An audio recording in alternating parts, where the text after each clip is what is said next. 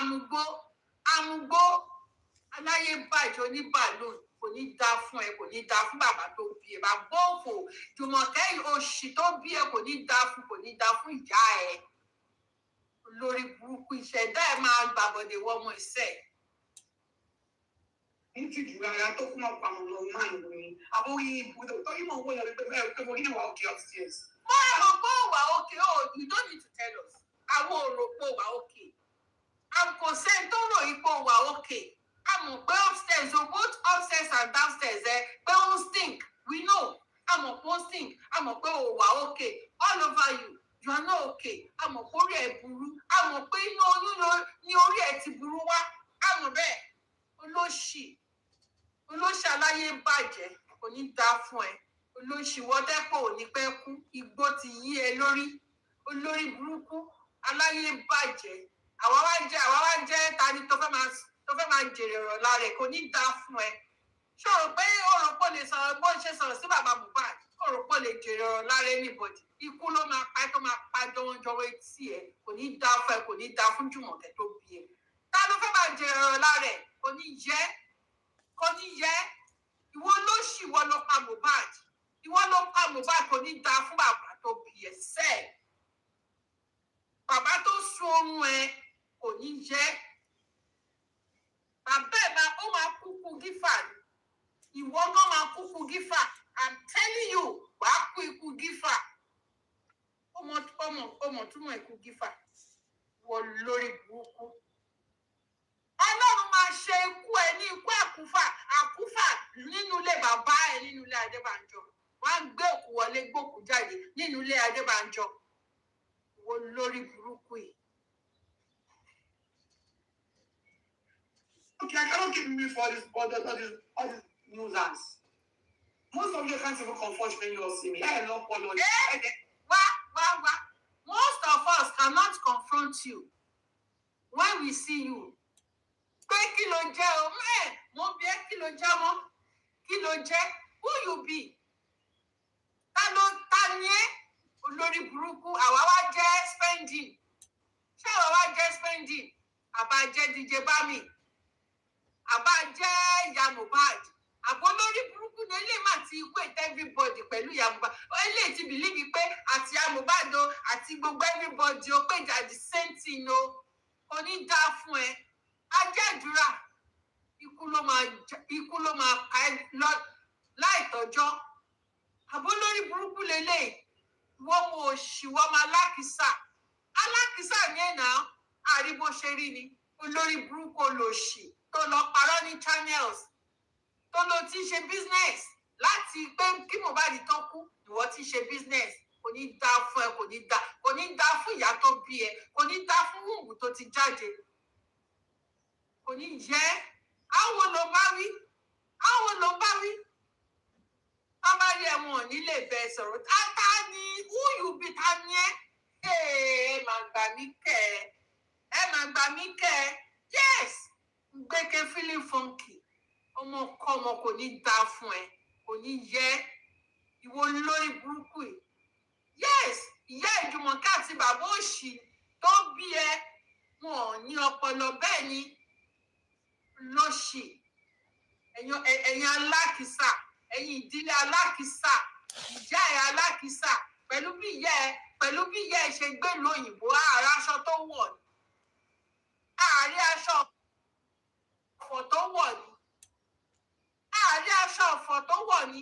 Ààrẹ aṣọ ìnira tó wà lọ́rùn ẹ̀ ni. Tó ń jókòó lórí àpótí ọ̀fọ̀.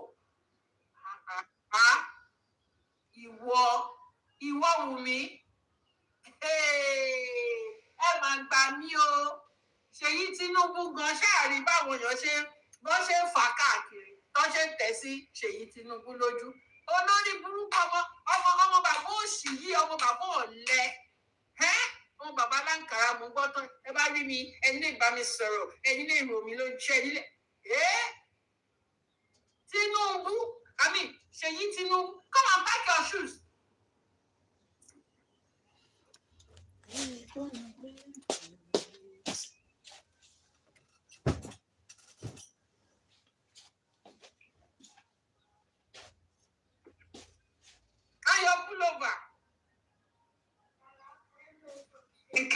56 hours.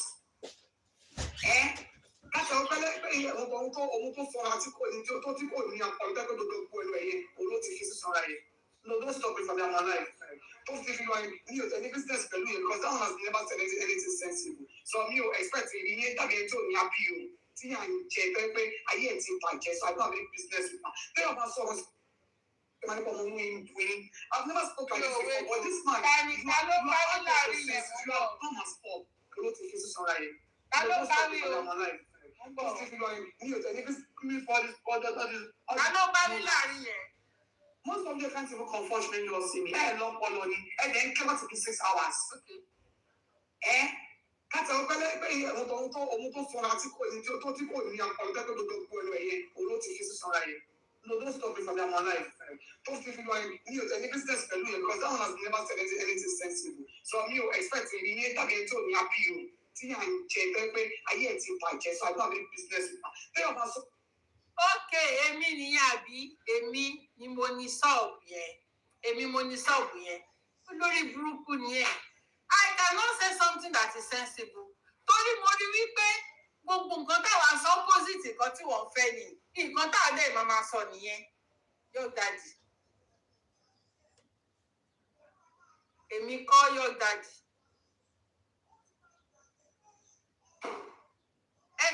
Ó ṣe mi o, ó ṣe your daddy o. Olórí burúkú ni wọ. We cannot say something that is sensible to you.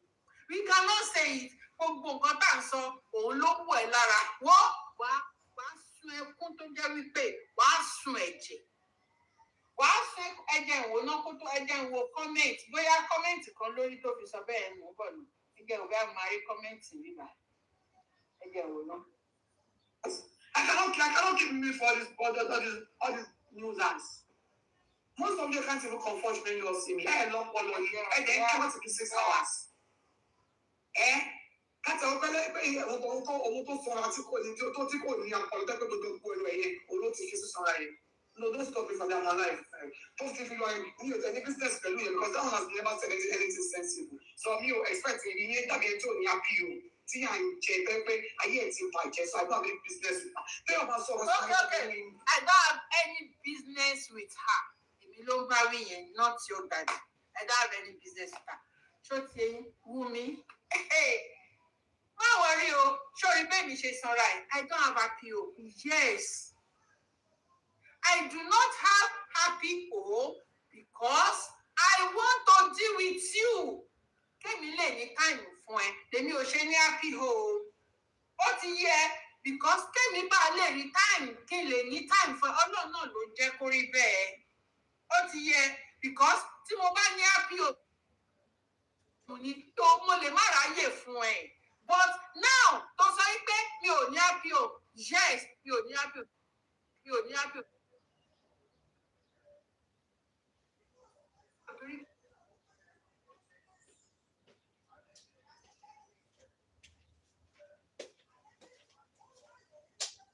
láti tìtorí ẹ má ní happy hope ó ti tán I'm okay. Tèmi bá ti lè devote time mi fún ẹ. Time tó yẹ kí n happy home. Tèmi bá ti lè devote ẹ fún ìwọ. Mo ti inú mi ti dùn. Mo ti wà fulfilled. Olórí burúkú gbogbo nǹkan tí mo sọ tó make sense fún yín. Màá máa tún sọ mọ́ àmọ́. Olórí burúkú ò ní time. Ó lè má ní time. Ó máa ní time.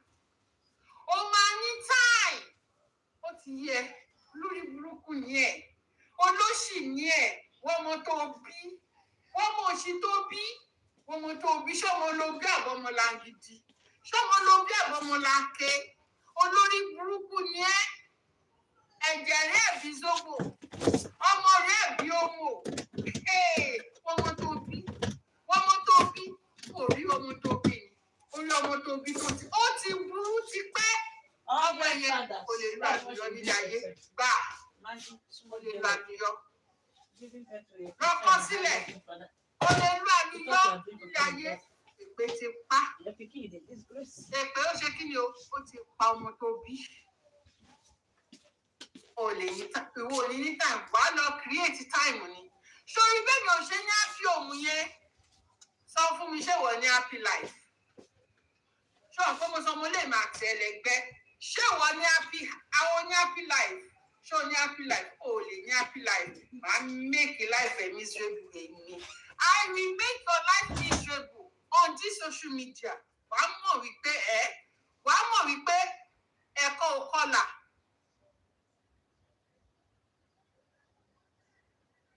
Ewé ló kọlà sẹ́kọ̀ọ́. Ó ti yẹ. Ó tí mọ̀ kankan. Ó gbọ́dọ̀ ní time o. Jájọ jókòó tí jájọ gbé àpótí tira wa. Jájọ máa bá ara wa sọ. Ìwọ lórí burúkú. Gbogbo nǹkan tí mo sọ kò lè ní mí ní ó ṣe máa ní mí ní. Kò lè ní mí ní sí ẹ̀. Sórí bó ṣe ní mí nìyẹn. Nǹkan tí màá máa bẹ́ẹ̀ sọ gbọ̀ngàn nìyẹn. Nǹkan tí màá máa bẹ́ẹ̀ fà nìyẹn. Ìwọ lórí burúkú aláyé bàjẹ́. Ó lè ní ẹ̀. Ó mú olè mọ́lẹ̀. Kò sí nǹkan tó ṣe. Kò sí. Màá bẹ́ẹ̀ wọ. Màá make sure pé everybody káríkárí òun ló ń bú. Ìwọ ọmọ lórí burúkú ìwọ ọmọ aláyé bàjẹ́. So fẹ́ nǹkan tèmi sọ fẹ́ bò ní like. Tèmi bá ti sọ nǹkan tó like. Tí mo bá ti sọ nǹkan tó ní mí sí ìwọ, that means I'm not talking. Okay? Gbogbo nǹkan tí mo ń sìn kò lè ní mí sí ẹ̀. Abọ́ get. Because I'm hitting it hard. Because mo ń sọ ọ̀rọ̀ níbi tí tó yẹ kí n ti sọ, mo rí pé ó ń wọ Akínyẹmí ara ẹ lọ. Mo rí pé mo ń gbá ìṣó yẹn 6x6 àbí ìṣó 6 kìíní kan yẹn. Mo gbá mọ́ àtàrí ẹ̀. Mo gbá mọ́ àwùjẹ. Ṣó ti yẹ tí bá ti lè ń kàn ìṣó mọ́ àwùjẹ, ó ti tàn.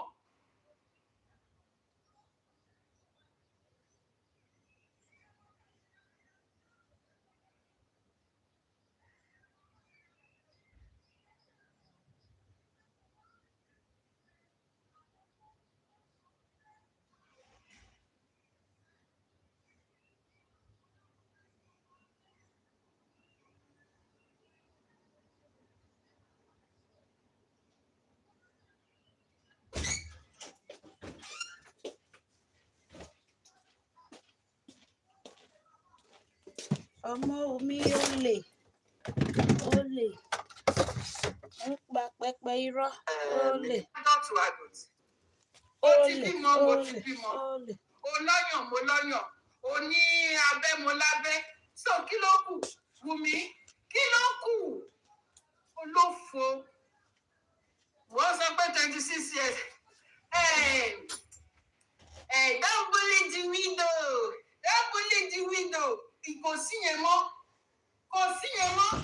Ọmọ 26 years. You are bullying them on 26 years. Kò ní dá fún ẹ, kò ní lágbá fún ẹ, kò ní dá fún ọ. Ọmọ tó bí sẹ́ẹ̀. Ìwọ ọmọ òṣì. Ìwọ ọmọ 25 years tó pa ọmọ 27 years. Ó máa pa Mohbad. 24 ló wà tó ti pa Mohbad. 24 years. Ìwọ tó yẹ kó wà nínú ẹ̀wọ̀n as we speak. Adult ni ẹ̀. Olórí burúkú ara you are very okay with it. Kò dẹ̀ tẹ́ lójú kan láti lè fi sọ pé 12 years yẹn. Ṣebí òun parọ́ tẹ́lẹ̀ ni. Ó calculate ẹ̀ tẹ́lẹ̀ gbogbo ọ̀rọ̀ òṣì tó ti máa ń sọ in the past. Ó calculate ẹ̀. Àwa làwa calculate fún ẹ pé nígbà tó sọ pé 10 years ló ti rí Mohbad ti jọ ṣàwálà wá wá calculate ẹ̀ fún ẹ pé so you were 12 years ó wá bọ́ síta lánàá sọ pé wò 12 years. Ìwọ ọmọ òṣì ó yẹ olórí burúkú ní interviewer tó interview ẹ. Ṣé kò yẹ kó bí ẹ pé 12 years ṣé kò yẹ kó wà lábẹ́ ìyá ẹ̀ ní ṣó o ti bẹ̀rẹ̀ menstruation gbà yẹn ni. Kò yẹ kí wọ́n bí ẹ olórí burúkú ara ẹ and you can still come out to say wípé 12 years ní tó ti ń bá Mohbad rìn. Ìwọ ọmọ òṣì ìwọ ọmọ olè. Ó lè ní ẹ̀ ó lè rí ogún gbà. Ó lè rí ogún gbà ó lè Wùmí lọ jogún nílé Adébánjọ lọ jogún nílé bàbá ẹ̀. Go and eat ogún nílé bàbá ẹ̀ kò sí ogún nílé Alọ́ba sẹ́ẹ̀. Ó ní jogún. ò ní jẹ ogún sẹ̀ wọ̀ kú lè ní ẹ̀ á máa pa ẹ́ dànù ni á máa lẹ̀ lóko pa ni tá a bá lẹ̀ lóko pa pè mí ní ọmọ ẹ̀. Pè mí ní pé ìyá kan bàbá 100 ló bí mi bẹ́ẹ̀ ni mo sọ fún ẹ ìwọ fẹ́ jogún ogún yẹn ó máa kọ́ lẹ́nu ẹni ó lè gbà ó lè ní Liam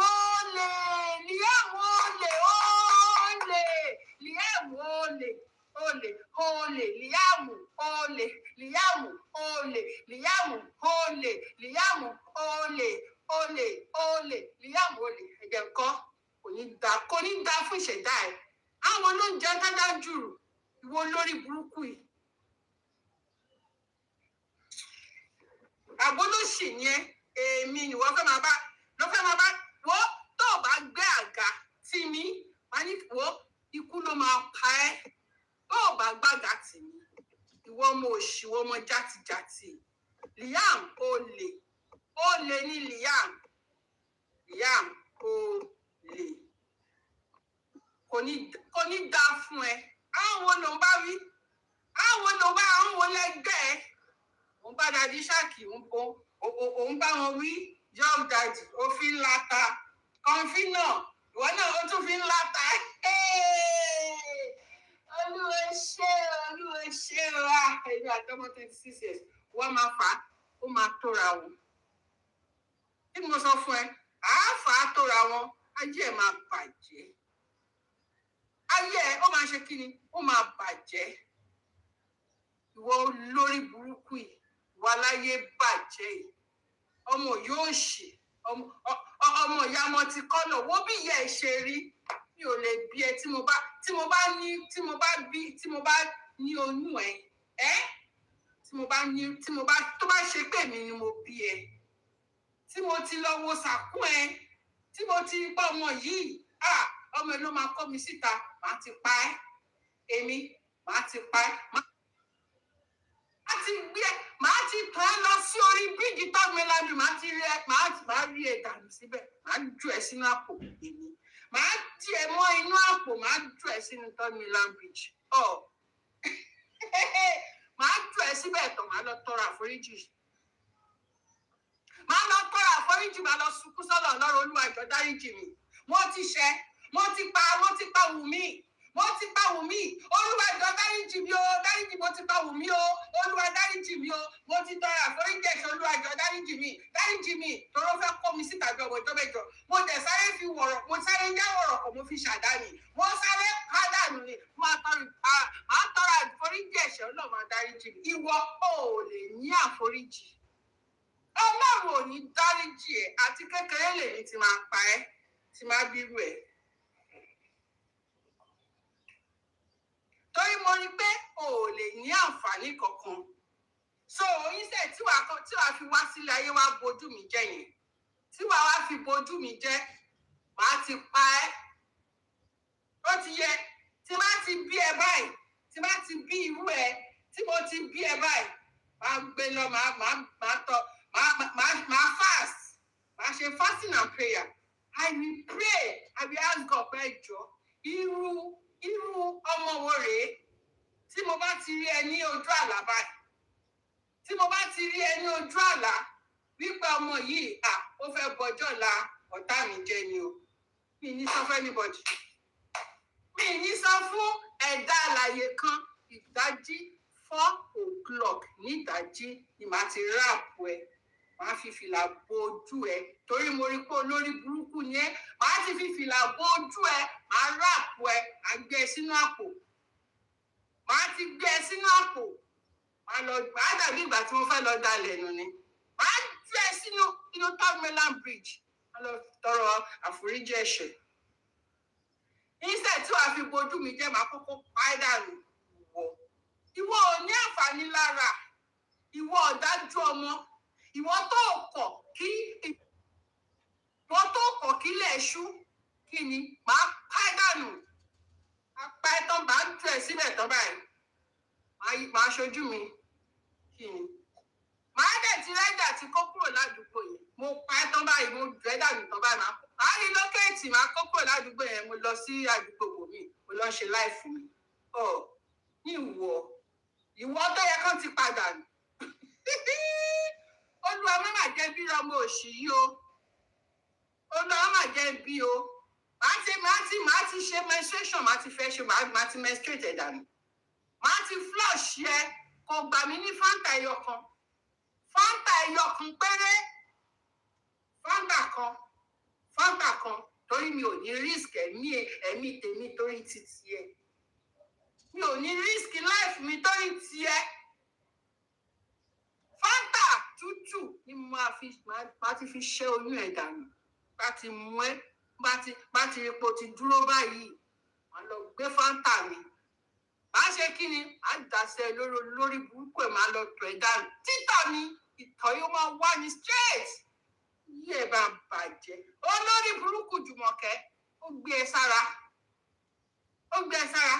ẹ wá wo nǹkan tí Jùmọ̀kẹ́ dálẹ̀ sí láyé ordinary fanta ó ti flush ọmọ ẹ̀ dànù ẹ wo nǹkan tí Jùmọ̀kẹ́ tó gbé sára tó wá pọ̀ fún wa nílé ayé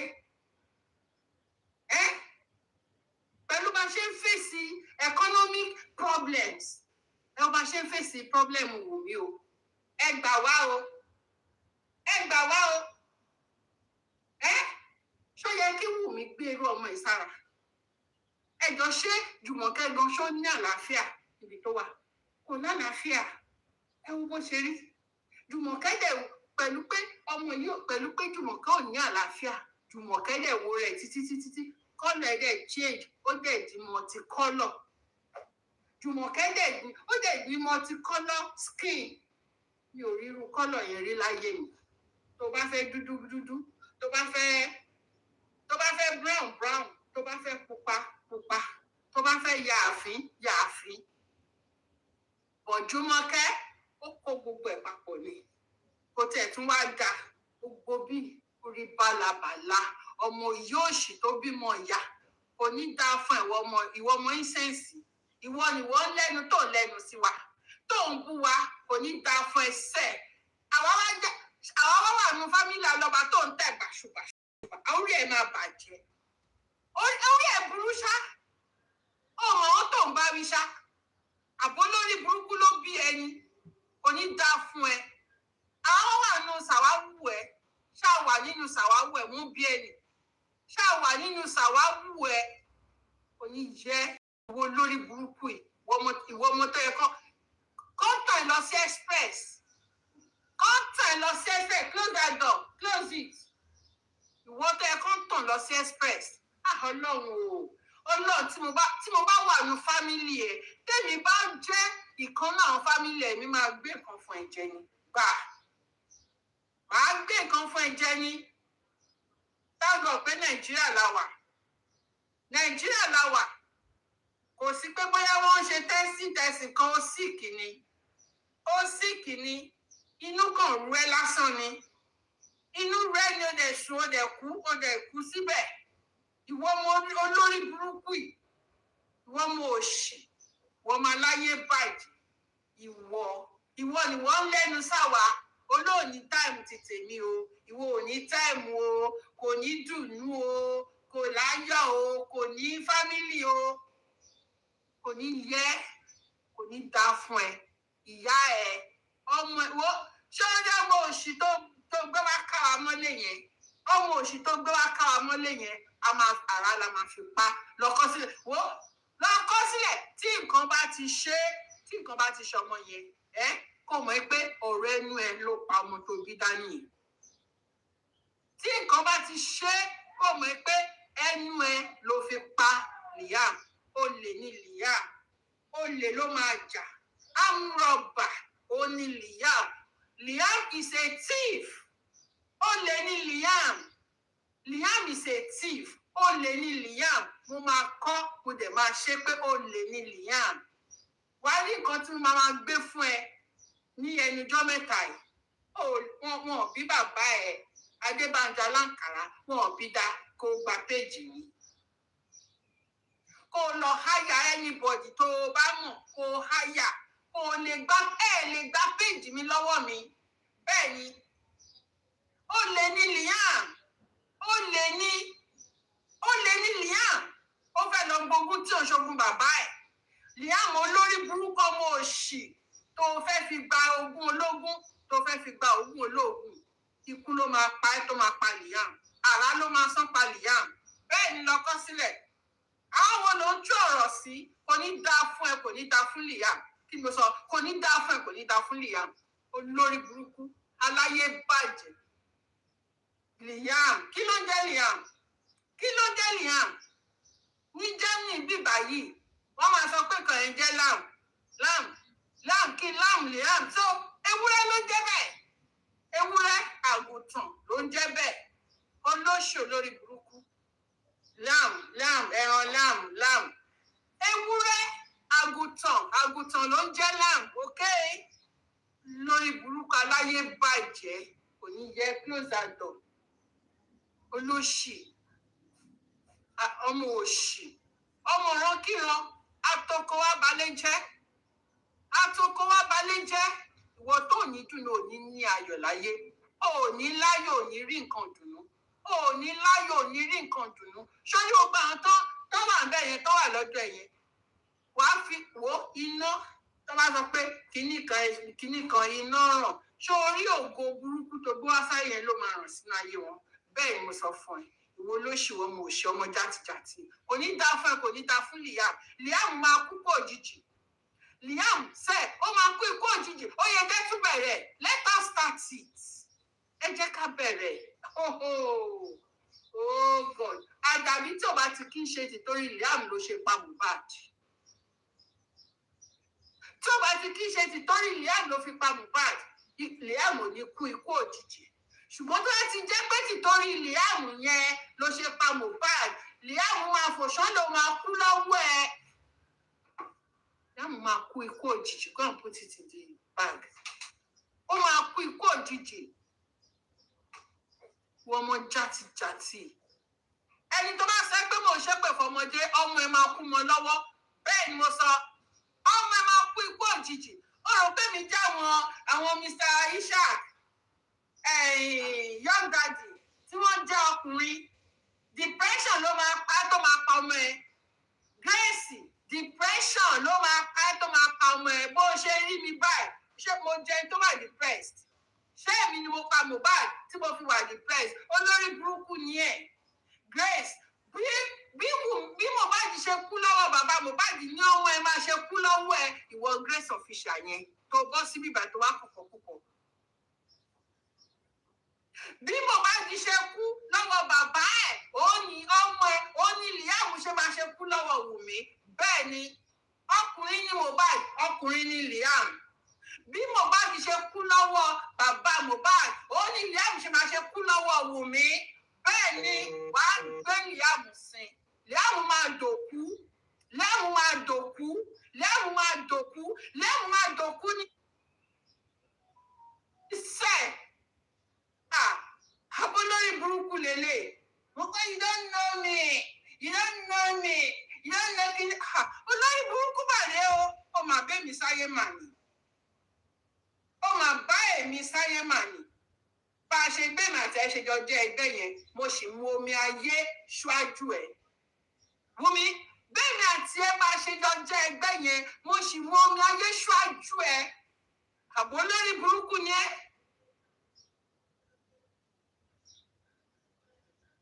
Àní Liam máa dòkú sẹ́ẹ̀, èmi mo sọ bẹ́ẹ̀.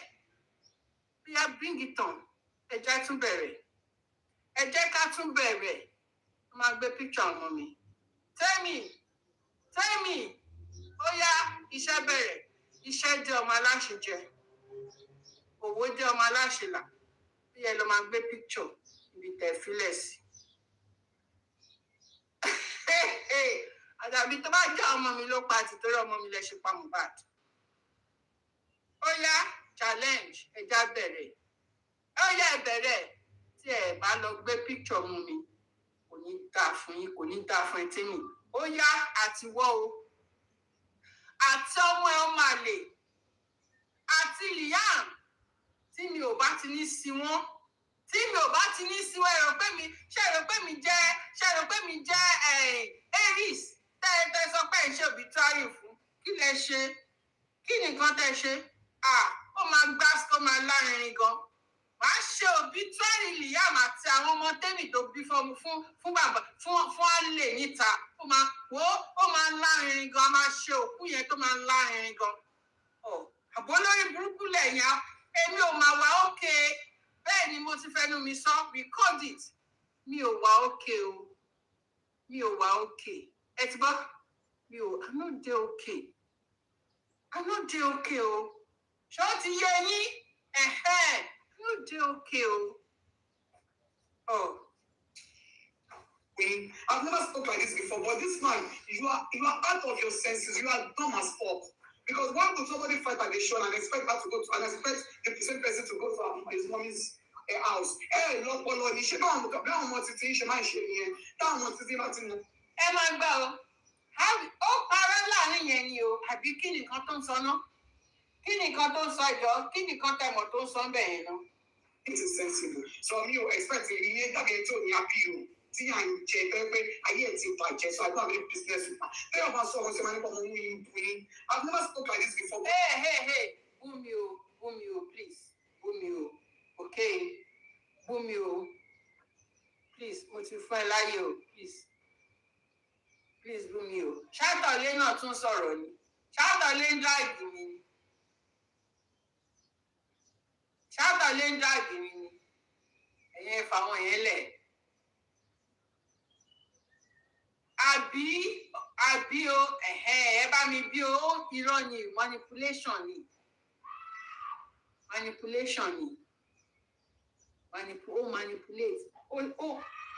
manipulate statement kan bíbá so mo fẹ́ try to get ẹ̀ bóyá statement yẹn bóyá ó yé yín ṣó ti yé yín bóyá ó yé yín. This man, you are out of your senses. You are dumb as fuck. Because why would somebody fight at the show and expect her to go to and expect the same person to go to his mommy's house? Lord, ni ṣe báwọn ọmọ títí ṣe. Ta ló sọ wípé who said that Mohbad was supposed to go to his mommy's house after the show àbí kíní? Ta ló sọ bẹ́ẹ̀? Ṣé wọ́n sọ bẹ́ẹ̀? Ṣé àwọn dàdí ọ̀kì sọ bẹ́ẹ̀ ni? Ṣé wọ́n sọ bẹ́ẹ̀ ni pé ó yẹ kó lọ sí ilé ìyá ẹ̀? Ṣé wọ́n sọ bẹ́ẹ̀ ni? Ta ló sọ bẹ́ẹ̀? Ó manipulate nǹkan kan bẹ́ẹ̀ yẹn. Má ṣe nìyẹn. Táwọn títí bá ti nàyàn pa ní tó bá ti nàyàn pa ń ta tó bá ti ṣèyàn léṣe ọmọ. Ta ló nàyàn pa? Ṣé Mohbad nàyàn pa ni? Ṣé Mohbad nàyàn pa ni? Ṣé Mohbad nàyàn pa ni? Statement tó sọ lásìkò kí ló fi sọ náà kí ni nǹkan tó sọ? Ta ló sọ pé kí Mohbad o kó kúrò ṣòkò balẹ̀ yẹ lọ? Okay, Mr. Ishaq was referring to her statement. Ló wá ṣe ń sọ bẹ́ẹ̀ yẹn. You be wèrè Adétúnjí ikú ló máa pa ẹ́ dànù. Adétúnjí ikú ló máa pa ẹ́. Bọ́ síbí báyìí. Bọ́ síbí Adétúnjí kò ní dá fún ẹ. Go find work do. Ṣé mo sọ fẹ́ pé mo fẹ́ ṣiṣẹ́ ni? Ṣé orí mi bẹ́ẹ̀ mi ṣe wà? Adétúnjí sórí statement tí Buhari sọ nígbà yẹn wípé Nigerian youths are lazy youth. Ìwọ ọmọ pé mi náà ń bá wí Adétúnjí ó mà ti wá ṣòfò Ṣínẹ́kẹ́ ń bí yìí o. Ó mà ti wá ṣòfò Ṣínẹ́kẹ́ o Adétúnjí. Ó mà ti wá ṣòfò Ṣínẹ́kẹ́ o. Ìwọ ọmọ wípé èmi gangan ní Nigerian youth tí wọ́n sọ pé kò níṣẹ́. Kò mà ní bá mi dá fún ẹ o. Ẹ ṣé o, thank you sexy me. Kò mà ní bá mi dá fún ẹ o. You be where I love you. Ìka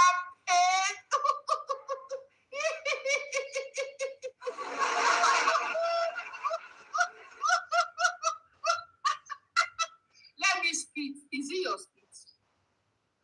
Is it your spit? If I spit, na my spit, na my phone. If I want to spit, let me spit on my phone. Ṣé mo spit ilé ẹ ṣó dọ́jú ẹ? If I spit, I'm spitting on my phone.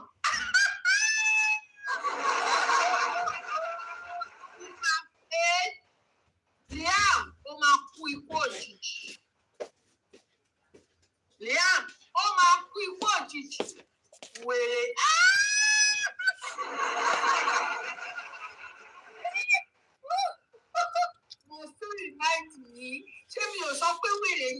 dálẹ̀ ni must you remind me? Ah, now sit down. Get out. Wait, let me quickly change this account. Let me change it to my secret account. Okay, here we go. Yes, it's fire for fire today. It's weekend. It's a long night. All of them they know. Olórí burúkú ni So ẹ that- ṣá. that feeling- Onílé ẹ̀ máa kú. Do that. Wanted. Go and record it. Okay? Record it. Kò gbé síbẹ̀. Ṣọ́ọ̀tì yẹ record ẹ̀ dáadáa. Go and put it on your page. Mo ní Liam máa ṣe ọ̀fọ̀. Liam máa kú. Mo ní Wùmí máa ṣọ̀fọ̀ lórí Liam. Mo ní bí Wùmí ṣe pa Liam. Bí Wùmí ṣe pa Mohbad. Ọkùnrin ni Mohbad. Bẹ́ẹ̀ náà ni Liam ṣe máa kú ní ọwọ́ Wùmí. Okay, good art, record it back. Okay, record it like that. And you wearing jati. Money wearing ni comfy? Yes, wearing ni comfy. Comfy na wearing. Comfy na lazy youth. Where Barry they talk about. Comfy no get work. I don't get work. I don't get job. I am the most laziest youth. Okay, in the history of Nigeria, yóò níṣẹ́ mi ò lábọ̀. Olórí burúkú ni. Ṣé fẹ́ kí n máa repeat ara mi ni? Ẹ máa máa dà yá yín láàmú o. Ìyá yín lẹ máa dà láàmú nínú ilé o. Ẹ lè dé èmi láàmú o. I cannot be repeating myself. Okay? Mi ò dé lọ sí school mi ò kàwé. Okay? I know your English. If you like, abuse me say I know your English so she cannot speak. Mo ti sọ fún yín. Times that number.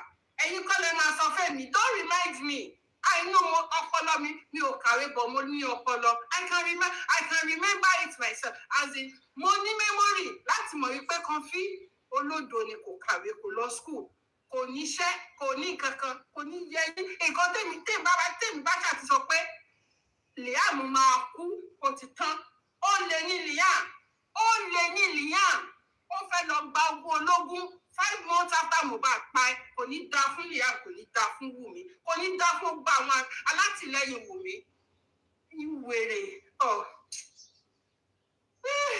ṣe rò pé tó bá sọ pé wèrè kíní kan níṣẹ́ kan ní kó gbádùn you think say that one go make me dey perplexed. Ẹ ti ṣí.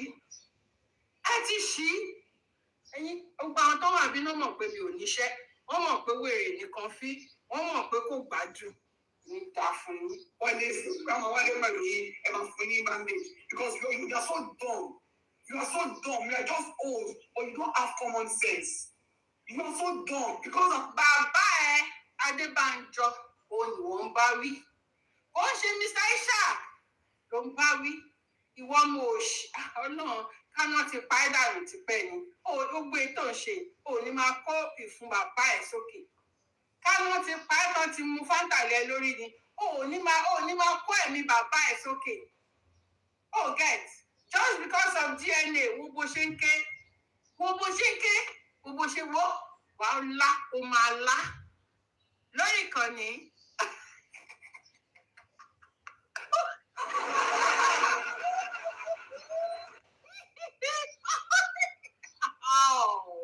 Ṣé o ti rò pé tó bá ti lọ sí channels, everything ti parí? Ìwọ mọ̀ wípé kó máa rìn káàkiri kó lọ máa ṣe tàbí làwa máa ń wá káàkiri.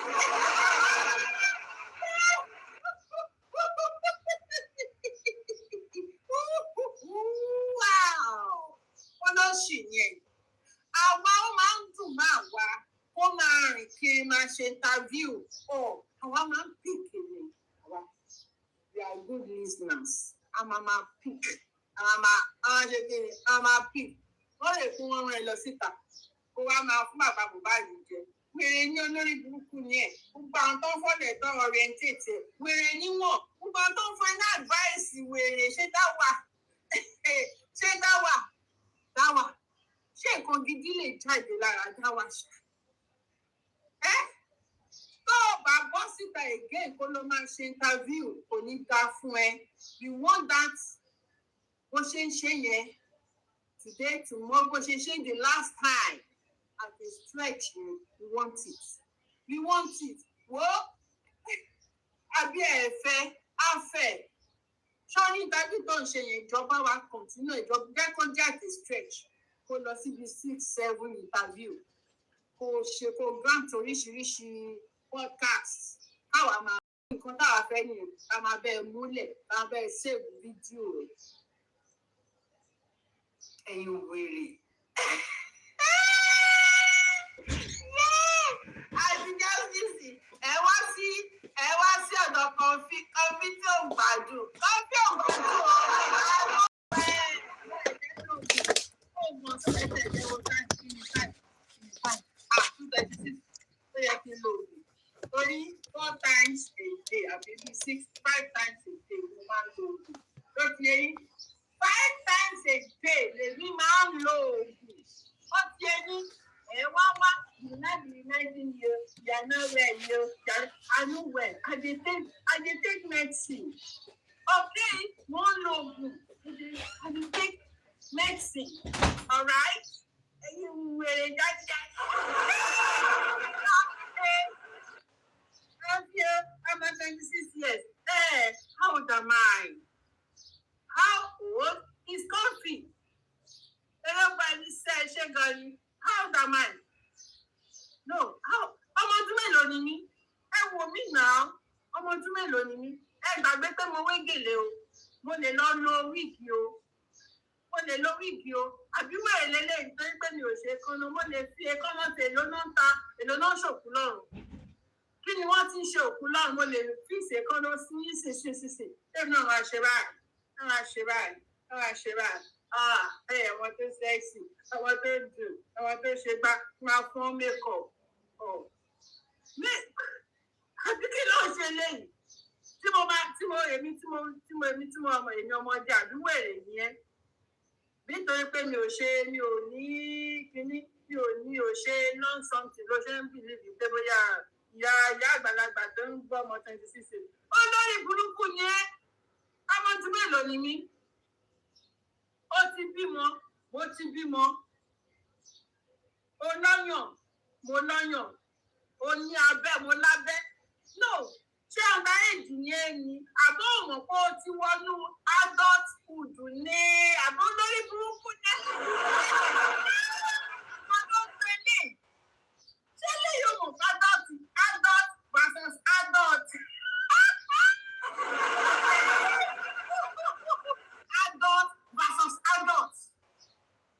Adult versus adult.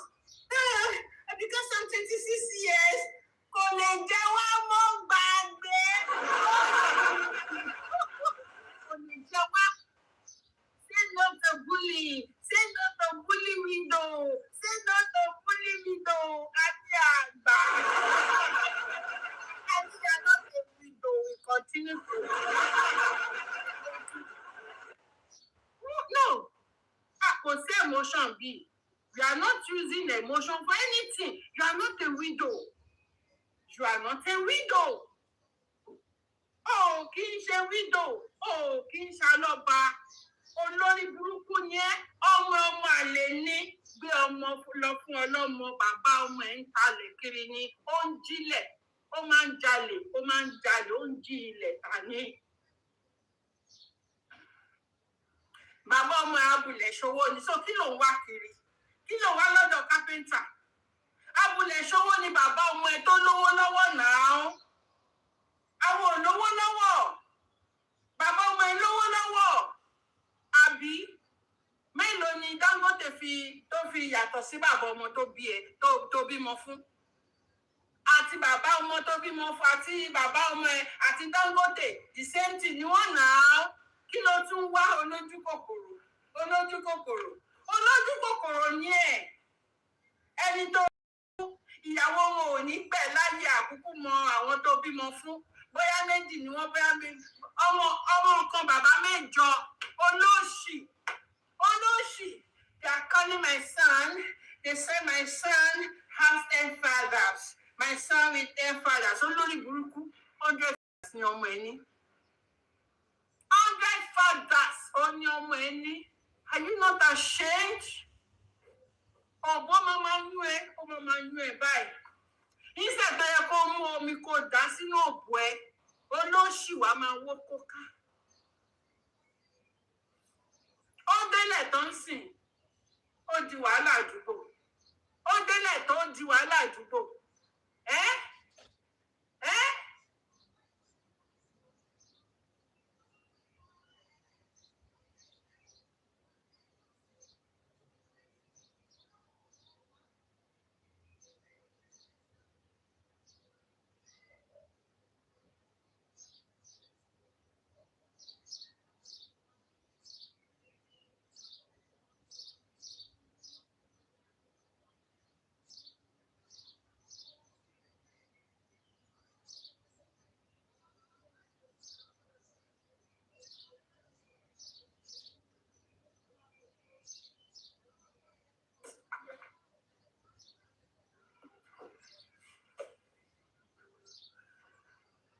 Okay, you are hearing me? Can you hear me? Did you hear my conversation? Share about conversation me tell. Okay, Bobby. Torí mo off. Okay. Thank you, baby love. Thank you. So, Liam Wole. Liam Wole. Ole ni Liam. Ẹ bá mi máa kọ́ ole ni Liam. Ole ni Liam. Liam fẹ́ lọ jí ogún Mohbad. Ó fẹ́ lọ jí ogún ológun. Liam fẹ́ lọ jí ogún ológun. Liam Wole. Liam fẹ́ lọ ogún Mohbad at 5 months. Kí ló dé? 5 months. Tí ọmọ ọlọ́mọ kú, ìwọ wá gbé ẹsẹ̀ lẹ́sẹ̀, kò ní dá fún ẹ, kò ní dá fún ìyá tó bí ẹ. Liam, kò ní dá fún ẹ, kò ní dá fún ìyá tó bí ẹ. Olórí burúkú ni Liam. Ọmọ ọlọ́mọ tó ń bú ìyá oníyá. Ìyá tó bí ẹ, ọmọ ọlọ́mọ ni ó ń bú ẹ̀yìn ìyá oníyá. Kò ní dá fún ẹ, Liam. Kò ní dá fún ẹ. Àbò olórí burúkú ni ẹ. Oh, Confuse abusing baby. Confuse causing baby. Kò ní dá fún baby. Kò ní dá fún ọgbẹ́ yìí tẹ̀ sọ. Olórí burúkú yìí. Ìtorí tẹ náà ṣe pa. Ìtorí tẹ ni Wùmí ṣe pa Mohbad. Ìyá ẹ ó wà bí ó ń bú àwọn ìyá oníyá. Ìwọ Liam kò ní yẹ kò ní dá fún ẹ. Ó máa ṣẹ̀sín. Wàá ṣe ẹ̀sìn àgbáyé Liam. Olórí burúkú. I'm being good to you for you, or you don't think you can just bully me. You must be very stupid. You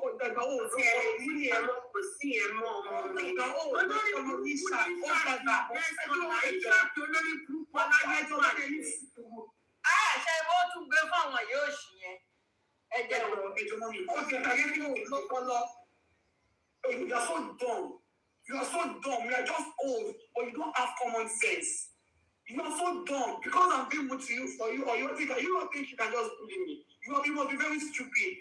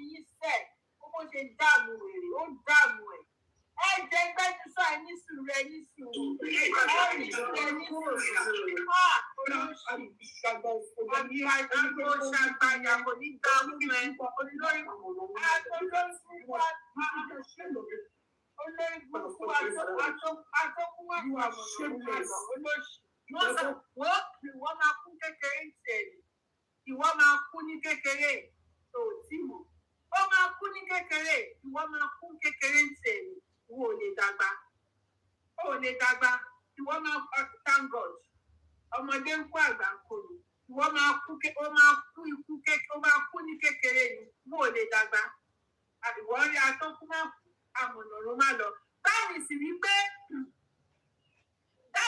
ọlọ́run fún wọn lórí ọ̀fẹ́ ni orí ọ̀fẹ́ tó wà lórí àwọn èèyàn ọlọ́run ò lè jogún àpò ìwọ máa kú kékeré ni ìwọ máa ti kékeré ya wèrè ni ìwọ máa ti kékeré bugi jẹ́ǹtì ẹ̀ ni ó máa ti kékeré fò sánlẹ̀ wá kú ni ìwọ wá ti kékeré kú ni ó mọ ni wá ti kékeré kú tiẹ̀ ni wá ti kékeré kú wọ́n mo ṣe ọmọ aláyé bàjẹ́ ó dùn ẹ́ Mr. Aisha wọ́n máa ń fún ẹ ní abẹ́rẹ́ yìí abẹ́rẹ́ máa ń gbà sí abẹ́rẹ́ máa kọ́ lè má gbà sí ó máa ń wọnú egungun ẹ̀ lọ máa ń sún ẹ abẹ́rẹ́ yìí wọ́n á gún ẹ abẹ́rẹ́ burúkú abẹ́rẹ́ tó gún wò báyìí ó làwọn náà máa ń gún ẹ. Ọlọ́run rán Mr. Aisha sínú ìgbésí ayé ẹ̀ kó a máa fún ẹ lábẹ́rẹ́ yẹn ni ó lè má ké wàá ké tó máa fi gbẹ̀mí mi ni wàá ké tí wàá fi gbé ẹ̀mí mi bẹ́ẹ̀ ló ṣe máa ṣe rí. Wormwoto ní ẹjọ́ orí burúkú ló fi rò kiri. You should be ashamed of yourself. You are ashamed to fatherhood and I pity the wound that birthed you. Your kids are. Ẹ máa gbọ́ mi lè ẹ máa gbélé ìwọ tó jẹ́ pé the womb that birthed you is cursed. The womb that birthed you, Wumi, is cursed. Womb tó bẹ̀tẹ̀. Sperm tó da ìwọ gangan tó fọ̀mẹ́ sínú womb tó bẹ̀tẹ̀. They are cursed. The carrier of that sperm is cursed already. The carrier of you in the womb is cursed. Supposed to be out there crying and praying to God that why would God bless them with such a miserable and unfortunate father like you? You are shameless, you are stupid, and you must be a fool to think you have the audacity. And I do not blame you. Did I blame you? I do not. It is the person that gave you the mind. And even the person that gave you the mindset and the authority to talk to me like this. Would you even dare to talk to me? Keep quiet! He will not dare to talk to you. Emma Wele, he will not dare to talk to you. He will not dare to talk to you. Ṣé o rò pé nǹkan tó sọ ní tó lọ sọ fún lórí burúkú interviewer yẹn lánàá? That all what he's saying on the cyberspace, he dare not say it in the courtroom. He cannot say it in the courtroom. He cannot even face me and challenge me. He cannot even talk to me. He cannot even shake back. He cannot even shout. Àbí ọfà ti bà ẹ́ ọfà tó bà ẹ́ yẹn wò ọfà tó bà ẹ́ yẹn òun ló máa pa ẹ́ ó máa jẹ́ wọnú egun ó máa jẹ́ wọnú bó máa rẹ̀ ó máa jẹ́ bó máa rẹ̀ ọfà burúkú ti bà ẹ́ animalistic human being lórí burúkú. What is wrong with you people? You are talking with pain. Oh. I can feel your pain, Wumi. I can feel your pain. Everybody sorry. No break, no jam. No full stop, no comma, nothing. Ó kàn dá lọ ni because olóṣè dáàmú olórí burúkú tó lò jẹ́ yóò ṣì ìyá àgbàyà olóṣè fún ní damnation. Because ó wéèkì lọ ni no break, no jam ni because she's pained to the bone marrow. I've been meeting, you think that I'm really that calm? What is your problem? I don't have business with the rest folks that are there. So I can say, how bullshit is that? Are you guys dumb? He can pay again, pardon for me.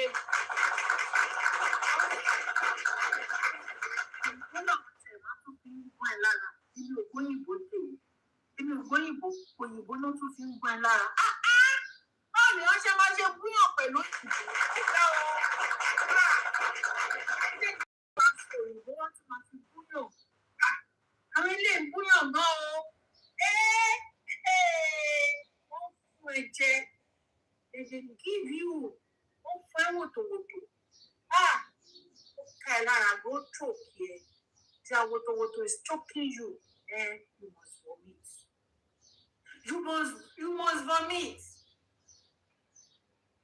In an embalmed body. Kílẹ̀ yìí sọ. Ṣé àwọn tí ẹ bá jà táwọn òun máa ẹsẹ̀kẹsẹ̀ ní kó wálé wá bá ẹni? A mọ̀ pé àgbọ̀n kan mọ́ ó ti ẹ ti ń pọ̀ jù. Kí ni ìyá lọ́gbọ́n tọmọ àti arọ tó yẹ pé kò lọ́pọlọ àbí àwọn ọmọ tó yẹ pé wọ́n fi ṣíbí fún lóúnjẹ? Kí ni àtẹ̀yìn méjèèjì? Ṣé tó bá ti ẹ̀ka wípé ẹ̀kọ́ kan pọlọ ni? Ó ní common sense ni. Táwọn ọmọ tí ẹ bá ti. Wá, ká ní ò kàwé. Young dad ò kàwé. Mr. Ishak kò kàwé. I can feel your pain. Àbórí kó dùn ẹ̀ gan. Ó ga o. Ìjọ́ wo ni wọ́n sọ̀rọ̀ tó dùn? Ìjọ́ wo ni fídíò wo ni kẹ́yìn rí àtìlẹ́ lórí báyìí? Ọ̀rọ̀ tó ń sọ yẹn ó dùn gan o. Ṣé Jùmọ̀kẹ́ kàwé? Ṣé bàbá ẹ̀ Aláǹkàrá kàwé? Ṣé wọ́n kàwé? Ta ló ń kàwé ní fámìlì ẹ̀? Ṣé ìwọ gangan kàwé wù mí? Ṣé o kàwé? Ìwọ ni wàá sọ pé pẹ́pẹ́sẹ́ o graduate o. Wàá wá lọ sí ilé télọ̀, wàá lọ yá aṣọ graduation wọn tó fi ṣe graduation ní ilé télọ̀. Wàá lọ yá pẹ̀lú ọ̀rẹ́ ẹ̀ bíi méjì àbí kan. Wàá lọ ṣe graduation.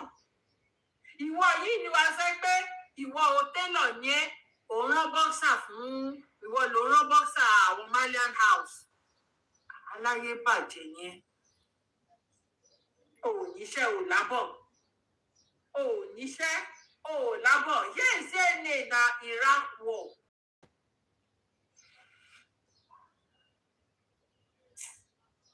Ẹsẹ̀kẹsẹ̀ ló máa bá yín lé àbí yóò lọ́pọlọ àbí ọgbọ́n tí orí yẹn wọ́n rí bí ẹni tí ò respect yá ti máa báyìí. Okay, kó lórí yàrá òfin tó yẹ ká fi ṣáàkì sọ̀wọ́. This is not overdue and it is crazy. I don't even know about all the rest. I know that they are hungry, they are looking for what to eat, so I don't care about the rest market. Ẹ máa wẹ ẹ̀dá máa pèèyàn ní they are hungry, they are looking for what to eat. Ẹ máa ń pọ́nmọ́ òṣì tó sọ pé they are hungry, they are looking for what to eat. Ìyá ẹ wà tọrọ jẹ ni. Bàbá ẹ ó ń tọrọ jẹ ni. Ìyá ẹ àkísà ló ń wọ̀. Bàbá ẹ àkísà ló ń wọ̀. Pẹ̀lú pé ó ń wọ àǹkárá gbọ̀n, àǹkárá ẹ̀ ti ṣá. Àǹkárá bàbá ẹ ó ti kéètì. Olórí burúkú ni atọrọ jẹ ni ẹ́. Owó mobile ló lọ fi kọ́lé fún ìyá ẹ. Ìwọ gangan ló ní lẹ́yìn lọ forúkọ ìyá ẹ sí. Iṣẹ́ wo ni ìyá ẹ ṣe? Olóṣì. Iṣẹ́ wo ni Jùmọ̀kẹ́ ṣe? Àbí pé torí pé ó ti wà ní Amẹ́ríkà ó ti ń ṣe ọmọ ọ̀dọ̀ níbẹ̀ yẹn wá ní pé olówó lọ́wọ́ kò ní dáa fún ẹ. Iṣẹ́ wo gangan ló ń ṣe? Àwọn wo ló hungry? Elébi ni ẹ́. Ebi yẹn tó ń pa mọ́nàmọ́ná kú ló máa pa ẹ́ kò ṣe bá máa rí ẹ̀ náà. Wàá lọ sí pátí onípátí, wàá lọ máa lo opportunity yẹn àti sáré jẹun. Wàá máa jẹun wọ̀dùwọ̀dù ní. Wàá máa jẹun wọ̀dùwọ̀dù ní. Bí ẹ̀ never chop olórí burúkú ni ẹ́ olè. Sórí ilé Mohbad yìí ló sọ pé the house he rented, the house we rented. Olórí burúkú ni ẹ́ olè ní ẹ̀. Olè ló máa ń ṣe irú nǹkan bẹ́ẹ̀ yẹn. A máa fi by force gbà kan ní nǹkan mọ́ tiẹ̀. But you that you're like 60, you should have sense. Kí ló ṣẹlẹ̀, kí ló dé, ó dẹ̀ kékeré láti bí ọdún mẹ́ta, ó kékeré lórí bó. Internet miscreants is a social media miscreant. Àwọn tó bá láyé ò lè máa ṣe bẹ́ẹ̀ yẹn. That man has no life. I don't know which children are unfortunate to be his children. Please. Or which woman has the misfortune to call him husband.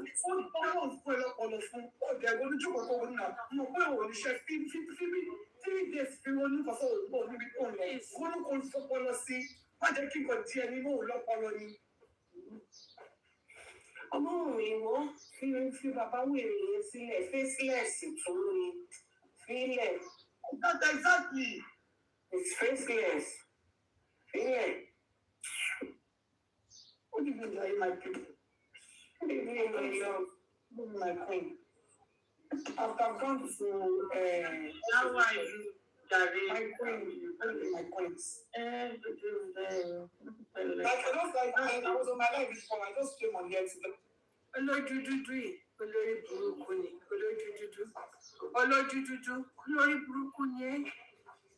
Please go inside. Olórí burúkú ni ẹ̀wọ̀ olójú dúdú yìí. olè ní gbogbo yín, olè ní gbogbo yín, arébipa ní gbogbo yín, arébipa ní gbogbo yín, ẹ̀yin wèrè játijàti, ẹ̀yin ilé ìjẹ̀dá, ẹ̀yin aláyé bàjẹ́, ṣe bó ṣe ṣọ̀nà olójú dúdú, wo bí Wùmí ṣe ṣọ̀nà, wo bí Wùmí ṣe ṣọ̀nà. Analysis ìdàbí ṣàkó máa ń dùn ní, ó máa wọnú, ó máa san léegun big time. Ọmọ òṣì, ọmọ játijàti, ọmọ wèrè. Nǹkan tá a kò máa ṣẹlẹ̀ ní pé new dimension ní kẹlò kẹfì tìrìtì kéèsì lọ́wọ́ yìí. Máa jẹ́ kán mú ẹ lọ ní gúrùpù kankan, máa wọ gúrùpù, máa kírètì gúrùpù, máa dá gúrùpù sílẹ̀. Ìwọ ni kó máa dá fáyà nǹkan ẹ lọ. Fèsì ẹ̀ka kó ráwọn èèyàn lẹ́yìn ẹ̀. Ìgbọ̀n máa wò pé ìwọ nìkan náà ló ń dá ṣe. Ṣé ẹ fẹ́ sọ̀rọ̀? Tẹ́ bá fẹ́, you can send your request. Tẹ́ bá fẹ́ sọ̀rọ̀, ẹ send the request yín. Gbogbo àwọn tó ń fún Wùmí ní sleepless nights, òun ló ń wá fún eléèdè ọmọ. Ó dùn gan o. I can feel your pain, o Wùmí. I can really feel your pain. Pé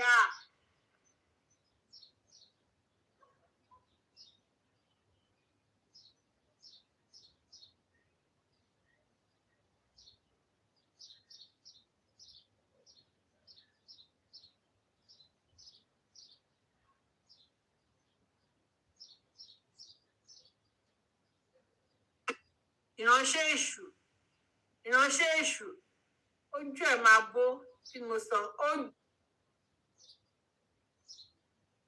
ojú ẹ̀ ó máa bó sẹ̀, ìwọ ọmọ játijàti. Níta kọ́ńfì. Máa bó òní gbájú ayé. Níta sọ ẹjọ́ mú wa níta, ẹjẹ kẹ́ni tó kọ́kọ́ wọlé ẹjẹ sọ̀rọ̀ ẹjẹ má bínú. Ẹ máa sọ̀rọ̀ yín lọ. Oh, okay. Uncle Tefi, good afternoon.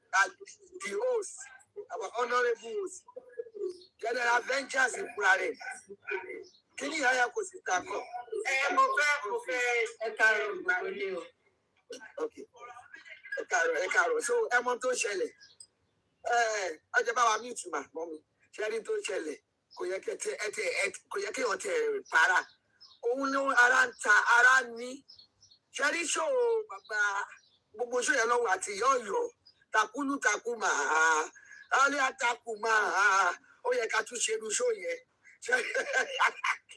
Mo ti mọ̀ pé kíní yẹn máa dá wàhálà rẹ̀ tàlùkù láàmà ha kíní yẹn jó dùn láti gbogbo ọ̀rọ̀ tí bàbá Ishaki ráyè tí àbíyọ́ jáde ọmọ òfò ọmọ tó gbéra náà a sọ pé cause the day tí Jùmọ̀kẹ́ gbé ẹ wálé dáyọ̀ the wound that bet you búwọ̀ náà ṣe sọ ta ló máa ní ọmọ bíi tiẹ̀ Ọlọ́run má jẹ́ mo tún kẹ́ ẹ dànù mo kọ́ ẹlẹ́dàá mi kọ́ mo kọ́ fún ìrandíran mi mo kọ́ fún èèyàn rere tó wà nígbà tẹ́ ẹ sọ́pọ́tì justice for Mohbad mo kọ́ irú ẹ ọmọ àdánù ọmọ ègbé ọ̀tọ̀ Ọlọ́run àti humanity ó ti ṣẹ̀ sí Ọlọ́run náà ó bá ṣe Ọlọ́run tó ẹ̀jẹ̀ wà lọ́rùn ẹ̀ ó pa Mohbad ó rí bó ṣe ṣe kiri lánàá tó ṣe báyìí kò tiẹ̀ sí emotion on you ara máa ní ẹ pa irú ọ̀rọ̀ tó sọ yẹ ká máa fẹ́ rẹ́rìn ni wá fún gbogbo wa orí tó tún gbélé èèyàn kan bẹ́ẹ̀ lánàá olódo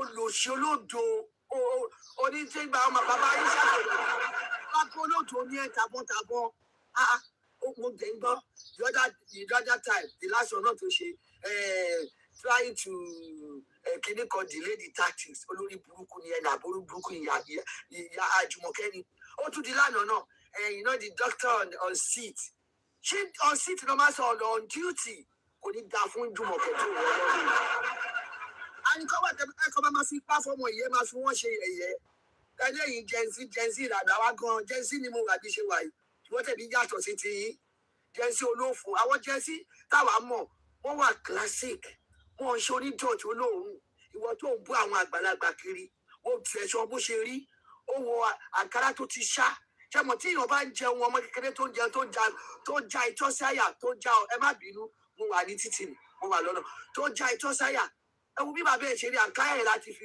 yẹsẹ̀ sàn ó ṣojú bọ̀kọ̀lọ̀ ó dàbí ọmọ tí ó jáko sáyà ẹ wà àǹkárá yẹn irú ẹ̀ ló fẹ́ máa bú àwọn ìgbà tó èmi ò kò lè dùn ẹni ẹni tó kù sí sọ ẹni ọmọ ìkéré bá bú mi kó lọ wò yẹ wo bí iye àti bàbá ẹ̀ ṣe rí they really faint woefully on you ọmọ apànà ẹ̀jẹ̀ yóò ní kúrò lọ́rùn ẹ̀ olùṣe olórí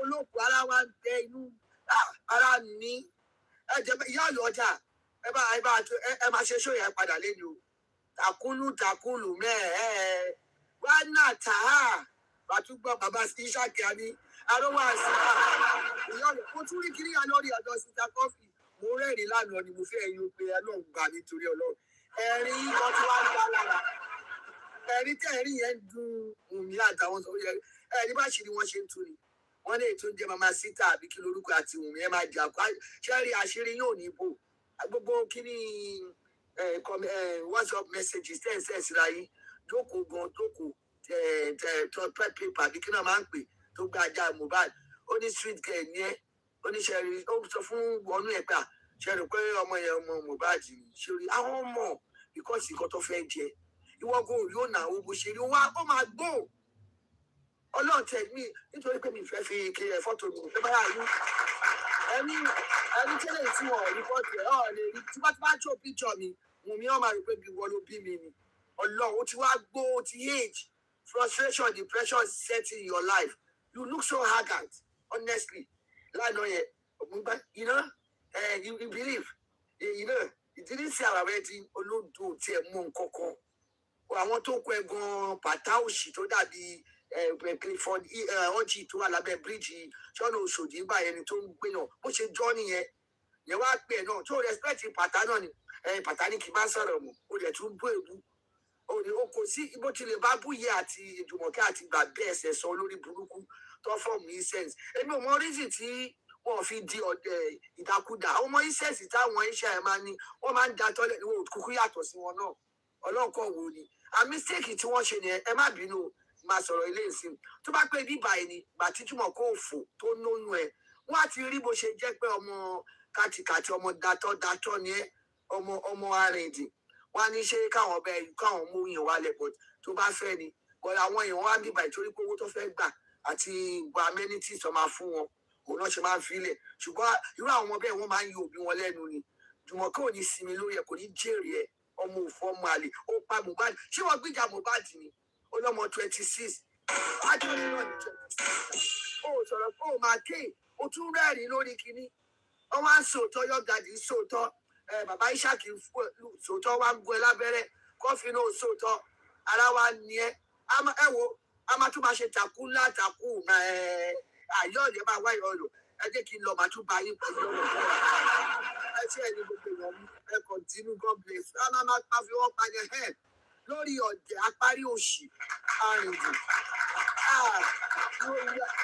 yọmí fi pa ni yọmí tún fẹ́ gbowó lọ́dọ̀ yìí ìwọ náà ti rẹ́dì pé kúrò náà orí ti pẹ́ o ti dòkú ayé o ti rin o ti jẹrà ẹ mọ̀ àwọn kan máa ń wà tó wà láyé ṣùgbọ́n wọ́n tún ń jẹrà wọ́n ti kú ṣùgbọ́n ń jẹrà irú ẹ̀ ni láti sinẹ́ wọn kí mo sọ fún ẹ pé gbogbo tó mí inú ẹrù àti tó mi fún tí ó ṣe fún mi jẹ́ yẹn kò ní jèrè ó sọ fún ẹ ìwọ Yomi o tún gbé I'm sorry I don't believe in Yomi o dẹ̀ ní mo I follow the spirit of God in me no gbogbo ètò ìṣe Yomi mo sọ fún ẹ ò ní rọ́wọ́ mú bàbẹ́ nígbà tá a gbàdúrà lẹ́nu ò ní rọ́wọ́ mú ó ń ṣiṣẹ́ pẹ̀lú àwọn ìjọba ni gbogbo ilé tí ó ń bú wọn tó ń ṣe kínní ó ń disguise ni ó fi ń gbé àwọn ọmọ ẹ má bínú wa mọ́tò van kọjá lé ó fi ń disguise ni ní àwùjọ àwọn tó bá ní kọ́ máa ṣiṣẹ́ ẹ lọ ìwọ ní kọ́ àrẹ́sì bàbá ìwọ ní kí bàbá rẹ́dì láti lọ sẹ́wọ̀n wà á lọ sẹ́wọ̀n nítorí ọmọ ẹ Yomi ìwọ lórí burúkú olè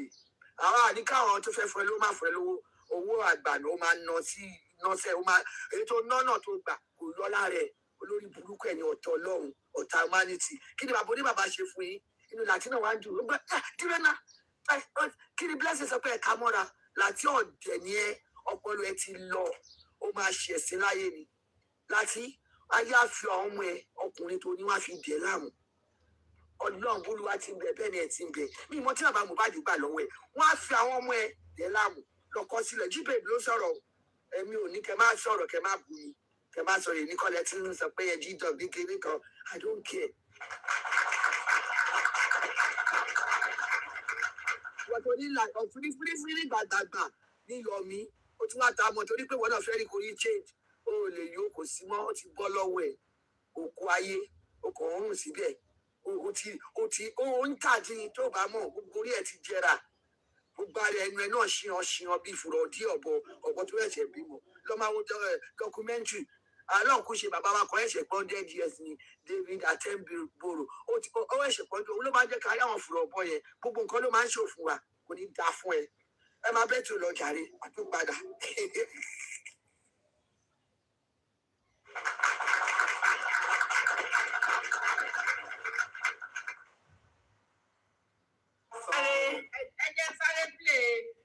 Ẹ jẹ́ sáré play interlude ń bọ̀. Ẹ jẹ́ sáré play interlude ń bọ̀. Omi kan sí ń bọ̀.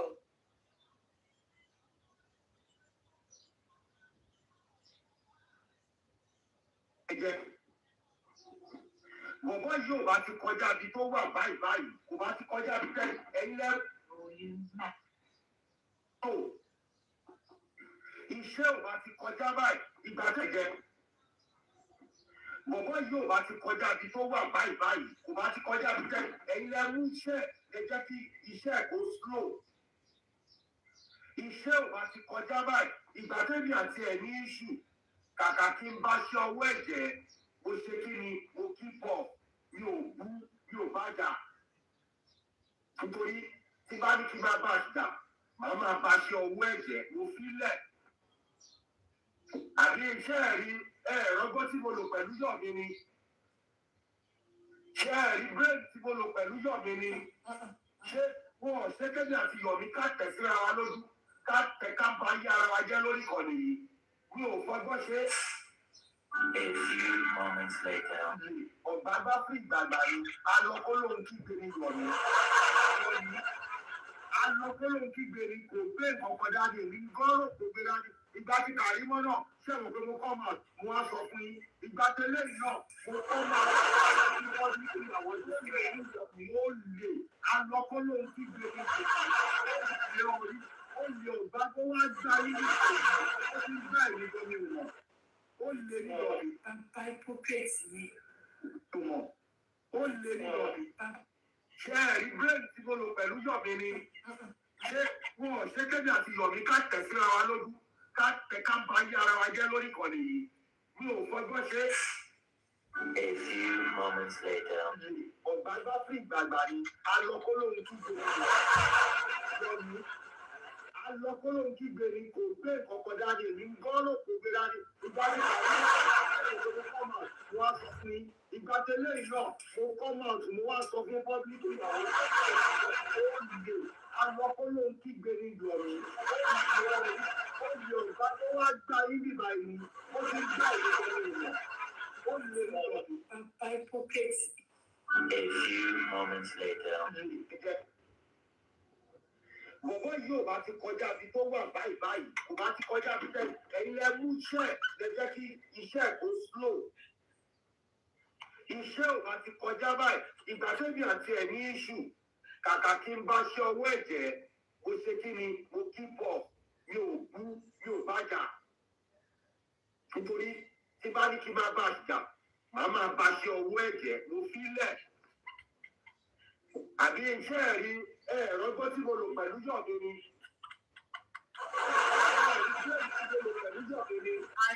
Ṣé wọn ò ṣe kéde àti Yọ̀mí ká tẹ̀ síra wa lójú ká tẹ̀ ká bá yí ara wa jẹ́ lórí ìkànnì yìí mi ò fọgbọ́n ṣe.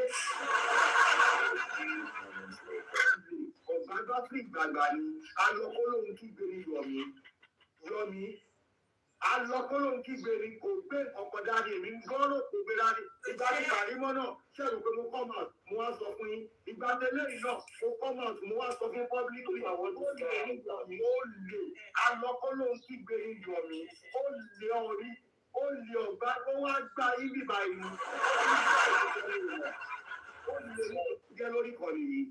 Mi ò fọgbọ́n ṣe pé wọn ò ṣe kébì àti Yọ̀mí ká tẹ̀ síra wa lójú ká tẹ̀ ká ba ayé ara wa jẹ́ lọ. A few moments later. Bọ̀bọ́ yìí ò bá ti kọjá ibi tó wà báyìí, kò bá ti kọjá ibi tẹ́ ẹ̀yin lẹ mú iṣẹ́ lẹ jẹ́ kí iṣẹ́ kó slow. Àwọn òbẹ́lẹ́nu méjì ṣe Iṣẹ́ ò bá é ti mọ́. kọjá báyìí, ìgbà tó ti àti ẹ̀mí ìdí, kàkà kí n bá ṣe ọwọ́ ẹ̀jẹ̀, ó ṣe kí ni ojú bọ̀, mi ò bú, mi ò bá jà. Tí bá ní kí bá bá jà, màá máa bá Àwọn ṣe ọwọ́ òbẹ́lẹ́nu ẹ̀jẹ̀ méjì ilẹ̀. ṣe é mọ́. Àti iṣẹ́ ẹ̀rí ọgbọ́n tí mo lò pẹ̀lú Yọ̀mí ni. Iṣẹ́ ẹ̀rí bírèdì tí mo lò pẹ̀lú Yọ̀mí ni. Àti Ṣé bírèdì. wọn ò ṣe kébì àti Yọ̀mí ká tẹ̀ sí ara wa lójú? Ká tẹ̀ ká ba ayé ara wa jẹ́ lórí ìkànnì yìí. Mi ò fọgbọ́n ṣe. A few moments.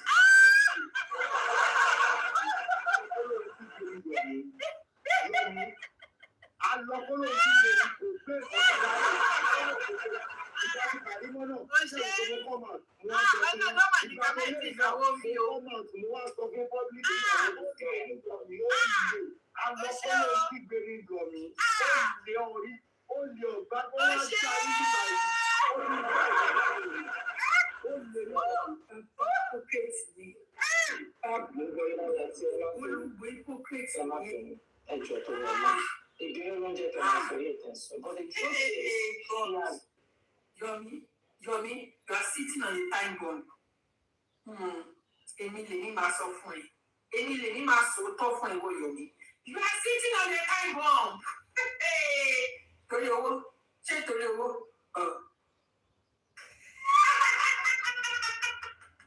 Ṣìngbáyé, tó bá gbọ́, ṣìngbáyé.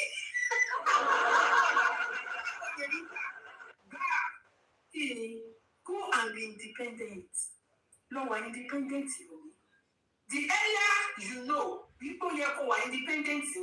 Má fi ènìyàn sọ̀rọ̀, má fi ènìyàn mímọ̀ sọ̀rọ̀.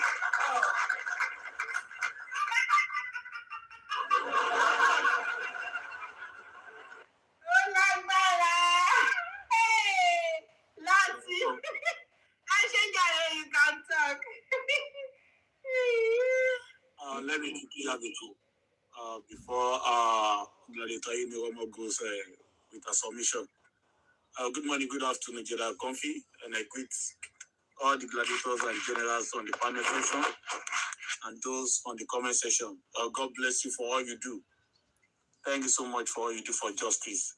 I would not like us to give Lati any relevance, neither should we give any attention to Yomi. They are both businessmen and women. They are both doing what? Doing business in justice for Mohbad. When the terms of agreement are favorable, you will see them coming together. After they have negotiated, do you understand? They will come together and they will be fighting for a common cause. And when the terms of agreement become actually sour and they cannot negotiate, they will be at loggerhead again. So don't be surprised. In the next few weeks, you may hear Lati again calling Yomi Oli. And you hear Yomi calling Lati Pe Otagbani Kokobon. So anything can go between them. It all depends on the nature of the business between them. So whatever they are doing today is just a temporary relief between them. And with time, the reality will smile at their faces and they will still come back to fight each other. So that will be going on and off. There are only two important things in J4M today. And those things are the matter of Wumi and the matter of Lagata.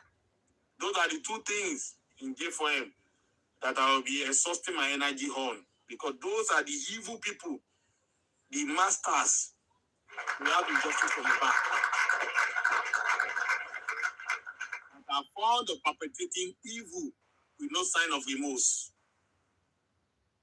I listened to Wumi where she was actually expressing her frustration concerning the analysis of General Ishak. It is not an easy title to be a general on the battlefield. it is high time Wunmi Adebanjo understood the names and titles of generals we have in Justice for Mohbad. And anytime she sees them coming, she needs to scale a fence and run away, because generals don't come to the battlefield with just a catapult. When we come to the battlefield, we do so with AK-47 to the battlefield, RPG, atomic bomb, nuclear bomb, to dissipate and destroy the enemy's lines. That's why they call them generals. And none of the generals are gentle. When it comes to fighting in war, when we have issues within ourselves, we may go there and negotiate. We may go there with some kind of palliative treatment, certain things. But when it comes to fighting the enemy, we always go as brutal as possible, because it is a war front and you don't show mercy on the battlefield. So I don't know why Wunmi is crying. But one thing I've realized again, if Wunmi has not recognized you in J4M as a brutal general, it means you are not working.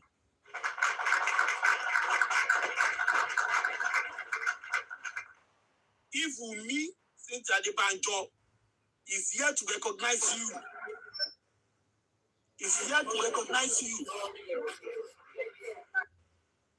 as a fearless and merciless generals or gladiators in Justice for Mohbad. If she doesn't know your name, it means you are not there yet. It means you need to continue to practice. You need to continue to practice. You need to continue to practice until you gain attention of a brutal murder in J4M history. So for the fact that Wunmi Adebanjo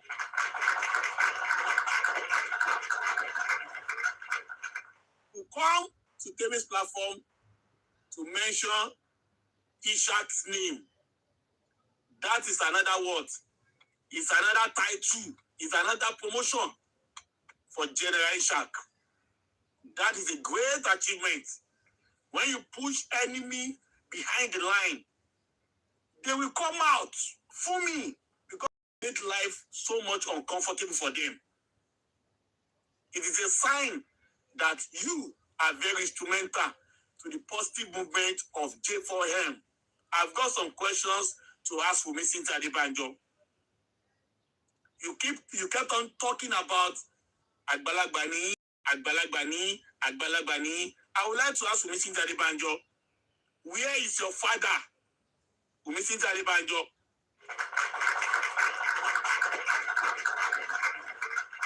For close to 3 years, it has been said that you killed Mohbad.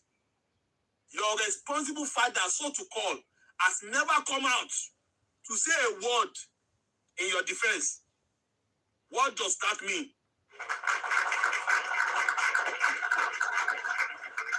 If your father is as responsible as you claim, if you are a quarter responsible as a daughter to your useless father, wouldn't he have come out for almost 3 years to come and support you morally, to support you spiritually, to support you physically, to show the whole world that you are totally innocent of the crime people said you have committed? But where is your father today? Your father is nowhere to be found, because your father cannot give what he doesn't have. He cannot come and preach innocence of your personality when your father knows where is your father? When Mohbad was alive, we heard that Mohbad's money was used to build a house for your father. Your father spent 4th decade of life, 2nd decade of life, 3rd decade of life, 4th decade of life, 5th decade of life, 6th decade of life without being able to build a house, not even a hut. But Mohbad money was used to build a house for your useless father. Now Mohbad died as a result of your actions. Your father could not even come out to say condolences to Baba Mohbad for losing Mohbad. He kept quiet Meaning, he knows that he just born a murderer. He knows that you committed the offense you have been alleged to have done. There's no way he cannot seek. He cannot seek otherwise because the weapon, the conditions, everything rests in front of you.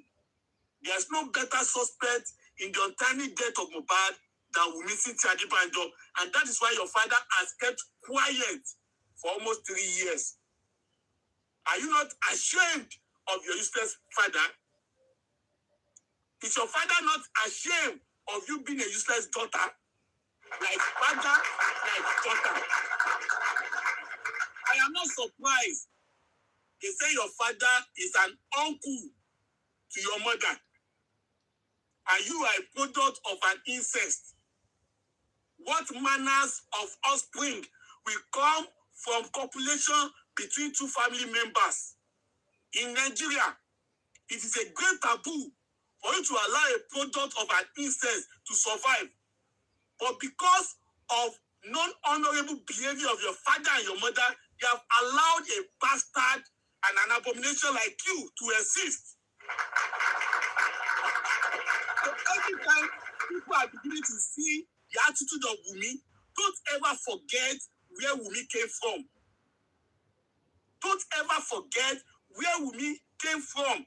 When you have cross-fertilization, cross-fertilizations are supposed to take care of some traits that are not favorable to existence. But when you have inbreeding, inbreeding cannot eliminate some characters or characteristics that are not favorable to existence. So what inbreeding allows is to allow reciprocations of abnormality, reciprocations of anomalies, reciprocations of evil genes and characters. That's what inbreeding does. So Wunmi is a product of an inbreeding who has failed to eliminate all the evil characteristics that would have been eliminated during cross-fertilization. That is why you see Wunmi. Wunmi is an atypical human being who shouldn't have come into existence under normal law of fertilization, copulation, and marriage in Nigeria. But here you are. You have a bastard, you have anomaly out there, and anomaly is now reciprocating everything that is negative to the existence of humanity. That is who Wunmi is. Wunmi pregnancy should have been aborted as soon as it was discovered. There is no law in Nigeria that allow incest to produce an offspring. It is a bad product, a product of an incest. It is that careless attitude, lack of preventive method that was used when Wunmi was conceived that has brought pain into the life of Aloba today. Wunmi is a product of failed, not only the mother, but also the father. Wunmi is an uncensored product of what? Of abominable ejaculation. One shouldn't have come alive at all. It is what Wunmi is today. It shouldn't have come alive at all. Wunmi should have been aborted long time ago. I've never yet seen where a family member will give each other, we have sexual relations with each other, and you will bear a child, and that child will now be allowed to grow. What do you expect from Wunmi Adebanjo? What do you expect from Wunmi Adebanjo? Go and check out the countries where they allow inbreeding. It always comes with a lot of chromosomal abnormalities. You will see Down syndrome, you will see trisomy, you will see pedophilia, you will see all sorts of medical abnormalities. Because they allow inbreeding. Nature has not been given the opportunity to take away the anomalies. That is who Wunmi is. So how do you expect Wunmi to respect elderly? How do you expect Wunmi to respect people that are older than even our fathers? No, she cannot. Wunmi is an abnormality herself. And that is why her father is not even proud of her to to come out and defend her. Because her father wish Wunmi never came into existence. You never can tell. Maybe when her father told Olajumoke to abort Wunmi, maybe Olajumoke ran away. Maybe Olajumoke disappeared with Wunmi's pregnancy.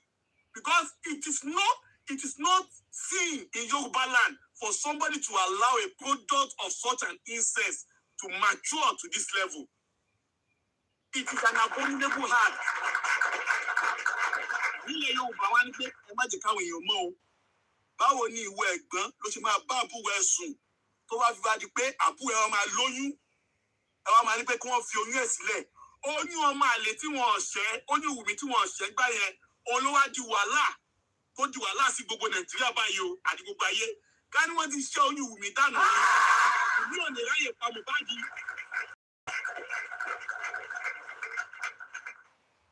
That is what we call definition of an evil. When evil is allowed to mature, evil will only show that he has come from an origin that is abominable. Wunmi is a product of an abominable origin. What happened to Wunmi's mother? Apart from the fact that we heard where Wunmi's mother was saying, hey, Emi ni o, Egba mi o. Have you ever heard anything from Wunmi's mother since that time? No. Because even her mother is not proud of Wunmi. Her mother herself is not proud of Wunmi. That's why you will not see her mother anywhere. She knows the kind of evil she has bettered to the world. She knows the kind of atrocities she has imbibed in the life of Wunmi Adebanjo. She knows that Wunmi Adebanjo is a what? Is a replica of herself in all forms and dimensions. That is why she cannot come out to say, Omowummi Wunmi o, Ejo. She cannot say so. Because she's regretting her life. But if she knew, she would have aborted this evil called Wunmi Adebanjo. Look at Wunmi's attitude. She doesn't have any good upbringing. Her mother killed one husband or bedmate. Wunmi has replicated the same trait deposited into her by her mother, and she has killed Mohbad. Don't be surprised if Liam marries somebody else that will buy Liam too. It is in the gene. It is in the family. It can only reciprocate. So when Wunmi is talking, don't look at Wunmi as an entity. You need to trace the actions of Wunmi back to her origin. It is all from the background. Don't treat symptoms. Treat the what? Treat the disease. Where is Wunmi's parents? Have you ever heard anything from them? They are not proud of themselves. But they knew they should have taken actions that would have sanitized the world. It is the heart of failure to take actions that have brought pains and anger to the world by allowing Wunmi to grow to maturity to the extent of killing Mohbad. That is the fact of the case. So if Wunmi comes out today, Lopolo, Dagba, Danu, please ask her, where is your father to Lopolo Loni? Where is your father? If Wunmi come on, our yaka, one bully me, one of that kind, please ask her, Wunmi Adebanjo, where is your mother? Both have disappeared from this age. Both are nowhere to be found. Where are they absent? Your daughter has been called a murderer, and yet the parents are silent. Silence is what? Silence is consent. It means they know that truly Wunmi killed Mohbad. And that is why they are silent. Because there's no way you can intervene or intercede a situation where you have the evidences smiling at you. Every evidence is so far concerning the death of Mohbad rally around Wunmi Cynthia Adébánjọ. Ẹ wá sọ fún mi, báwo làwọn òbí yẹn ṣe máa jáde tí wọ́n á ní pé ọmọ wa kọ́ ló pa ọ́ nígbà tó mọ̀ pé lóòótọ́ ẹ̀jẹ̀ ló ń sàn lọ́wọ́ ọmọ wọn báyìí. The only thing they can do is to say, okay, máa lọ o, Ọlọ́run abẹ́ ẹ ṣe o, torí ẹ bá wọn ní pa ẹ o, torí ẹ bá dẹ̀ tún gbé ẹ, wọn á pa ẹ ni. They cannot do more than that. That's why they have kept quiet. Wọ́n mọ iṣẹ́ ọwọ́ tí Wunmi, wọ́n mọ nǹkan tó lè ṣe. And when you talk about the DNA of Liam, I don't know why these people they keep shouting. The whole world understand the pé Liam is Somali. It's no longer news. Everybody man, pé Liam is Somali. I've never heard of DNA. It will be 3 years. Get the DNA share. You said Baba want to read the DNA. How will Baba want to read the DNA when you are told to go and bring a lab centers that will conduct DNA on tissue-based body that has been embalmed? Baba went to get the one that is doing exact thing that the court wants. But the court and Wunmi, they went to get something, they went and got something else. So who is now trying to manipulate the DNA? You kept on shouting, I cannot release my child, I cannot release my child. But you and I know that you don't need to release your child. All you have to do is to present your child, and the sample will be taken from your child, non-invasive sample. And the sample will be processed through a process that will be clear, that will be devoid of any contest, and in a hospital that will not be held to be unanimous. But what do? Wunmi and the court, the two of you are canvassing for a hospital that will remain unanimous, that will remain anonymous. Hospital that nobody will know. That is where you want to go and do the DNA. Now tell me, we will start trying to manipulate the results. Baba is not asking for the hospital that will be anonymous. So Baba wants the hospital that everybody will know. Baba wants the process that will be clear to everybody. For you and the court, you want the DNA of Liam to be done in the hospital that we will not know. So nobody will check it. Nobody will check it out. Nobody will cross-check. You want hospital that is in non-existent, hospital that is not existing at all. That is where you want to go and do DNA of Liam. And yet you keep saying the boy belongs to Aloba. How? How does it belong to Aloba? How does it belong to Aloba? Even Mr. Johnson said it a few weeks ago that a new father has been identified for Liam. Wunmi Cynthia Adébánjọ, why don't you come out and challenge Liz Anjorin that your boy is from Mohbad? Why have you kept quiet? Why didn't you reply to Liz Anjorin? Anyway, you are saying, okay, mo máa mú ọlẹ́yọ kọ̀ọ̀kan, mo máa mú ọlẹ́yọ kọ̀ọ̀kan, ẹ̀yin tẹ́ wà Nàìjíríà yẹn, mo máa mú yín ni, ẹ má láò díẹ̀, ẹ̀yin tẹ́ wà nílò òyìnbó, Ọlọ́run jẹ́ kó wo flight kó wọ́n mi, mo máa travel, màá mú yín. I was just laughing, but look at these idiots. Look at this idiot. Somebody is at your backyard, Liz Anjorin, and is telling the whole world that she has just discovered a new father. You know, the fathers for Liam, everybody is on a straight line. Tabama Kaye Baba Liam Ubayi, Majito Mewa. All of them are on a queue, according to their height. Of course, it's looking like that. Liz Anjorin told you that she has discovered a new father for Liam. Have you arrested Liz Anjorin? Have you sued Liz Anjorin? She confirmed that that boy is not from Mohbad. Why didn't you pick Liz Anjorin first? Okay, you now understand that there are some people that you cannot go after. I want to ask people who are vulnerable. I want to go after. But you know the truth. You know the truth. Liz Anjorin is suffering. So why are you saying you want to go and pick somebody? You know, even Karimo said Liam is not from Mohbad. Even your sister Karimo said Liam is not from Mohbad. Why didn't you go and travel and pick Karimo up all this way? So what are you now saying? What are you now? No one knows that that boy is not from Mohbad now. So what are you trying to prove? And you are angry because Generation gave analysis to show that you and your son, you don't have any link with Mohbad properties. Is that why you're angry? You are angry. Even Mama Sita said you are a street girl. That's one of your godmothers. Confirm it that you are a street girls.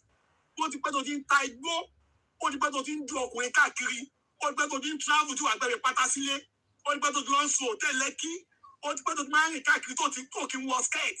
Talk about Lon Toko Kirini? What the better in Shane? What the better in Shane song? What the better in Shane song? Mama Sita confirm it. Mama Sita sọ pé àwọn òrùkọ́ ọmọ yẹn Mohbad ló ní. Messages ó ní òun dá tó ń sọ fún the other lady Wọnú. Are you sure that baby is from Mohbad? Àárí náà ẹ lọ wo títí. Ó dáùtì ọmọ yẹn ń ṣọmọ. Tó bá jẹ́ ọmọ Mohbad, Wunmi á ti jáde látọjọ́ ẹ̀. Ẹ lọ wo lẹ́tà tẹ̀sán. Mama Sita ló sọ bẹ́ẹ̀ supporters ẹ̀ ni àwọn strong supporters ẹ̀ ló sọ. God bless you. Mama Sita confirm. Ọjọ́ ọmọ yìí máa ń yàn dí káàkiri ni. When that interviewer ask you pé wọ́n ní kó máa ń fi ògùn sínú oúnjẹ Mohbad, ó máa lọ ń jókòó ní yàrá kejì, kí ló ń sọ? My father-in-law, my father-in-law, my father-in-law. Wọ́n ní kó máa lọ ń jókòó káàkiri. Simple yes or no would have done. But they don't burn your father well. They don't burn your papa to say no. Because ó mọ̀ pé àwọn tó jẹ́ witnesses wọ́n wà live, wọ́n ti kú. Ó mọ̀ pé tó bá tó pé no báyìí, máa sì máa jáde ni. Tó bá ní pé no báyìí, blessing kan lè jáde. Tó bá ní pé no báyìí, àwọn tó wà nílé Naira Marley nígbà tó lọ ń jókòó káàkiri, wọ́n máa jáde. Ó mọ̀ pé tó bá ní pé no, girlfriend ẹ̀ tó lọ jó nílé Naira Marley, ọjọ́ máa jáde kó tọ́ ni. You say, my father-in-law, my father-in-law, my father-in-law. Your father-in-law will do any, or why are you saying my father-in-law? My father-in-law, my father-in-law. You should have just said, Otonio, Odomia Akejio, Moshe 3 some new, Moshe 5 some new, but Igbayen, I'm on you. But you could not say yes or no. Ogun father-in-law, in a long pile kakiri. Ni court, they ask you, Pesholo Tolo Doko, you got to a relationship with Mohbad. You could not answer with Mr. Talibanjo. In the court of law, they ask you. You could not see anything. Even heaven and earth knows that you have highest level of infidelity and you are very promiscuous. Okoko Kadie, jumping from one place to another, jumping from one place to another, jumping from one place to another. Omble, omble, omble, omble, omble, omble, omble, omble, agoka, omble, agomeji, omble, agometa, omble, every time, omble ni, tu wa ti fagasi yo. Tu wa ti fagasi yo. Like wapata, I hear when you are saying, Baba Mohbad gbàdúrà, he prayed so that he can get pregnant. Ẹjọ́, tí Baba bá gbàdúrà, tí Baba náà olóńgbò kò lọ gbé oyún ọmọ àlè wá ni. Can you tell us if that was part of the prayer point? That bó ṣe ń lọ yìí o, lọ gbé oyún ọmọ àlè wá fọ́mọ mi o. Did Baba tell you that? Baba didn't tell you that. Àbí tó bọ́ọ̀lù kéèyàn báyọ̀ gbàdúrà pé Ọlọ́run jọ̀ọ́ jẹ́ kó ọmọ yìí lóyún, kó gbàdúrà pé Ọlọ́run jọ̀ọ́ jẹ́ kó lọ gbé oyún ọmọ àlè wá ni. Kò possible now. Your strong supporters, wọ́n mọ̀ pé ọmọ àlè lọmọ tó gbé dání. Jamie's platform, ó mọ̀ pé ọmọ àlè lọmọ tó gbé dání. Kàdímọ́, ó mọ̀ pé ọmọ àlè lọmọ tó gbé dání. Mama Sita, ó confirm pé ọmọ àlè lọmọ tó gbé dání. Ìjọba Badi, ó confirm pé ọmọ àlè lọmọ tó gbé dání. Ìyàbọ̀ Òjó, ó confirm pé ọmọ àlè lọmọ tó gbé dání. Tontojike confirm pé ọmọ àlè lọmọ tó gbé dání. MFM confirm pé ọmọ àlè lọmọ tó gbé dání. Sọ fún mi, ta ló tún wà kókó confirm? Tọ́lá ní ọ̀rẹ́ níyì, wọ́n lọ́nà tún confirm pé ọmọ àlè lọmọ tó gbé dání. Tell me, who else ló kù kó confirm ọmọ àlè? VDM confirm it. Ọmọ àlè ni ọmọ tó gbé dání. What else are you talking about? Wahala. Mama Sita finished Womisha. You kill a innocent They are man just supporting you because they are collecting money. Go and listen. Go and watch you had the man to be coming out and say, my father-in-law, my father-in-law, my father-in-law, my father-in-law is banjo. My father-in-law to my way. Olo apai. Wumi Sita de banjo. You should be ashamed of yourself. But I don't blame you. So, I heard the way you shouted on them in the platform. The way you are shouting on Temi's platform. I don't blame you. I don't blame you. Now. You are the one that employed those ones. You are playing them with Mohbad's blood money. Nobody tell me your phone. Child number 1, Omale. Child number 2, Omale. Child number 3, Joti Pika. Omale. No, to my care. So why will you not have your 40 people and speak here? Most of the women on that platform, they are a group of Omale producers. Omale producers. Children with grandfather fathers. Come and pass the DNA test. Omale, and you have money, bad money to pay them. So why would they be able to talk sense into you? They won't. They won't. They won't. You should be ashamed of yourself. You should be ashamed of your existence. Baba Esesan, Omopo Omobi. Iya Olajumoke, Omopo Omowummi Tonani. Look at your life. Look at your life. Look at your life. Owada bi oparun. Owa getan lórí lọ́rùn dàbí ọparun. Owa sori lórí agama lizard. Owa ná lọ́rùn bí ọmọ ejò. Àti dí àtọmú àárí kankan mọ́. Mohbad ti fún ẹ lọ́rùn pa. The spirit of Mohbad ó ti gà ẹ́ lọ́rùn. Ó ti gà ẹ́ lọ́rùn fẹ́ fún ẹ pa. And you think you are winning. You are not winning now. For the sake of Mohbad's spirit, you will never win the battle. No matter how compromised anybody is in JFM, Lori Kesi, Mohbad's spirit will never be compromised. Mohbad's spirit will never be compromised. You turn Liam to the first to face of distraction to us. 5 months, you showed us Liam. 6 months, you showed us Liam. 7 months, 8 months, 9 months, 1 year, 1.5 years, 2 years, 2.5 years, you showed us Liam. That was when you now remember that you needed to be covering the face of Liam. Now, did you be that? When you now turned 3 years, you now decided that let me cover the face of this boy, Jare. Let me cover the face. Asao now, and you fast me like Asao. Asao. The face of Liam is all over everywhere. There's nowhere that way we go that people will not recognize him. It's over the place. When it comes to contesting for the presidential seat of Omale in Nigeria, Liam will be what? No contest. Nobody can contest that seat with Liam. Undefeated presidential seat only of Liam. I'm telling you. What are you covering? Tell me, what are you covering? You are shameless. Your father is shameless. Your mother is shameless. Now parent you is shameless. But no mama buy one soon.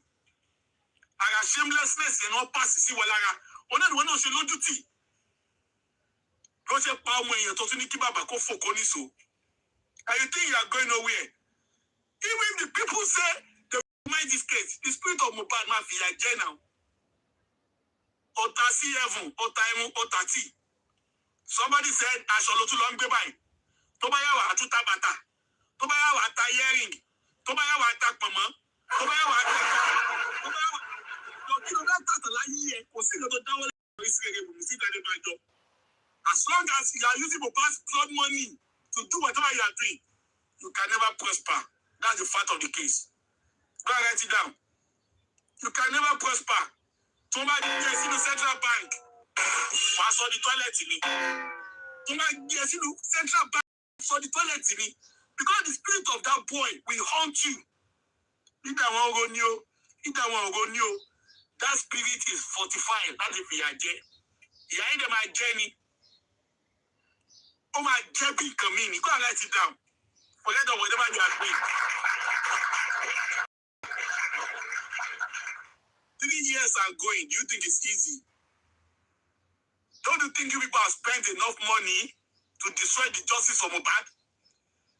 Don't you think you have threatened people enough to destroy the cause of justice? Have you not bribed people enough? Have you not petitioned people enough? But what is happening to the movement? The movement refused to die. That is a sign that God will demolish all of you, that you know something about the death of Mohbad. It's so obvious. And as for Jenai Shark, congratulations to you, Jenai Shark. Because I can see you are holding down the neck of Wunmi. And for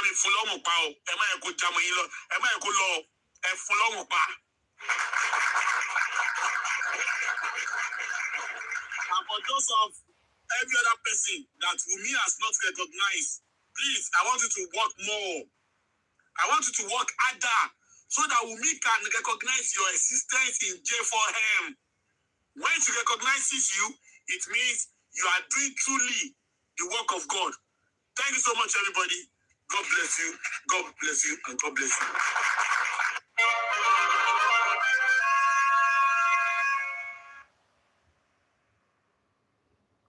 Hello. Thank you so much, the Avengers. God bless you. Hello. Good afternoon. How are you? Yeah. Okay.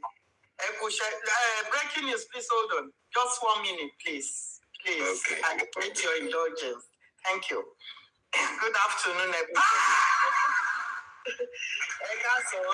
Comment section, good afternoon to you all. And I wish you all happy weekend. From the top, Daddy Ishak. Ṣẹ̀rùbà wọn, kí ló ń porúkọ girl yẹn? Ṣó ìjẹta yẹn ó ní agbára. Kí ló dé? General Vengeance, well done. Ẹ kú iṣẹ́ o. My lovely, beautiful sister show baby. Breaking news, how are you? Oluwatosinmi Owon, how do you do? Sexy me, how are you? How are the kids? My love to them. Ekasa, everybody. Sis Comfy, how are your children? Good afternoon. Woman. Kini ìbá ẹ gidi gan, ó bá ẹ. Mo bí Linda Èkejì, mo ní ìyá ọmọdé yìí dáa. Níbo ni ìyá ẹ̀ rọ́rí wọ̀? Ìyá ẹ̀ ti ṣángbó lọ, ó ti ṣọ́kú lọ, ó ti, you know? Ọmọ, ọ̀rẹ́ èèyàn bí ẹ, wọ́n bí nǹkankan sí ẹ lára o, honestly speaking, wọ́n bí nǹkankan. Gbogbo ṣe ń ṣọ̀nà wọn, wo àṣírí ẹ̀ gan ń tú náà. Ìkanra, gbogbo ìkanra yẹn lọmọdé yẹn ṣe jáde o, tí wọ́n ní jókòó gbé kinní kan jáde pé, gbogbo àwọn ohun tó gbà pẹ̀lú wọn mọ̀ fọmọ yẹn ò ń ṣe Mohbad tó kó jù lọ. Wọ́n mọ̀ fọmọ yẹn ò ń ṣe Mohbad now. They know. O kàn try ni, o lè ọmọ kékeré, àtòbò jẹun. There is nothing good about you, Wunmi. Nothing. O wá rojọ́ òṣì, o rojọ́ ọ̀ranù owó. No. Ìbá yín Daddy Ishak. Honorable young daddy, Iba. Sis Comfy, Iba.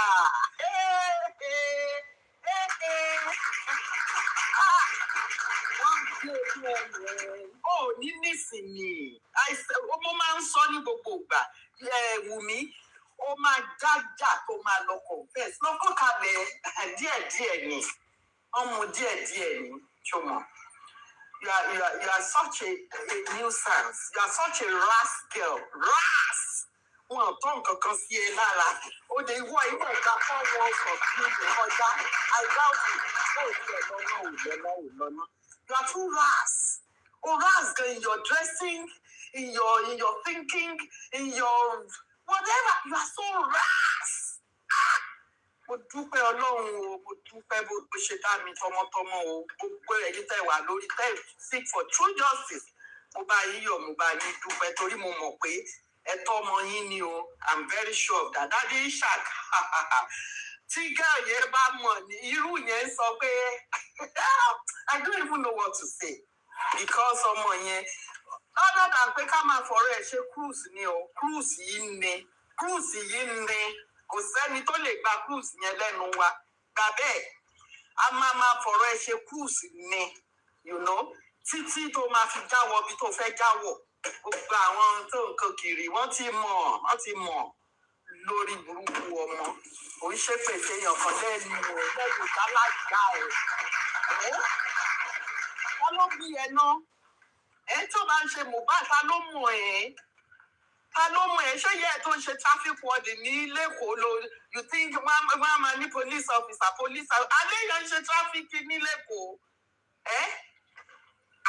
It is well o. Daddy Shark, ẹ kú iṣẹ́ yàrá ẹ kú iṣẹ́. Tó bá mọ bí táwọn bàbá yìí ti ṣiṣẹ́ ní irú ẹ̀, ọmọ àlejàjà ti hàn fọ́. Ọmọ àbí ìpàdé kò ní yẹ. Wọ́n ní DNA wá di wàhálà sí ẹ lọ́rùn. Ordinary DNA títajà tẹ̀rọ ń ṣe. Ó di wàhálà sọmọ àlè ẹ lọ́rùn. Ẹ má bínú o. Èmi máa ń ro ẹ̀fọ́ tí máa fi jẹ yán dín omi ìgbàgbá yóò ṣì. My granddaughter is laughing. I told you, she's not a nice girl. I told you. Did I not say it? Yeah. So, sorry, my granddaughter, 20, how old are you now? 24, 20, yeah. You know? Tó bá rí ẹ̀wọ̀ bá wò ọmọ olórí oníjẹ́ ẹran ẹ̀ ọmọ àlè. Thank you everybody. Ìyẹn ni mo tiẹ̀ pé irú ẹ̀ ọ̀rọ̀ dájú sà. Àwọn tó tiẹ̀ òkè gbogbo àwọn ohun ìsìn àbí honorable young daddy my architect. Ẹjọ́ àbí sis comfy gbogbo wọn mà ló graduate. Ọmọ òṣì kò ní yẹ. It is well. God bless everyone. Daddy Shark, God bless you. Lord, thank you for all you do. What Daddy Shark is when you go when you come out, okay, no, let me to open it and just drop it.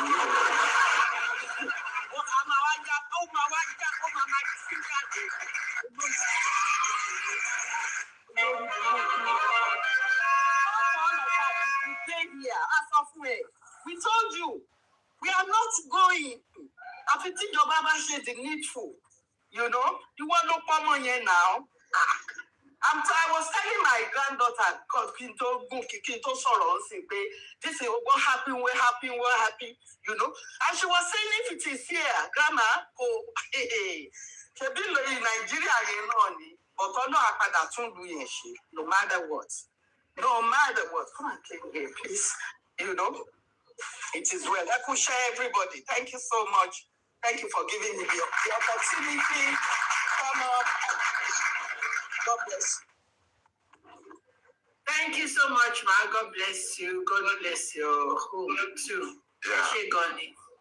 Thank you. Contribute to network to jam. Okay, shake Mr. Ishak to serve. Skyscraper and more, so we see network data. Yeah. Okay, yes, sorry about summarize it. Thank you.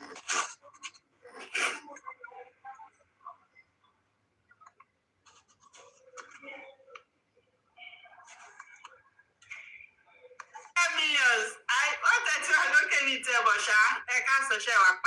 Breaking news. Say, Masoro. Okay. Emma Soro. I'm trying to close camera a minute. You see,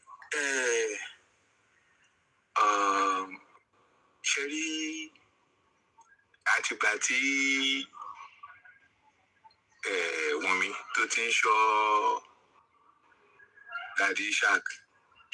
The Baronti interview to Daddy Shark she pẹ̀lú ìyá yìí mẹ́ṣọ̀ Lizzy Anjorin àtìgbà yẹn ni Wunmi ti fi ojú sí Daddy Shark lára olórí burúkú lọmọ yẹn ṣé ẹjọ́ ọrùn Wunmi tó gùn yìí ṣé àìní àbí bó ṣe rí naturally nìyẹn. Ọ̀rẹ́ ni ẹ o mi tẹ̀ tí lo mi tẹ̀lé mi lóye ẹ̀ for anybody. Ọ̀rẹ́ ni. Ọmọ àlè ọmọ very useless girl. but bọ̀bọ̀ tó interview Wunmi yẹn bó ṣe díìgì bàbá kò ṣe bẹ́ẹ̀ díìgì Wunmi. Ó béèrè question kan lọ́wọ́ Wunmi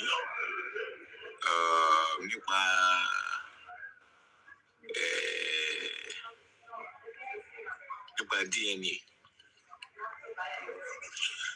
So gbàdúrà béèrè question lọ́wọ́ Wunmi nípa DNA kàkà kí Wunmi dá lóhùn. Wunmi gbé máa yẹn travail, and it's quite unfortunate pé máa yẹn could dig deep. You know, tó bá ti béèrè nǹkan báyìí lọ́wọ́ ẹ̀, nǹkan mi ló máa sọ. Tó bá ti béèrè nǹkan báyìí lọ́wọ́ ẹ̀, nǹkan mi ló máa sọ. Now, my question to me is, ṣé Wunmi ti gba agbára lọ́wọ́ kóòtù ni?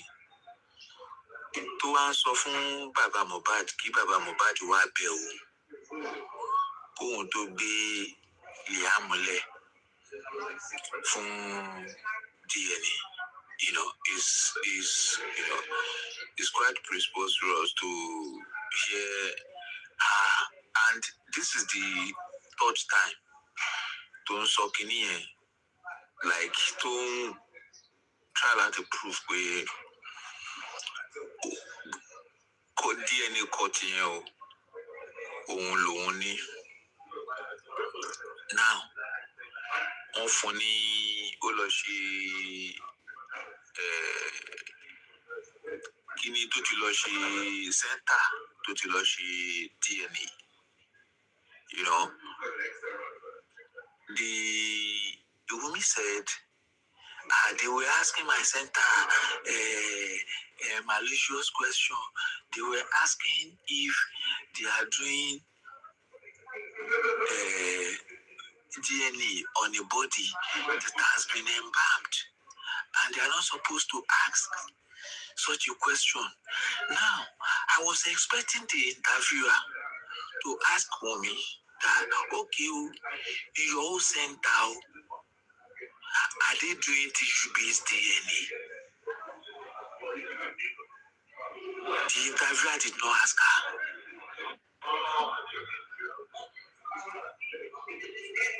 That is crazy. It's just as if you know, ọwọ́ ti kọ́wọ́. Tẹ́ bá wo interview yẹn, tẹ́ bá compare pari passu bí wọ́n ṣe drill bàbá ní channels. Drilling náà ṣe fún bàbá wọn ṣe interview. But Wunmi is just as if he's staged. So sometimes he asks reasonable questions, but he put a continuity on the board. Out of all the interviews, the most important question. Àwọn kìíní ò wà visible mọ́ panelists, about 3 of us. Please help us to power tap.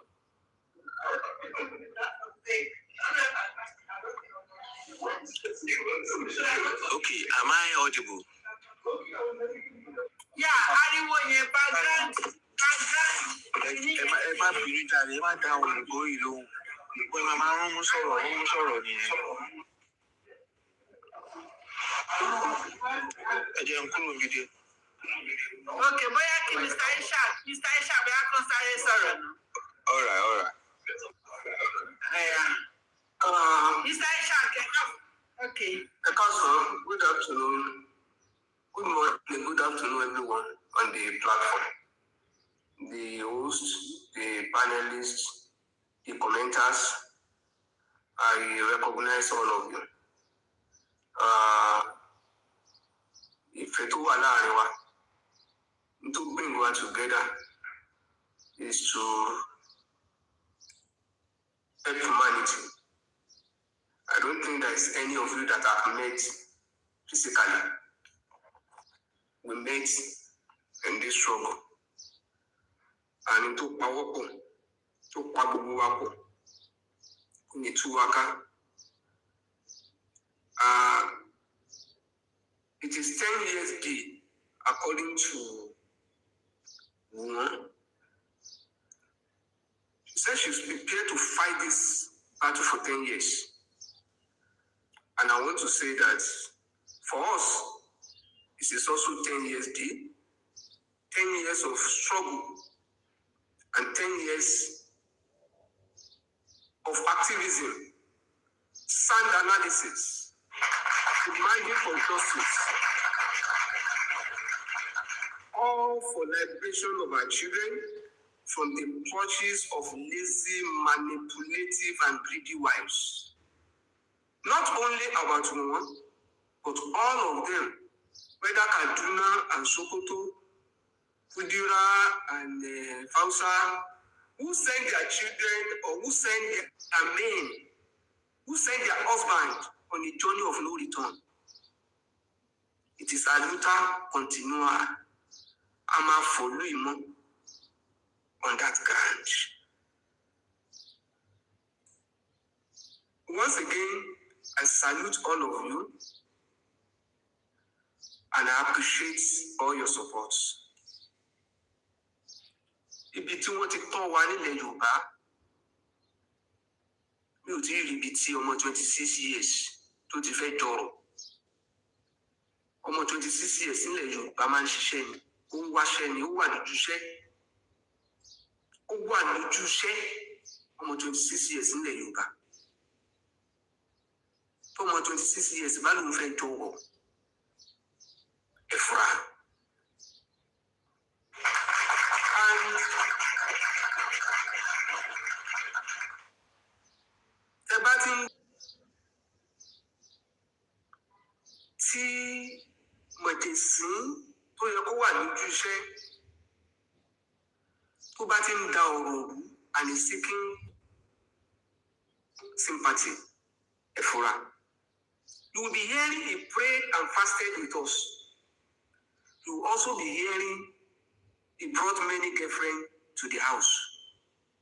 A man who has the spirit of fasting and praying is the same man who is being accused of bringing Olusho to the house. Those two statements came at different times, and they are all poison pills. Don't think any of them is praising Aloba. It is the strategy of the manipulator from day one. And I'm happy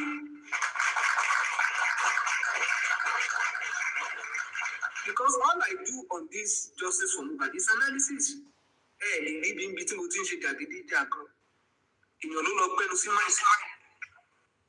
Inú ọ̀rọ̀ tó lọ sọ tó gbẹnu sí Mike lára analyze. The one she brought out, because there are many that she's avoiding, but the one she brought out, I want to mention it here again. You said, when we were asked about the blood, you said there is no blood. It's a scratch. And I said, if it is a scratch, is that scratch that prevented him from going back to meet his mom that he has earlier promised? Edo, gbogbo ẹ̀yin tẹ́ wà lórí ìkànnì, tẹ́ bá ní agreement pẹ̀lú ìyá tó bí yín nú pé ẹ̀ ń bọ̀, tẹ́ wá ní scratch, will you, because of his scratch, not go to meet your mom, not call your mom till you call it a scratch? It's a scratch. But he was able to play with his friends till daybreak, and it's a scratch. And he could not go back to his mom to say, Mommy, scratch. Ẹ̀tọ́ ó wá béèrè pé títí èèyàn kan bá ní injury, táwọn ọmọ tèmi bá ní injury, tọ́mọ mi bá gbá bọ́ọ̀lù tó bá ṣèṣe lórí pápá ó ń bọ̀ lé. Tọ́mọ mi bá ní scratch anywhere tó dẹ̀ sọ fún mi pé ó ń bọ̀ lé, ó máa wálé.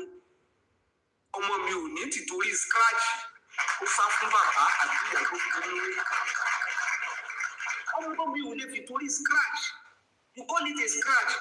You say it was okay, it was fine. In fact, he played with, you are the one who said it, I'm not the one. And the reason why you are angry over that is because I said that visit, that book story about the visiting, is to blind people from asking you, kí ló dé tó gbọ́ ọmọ 5-month-old baby lọ sí show. The reason why you will have to say, I fẹ́ gbàgbé lọ kí màmá. That's the reason.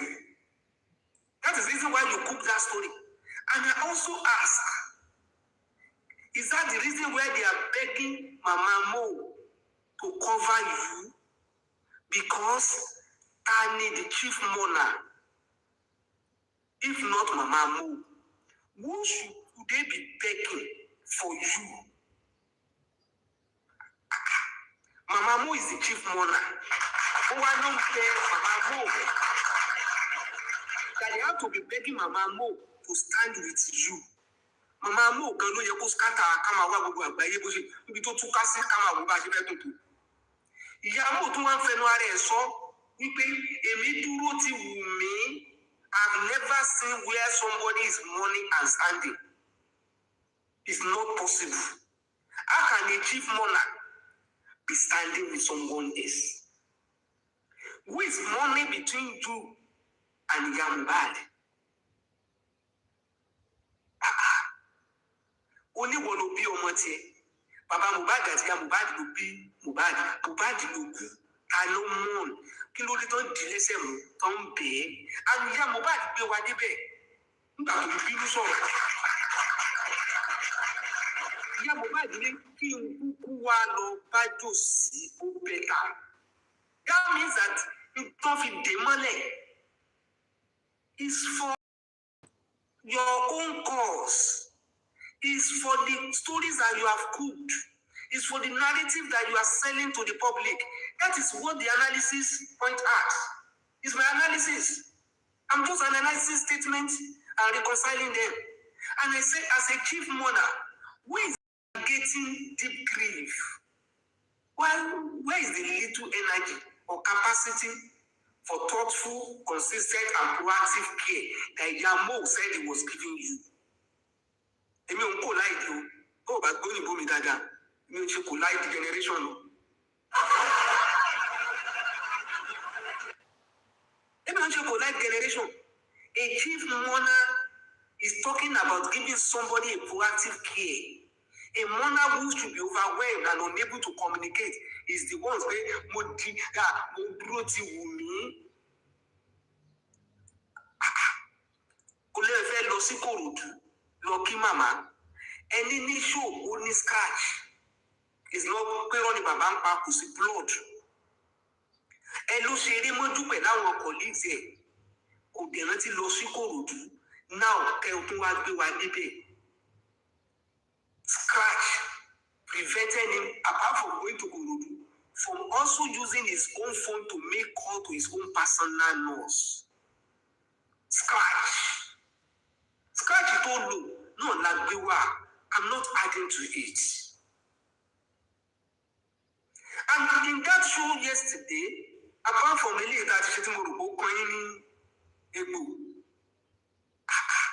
you said you use warm water and rub to massage the wound, the scratch. It's another indictment. Go and ask experts. Using it or warm water on injuries within 48 hours will increase swelling and inflammation. Go and ask.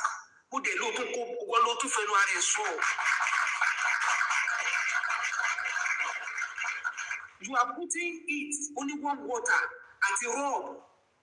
Lori scratch immediate an injury that is still fresh for less than 48 hours. You have the one who is even bringing inflammation into the wound. From how we lost school, I won't say Jensi. What do Fenware so? Could you see how I analyze it? Yorùbá máa ń sọ nǹkan kan wọn lọ́lọ́kùnrin tí ó dẹ̀yìn ètò àbàràpá ló fẹ́ fi kó bá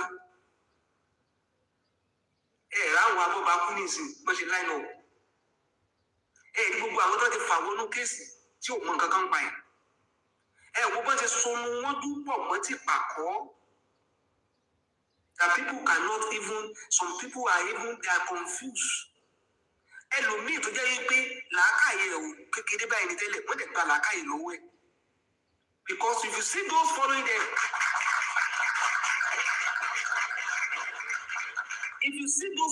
them something is wrong with them and but you see my response now sórí kí n pariwo sórí kí n ṣe kinní kan torí Yorùbá ní bí inú bá bí kòkò bó ṣe bí aṣẹ tinú ẹlẹ́kọ̀ọ́ bàjẹ́ bínú bá bí kòkò bó ṣe bí aṣẹ ó sì vu ẹ̀ ní yóò jó gbogbo ẹ̀ ní inú ẹlẹ́kọ̀ọ́ bàjẹ́. You can see that I'm just staying on the point and I'm not going beyond what has been said. My collider ìwọ ló kọ́ wa lóyìnbó lánàá òyìnbó tó dẹ̀ kọ́ wa when we are talking about tissue o tó kọ́ biology ṣé gbogbo ilé tó sọ yìí náà tó fi ṣe interview gbogbo ilé tó fi ṣe interview ṣé kò wáyé káwa náà gbẹnu sí and you invited us because you raised alarm that the whole world should assist you. Your father-in-law wants this DNA to be secret, not to even disclose the result of the DNA. And we said, how will Baba Loba ṣe ní secret? Gbogbo àgbáyé ló máa rí. You are the same person telling us today in that interview that my father-in-law went to tell the public about what happened in court. And we are now reminding you what you said before now, that you invited us. I took over Jejeni, Koko Padu, ear infection. I Koko Padu, only industry gold, only belong, and we can go about more, and then the Kaloma when Ramali, Nabali Bokum someone. Abi, fully in Ramali, to can you to face him squarely. Naira said he was coming to Nigeria. He tweeted it on the 26th of September 2023. 26th of September 2023. Naira Marley Nileya. To the 27th, the following day, he did not loot me. Public holiday ni. Eba lo si Kura Medi. Eba lo gba another report. Date tó wà lára déètì kíní report tẹ́ ẹ gbà tẹ́ ẹ lọ fẹ́ fi gba property wọ́n déètì ẹ̀ ní 27th September 2023 níjọ́ kejì tí Naira Marley ló ń bọ̀ ní public holiday tún ni ìjọ tí kìtìkìtì bẹ̀rẹ̀ nìyẹn ìjọ tẹ́ ẹ̀rù ìpalẹ̀mọ́ bẹ̀rẹ̀ nìyẹn narrative tẹ́ tẹ́lẹ̀ tẹ́ ti rò páwọn yẹn máa sá lọ everything will be on them. Ìjọ yẹn rẹ̀ pé this man is coming in and it's also reflecting in the WhatsApp group. It's also there on the WhatsApp group. And we are asking, this one that is now dated 27th, ìwọlé gbàǹdọ̀ yẹn tí wọ́n fi gbé òkú kúrò ní Kura Medi lọ sí the second hospital. It's a simple question. And you had time, enough time at that Kura Medi. You stay back there. You even told us that you waited for Darusha to arrive. To see analysis ilé ìṣó yẹ kó bíyàn nù ṣé lè ju tó yẹ ká sọ lọ. And you said all you said against us orí wa ò pé àmọ́ nǹkan kan sórí wa wá pé ni tó yẹ kó rí wa ó pé. Àwọn táwọn kọrin kó o mórí táwọn kó fún ẹ̀sìn ni pé ní ìyẹn ò mú Ọlọ́run ó mú obìnrin tó ti ilé àlédè tó gbọ́ ọkọ ẹ̀ létí. Mi kọ́dílẹ̀ fẹ́ lánàá. Òsànà ó gàgà òwú. Adìyẹ wọn bà lókùn gbèsè bọ́yì ara ò lókùn ara ò rádìyẹ. Àsànà òwú. Ara ò rókun ara ò rádìyẹ mọ́ sí. Ara ò rókun ara ò rádìyẹ. ṣe bá analysis lásán là ń gbé lẹ́yìn lọ. Ara òrókun ara òrá díẹ̀. Owó tó sọ̀rọ̀ sí bàbá ọkọ ẹ̀ ló máa wá bú èmi ló máa jọ mí lójú. Orí ìwà òkú lórí mi ṣe fẹ́ pé. Báwo lórí tèmi ṣe fẹ́ pé? Ìwọ tó ní pé kí bàbá ọkọ sọ́kù lọ kó ń lò pọ̀ ọmọ ẹ̀ lọ rí ìdílé lọ́rọ̀ tèmi máa jẹ́ kí.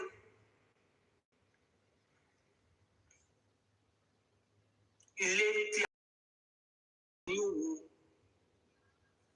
kò dúró gbẹ̀ẹ̀kọ́ ó ti yaṣa ó kò dúró gbẹ̀ẹ̀kọ́ ó ti yaṣa ó nígbà ń bá ṣì ń dá ìyàwó dé ọmọ onígbèsè ó fẹ́ jẹ́ lé ń lọ́jọ́ bọ̀ ẹni wọlé wọn wọlé oòrùn ìyá tó fi lọ́jọ́ dájúdájú ló kì í gbà ó.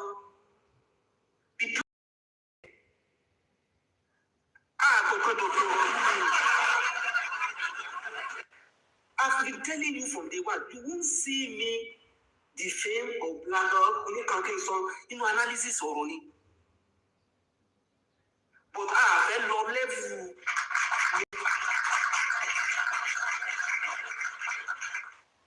I fẹ́ restrict our to the analysis that is on ground.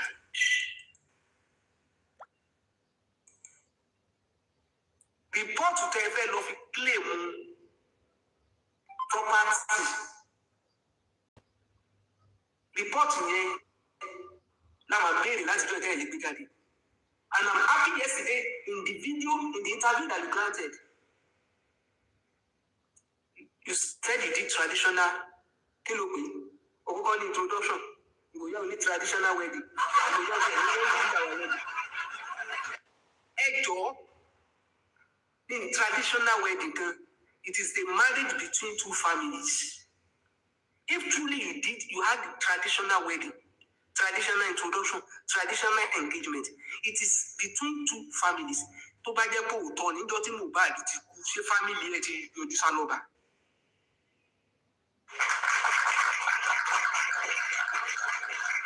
Your family knew that there was no traditional anything.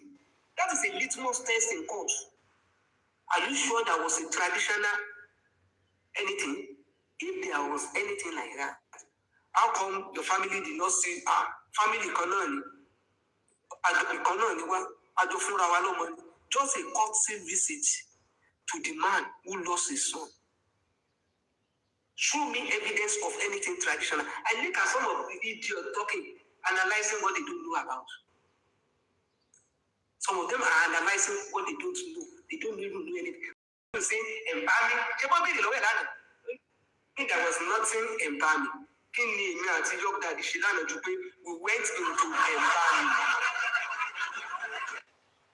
And when they say, your brother don't know.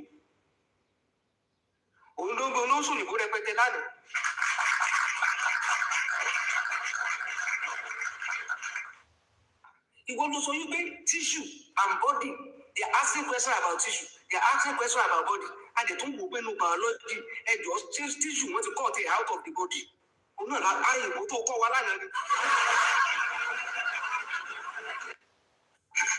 you are the one, you taught us so many things in that your interview yesterday.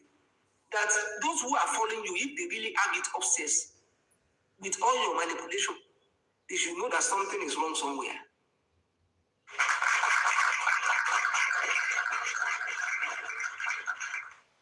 Not be the lower lab. You do DNA on embalmed body. You say it's a very shady question. Very shady. Look at you, my baby, any baby. As he replied, Daddy, you want to tell when you go down to my father's side. Father's side, if you see, Papa to put on the father's side. See that one?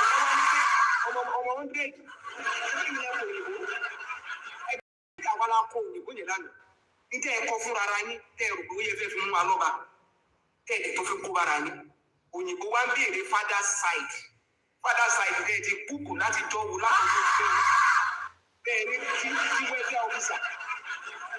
officer long Baba family member wa nígbà tó yìnbó tó reply ní wàá mọ̀ bóyìnbó Abẹ́òkúta ni bóyìnbó Ọ̀ṣun ni bóyìnbó Èkìtì ni ní tiẹ̀ mọ́ bí tóyìnbó ti wá òyìnbó náà bá tún pe somebody from father's side.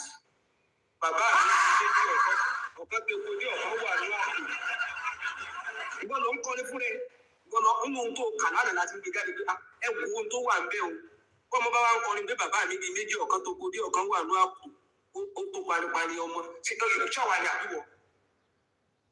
You are the one bringing the, that's why I like the way you are doing interview. We need more of it. The contradiction is too much. You are even speaking for the authority. What is your own? Ṣé mo ọ̀nà ló fẹ́ ní rìpọ́tù tiẹ̀ lọ́wọ́? Mo wá níbi tó ń gbé lọ. Kò sẹ́yẹ tí ó mọ bẹ́ẹ̀ o. Wọ́n ti cover ẹ o. Wọ́n kàn wá ka rìpọ́tù fún ọ ní o dẹ̀ ló wà ókè gbẹ̀gbẹ̀. In Nigeria, you are the only Nigeria that I've seen that has absolute trust in the establishment.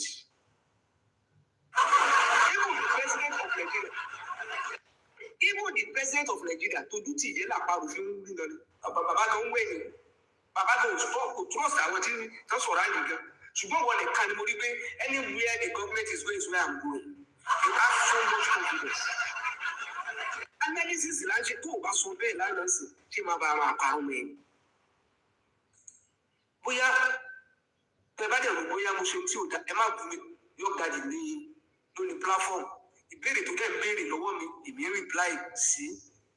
Tó bá ti wá jẹ́ pé issue of ẹ̀bá mi with source tá a dẹ̀ kà jáde lánàá ló bá kábà fi ṣèyí. Thank God when I was reading it out yesterday, we all said, please, people, help us Google. Everybody, Google, let me be law court. And we go Google on the edge.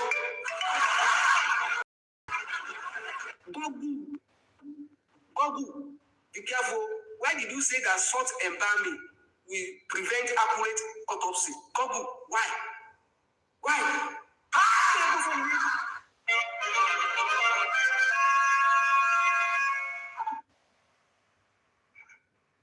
I'm not the one who said it. It's Google who was talking to us yesterday. And Google said a lot. We asked Google, salt embalmment can destroy autopsy? Google said yes. Salt, I'm still reading it. Salt embalming, both ẹtún Google ó tún gbé wa níbẹ̀ torí wọ́n ní pé Darusha ló ń kọ́ lọ́dọ̀ bàbá òun witness ẹbí kan ní Google bá tó fi traditional. Google bá tó ní both traditional and modern saturated salt solutions can destroy or significantly alter critical autopsy evidence. Salt acts as a powerful desiccant and preservative, which cause severe dehydration, tissue shrinkage, and agony that can mask. Where are you going? Being a bad injury to the injury, you take it. God sọ wípé wọ́n lè fi mask injuries. Èmi kọ́ mo sọ Google ló sọ̀rọ̀ yọ̀ọ̀kù ló dẹ̀ pè mí sí. Mi ò kàwé lọ títí. Tó bá lọ́pọ̀lọ́ mi ò pè bọ́ọ̀ lọ́pọ̀lọ́ mi ti dẹ́ pé. Mo dẹ̀ ní pé àwọn scientists tẹ roll out lọ́jọ́ fún wa sọ̀rọ̀ láti jọ yìí. Dádì Ishaq Ifá ló sọ̀rọ̀ Ifá tẹ̀ wọ́n pé Ifá ni gọ́ọ̀sì.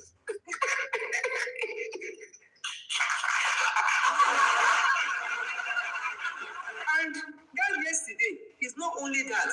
A tún jáwé èèyàn sí wípé oríṣiríṣi ni o, ẹ tún ṣọ́ra o. Wọ́n ń fi ọ̀fọ̀ bá àwọn èèyàn sọ̀rọ̀ o. Wọ́n ń lo oògùn fún àwọn èèyàn o. A ti rí àwọn tí wọ́n ń pọ̀fọ̀ pé kọ́kọ́ rìn lọ o. A lè ti rí àwọn tí wọ́n ń pè ìkísì mi nínú gáràjì o. Ẹ fura o. Ẹ fura o. Tójó fọ̀tà àjẹ̀pà lánàá pé tẹ́ ẹ bá ti ń gbọ́ ojú ewúrẹ́ kì í sì lára ewé ọdún. Ojú àgùntàn kì í sì lára ewé ìyeyè.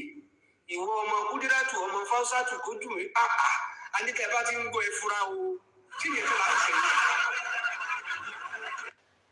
Ṣé ká tó má liberate àwọn èèyàn ni?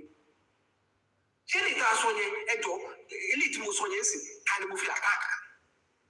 It's just to let people know pé tẹ́ ẹ bá ti ń gbọ́ ewé omi sí gbèsè tó ti ń mú papọ̀ mọ́ra wọn nǹkan bọ̀ nìyẹn o gbogbo ẹ̀yin àáfà àti pásítọ̀ tẹ̀ ń lo àmúdó tẹ̀ fi mú àwọn èèyàn mọ́lẹ̀ àbẹ́yìn tí ìyàwó ilé tẹ̀ ń pé kọ́kọ́ ó rìn lọ àbẹ́wọn tẹ̀ ń pé if I enter now you go see you go cry and the man cry till we no hear him voice again until we see short 3-minute video. And to God be the glory that yesterday. To God be the glory that yesterday you told us that ó dàbí tó wọ ọkọ ẹ wà lọ́wọ́ ẹ níbí ìwọ ló sọ.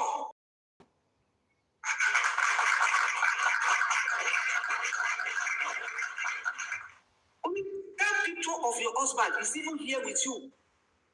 A wife who had the strength of keeping dead body of that picture of the husband on her phone.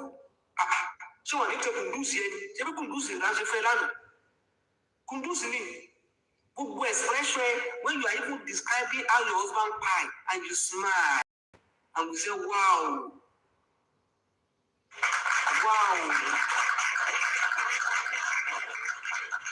This kind of interview ló yẹ kó máa ṣe.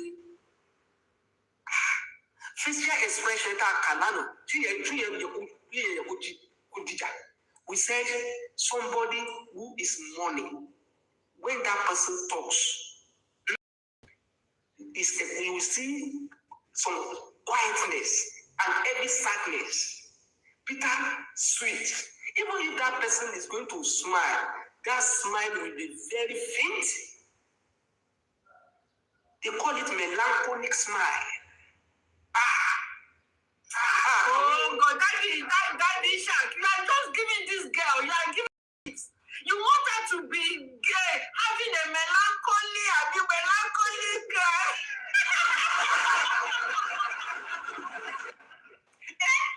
Next interview, you want her to be doing like this. I don't like it though.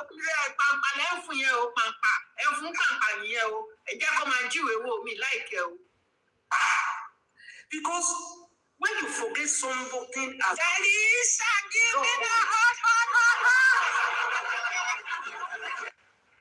when you forget something about when you forget something about the loved ones, that will be a very long gaze. Street life, okay. Ọ̀lànà ọ̀rẹ́ ẹni tó ṣèkórí bẹ́ẹ̀ ló ń padé bẹ́ẹ̀ ló ń díjú ní stúdíò ọlọ́run ló yọ bọ̀bọ̀ yẹn lóòó náà tẹ̀ lògbó lo protection ó bẹ̀ jẹ́ pé ìgbèkò yẹn bí ìtẹ̀jà kò dé ni. The man tried o that interviewer ó wà lókè tó ní ìlú bọ̀bọ̀ yẹn sọ òkùnlẹ̀ ó fi òkùnlẹ̀ dáadáa ó dẹ̀ rí kó tọ̀ ń bọ̀. Kò ní jẹ́ wù mí. Ọ̀rọ̀ kan máa dákẹ́ fún ẹ. Kò ní jẹ́ ìrandíran ẹ. Ṣòro pé ìgbà tó ti sọ yẹn wọ́n máa dákẹ́ fún ẹ. Ó ẹ̀ tẹ̀tẹ̀rẹ̀ wàá bẹ̀ ńlá. Wo mo gbádùn yan mi, mo wá ní táì fún ẹ olóṣì ọmọ burúkú ọmọ kékeré òyìnbó. Ẹwu ẹjọ́pọ̀ ẹ̀kú ẹ̀wù interviewer ta ló really show sadness nínú àwọn méjèèjì. The man couldn't move. She was just watching. She was just gazing. She was the man, the interviewer's eyes were just fixed. Okay, imagine your Lord imagine at the village. That interview. Then Omowummi yogun. Be sórí kẹ̀kẹ́, ó wá gbé sí free, ó wá ń jà lọ. Ó dẹ̀ run mouth ẹ̀. Ó tún believe pé gbogbo tó ń sọ yẹn. I got my father-in-law. Do you know that this man even prayed for us? Do you know that this man is a list of friends? Do you know? Substance I want people to just know it's not about the money per se, but I want people to just know that as a woman, I have to stand for. What are you standing for? Are you standing for tradition? Are you standing for moral value? Are you standing for what are you standing for? Hard work? What are you standing for?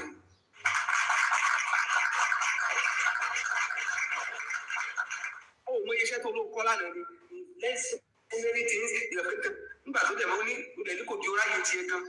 Tiẹ̀ ló bá kí kódà ó ní carry over nítorí tiẹ̀ sùn. I'll carry over bí tó ti rí 12 years ló ti.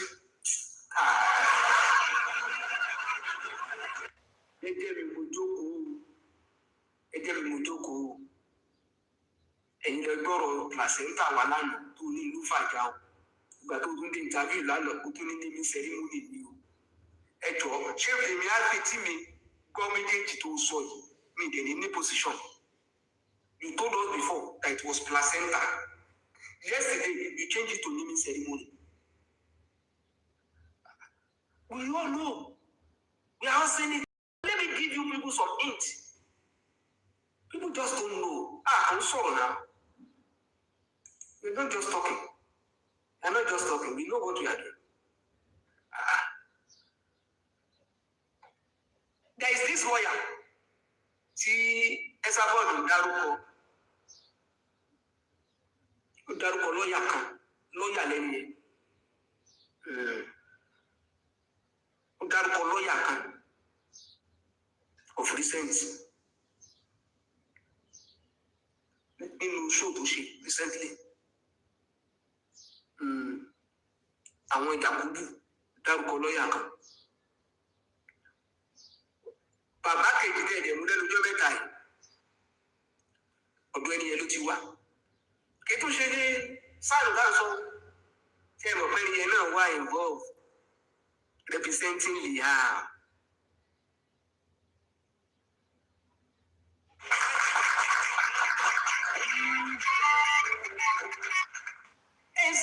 Research ni kò ń ṣe sáàlù ó dárúkọ èèyàn kan ọ̀dọ̀ àwọn ará ẹ̀pẹ́ náà ló tó ti wá òun náà ló tó rẹpísẹ́ǹtì Omowummi ó ṣe wá jẹ́ pé ọ̀dọ̀ bàbá kejì tán mú ní gbogbo àwọn nǹkan bíi lọ́ọ̀yà nǹkan tiẹ̀ ti ń jáde and that is why somebody who understands the principles, somebody who understands warfare, don't ignore foot soldiers. Even if there is another Baba somewhere, these foot soldiers should not be spared. These foot soldiers who have been deployed should not be spared. Aluka continua. 10 years did not go for what the woman wanted. And we will not blackmail anybody. Analysis in the machine. Go be telling for pharmacy and power will tell him. And family. I want you to tell me 50% in that I saw. Africa is clear and independent. Bí táwọn ẹgbẹ́ mi wà constituency tí mo wà.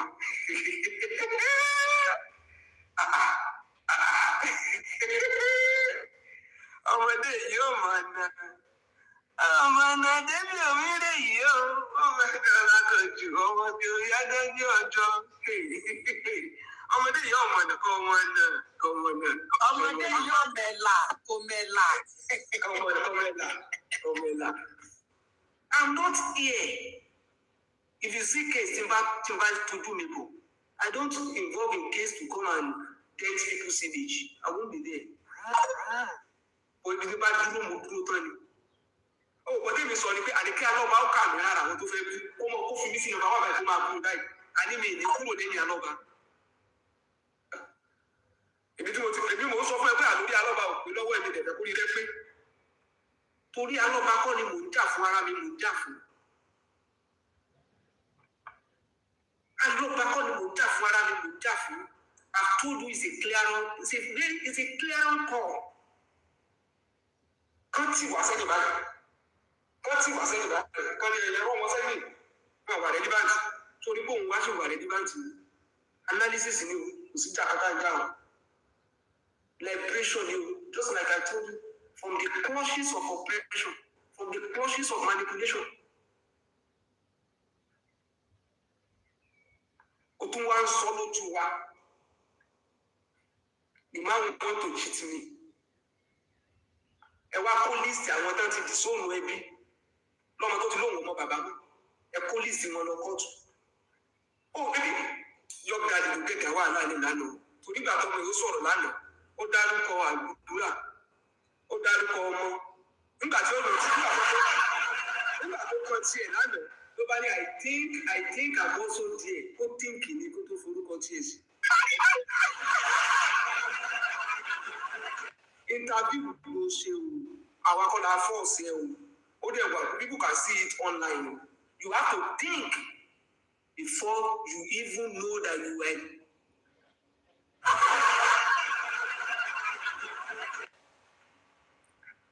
Àwọn sọ̀rọ̀ àwọn kan wá ní bàbá ṣù wait ná kí bàbá tó sọ̀rọ̀ property. Tí bàbá bá yìí dákẹ́ wọ́n pin tán. Tí bàbá ẹni tó bá fẹ́ bú ọkọ fẹ́ dogun ìjàmbá ìyá wọn ló fẹ́ dé. It's your sweat. Èmi ti ń béèrè. I asked you one question that day. I was expecting you to fire on when this is my home. Àwọn kan ní mo kàn dúró for the house. Níjọ́ tó mọ ẹkú tó pàdé lọ́ọ̀yà tí wọ́n ti fi corner 2 acres of land kó o má sọ̀rọ̀. Kẹ́tì pọ̀ mọ́ tán. Wọ́n tó wá ní kí ló dé tó dọ̀rọ̀ property lẹ̀. Ṣé yẹ kí lọ́ọ̀yà wà bẹ́ẹ̀ jọ yìí? Tí bàbá òtún máa fura pé àwọn tó ti dé bí. Ó bọ́ wá béèrè lọ́wọ́ ẹ̀rí property ọmọ ẹ̀ ni. Property yàrá ìjà anybody. Kálọ̀bọ̀ ní lè béèrè. Má dúró tó bá ní ọ̀pá kéèsì kan tó ṣe kejì sórí bàbá ó ti list ẹ̀. Criminal case, DNA, property, fundamental human rights, kódà anything confront it at a goal.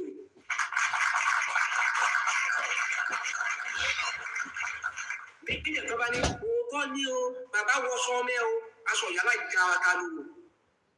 Ẹ bá sọ ọmọ ẹ náà ni. Àlọ́ sórí gbogbo defense yìí ni ló gbé wa débi. Ṣé òótọ́ ló fẹ́ sí lóru kò sí lóru? Where is the law that stop anyone from paying at night? There is no law in Nigeria that stop it. Ó gba police station lọ. Ó kọ statement ẹ fẹ́ issue report. Ẹni kó máa lọ. Ẹni kó padà sí another place. Another place yẹn wọ́n ti lọ ọbẹ̀. Àwọn náà lọ fẹ́ lọ ara wọn sọ pé àwọn ti lọ ọbẹ̀. Wọ́n máa ń da bàbá ríbo kiri. Ó tún gba hospital lọ. Report tí wọ́n gbé jáde tí wọ́n ná fáwọn hospital wọn ò fún bàbá. Nígbà tí bàbá kúrò bẹ́ẹ̀ tán wọ́n gbé wọlé wọ́n wẹ̀ ní hospital. Òfin wo ló ní kó má lọ sí omi? Òfin wo ló ní àní head of state Nàìjíríà wọ́n sí lóru? Tàlẹ̀ yàrá ìjà anybody tó máa sọ pé alóba ò ní sí yẹn lóru. Tàlẹ̀ defense why are we unnecessarily defensive? Bàbá má sọ̀rọ̀ property sọ ọmọ ẹ lóní ìwọ lóní nǹkan ẹ. Sọ̀rọ̀ ẹnu ayé ò ní mú ẹ sí. Joseph sọ̀rọ̀ ẹnu ẹ ayé ò ní mú ẹ sí mú ní mú ta ẹnu ẹ ayé ò ní mú ẹ sí mú ní kí òrìṣà sọ̀rọ̀ ẹnu ẹ ayé ò ní mú ẹ sí mú ní kí òrìṣà sọ̀rọ̀ ẹnu ẹ ayé ò ní mú ẹ sí aṣáná bí níyàn òun Ọlọ́run ó mú obìnrin tó ti rí àlédè tó gbọ́ ọ̀rẹ́ létí.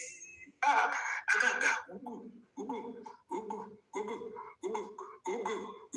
àgàgà ugu adìyẹ wọn bá lókun wẹsẹ̀ gbọ́rì ara òrókùn ara òkà adìyẹ. Ó wà gà ugu ẹ̀mí àgàgà ugu adìyẹ yín bá lókun wẹsẹ̀. Thank you all. I appreciate you. May God continue to be with us.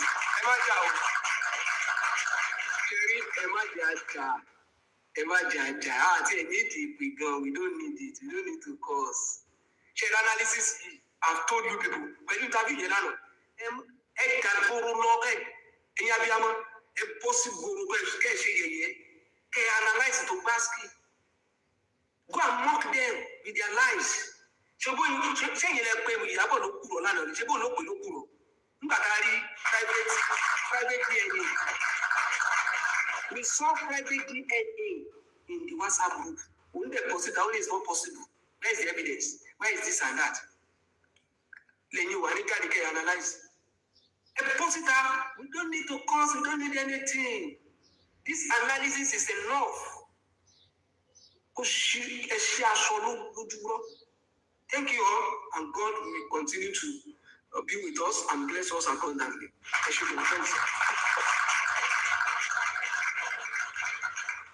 Thank you so much, Mr. Ishak. God bless you. Thank you so much. Eshe Gani, thank you for that. Back to sender. Eshe Gani. Okay, ẹ jẹ́ kí your daddy sọ̀rọ̀ then Mr. Bayo Billions because I'm méjì lọ́jọ́ wọlé at the same time. Bayo Billions ẹ má ì tí lọ o. Okay, your daddy ẹ̀yin dàṣẹ́ wa ń bẹ ayé. Good afternoon, everyone. All right. I can't solve. Good afternoon. Wọ́n ní àwa tá àwa lọ sí school, so Yorùbá la máa sọ o. No. Everyone, no, please. Help us to speak English because English. When me I know hear English, please help us to speak English because as you know, our Baba won't be less than because you won't work. Sorry. English. Sorry, Honorable Yoga, before you go, let me recognize Bayo Billion too. Let me recognize him. You are welcome. Thank you. Eshiko.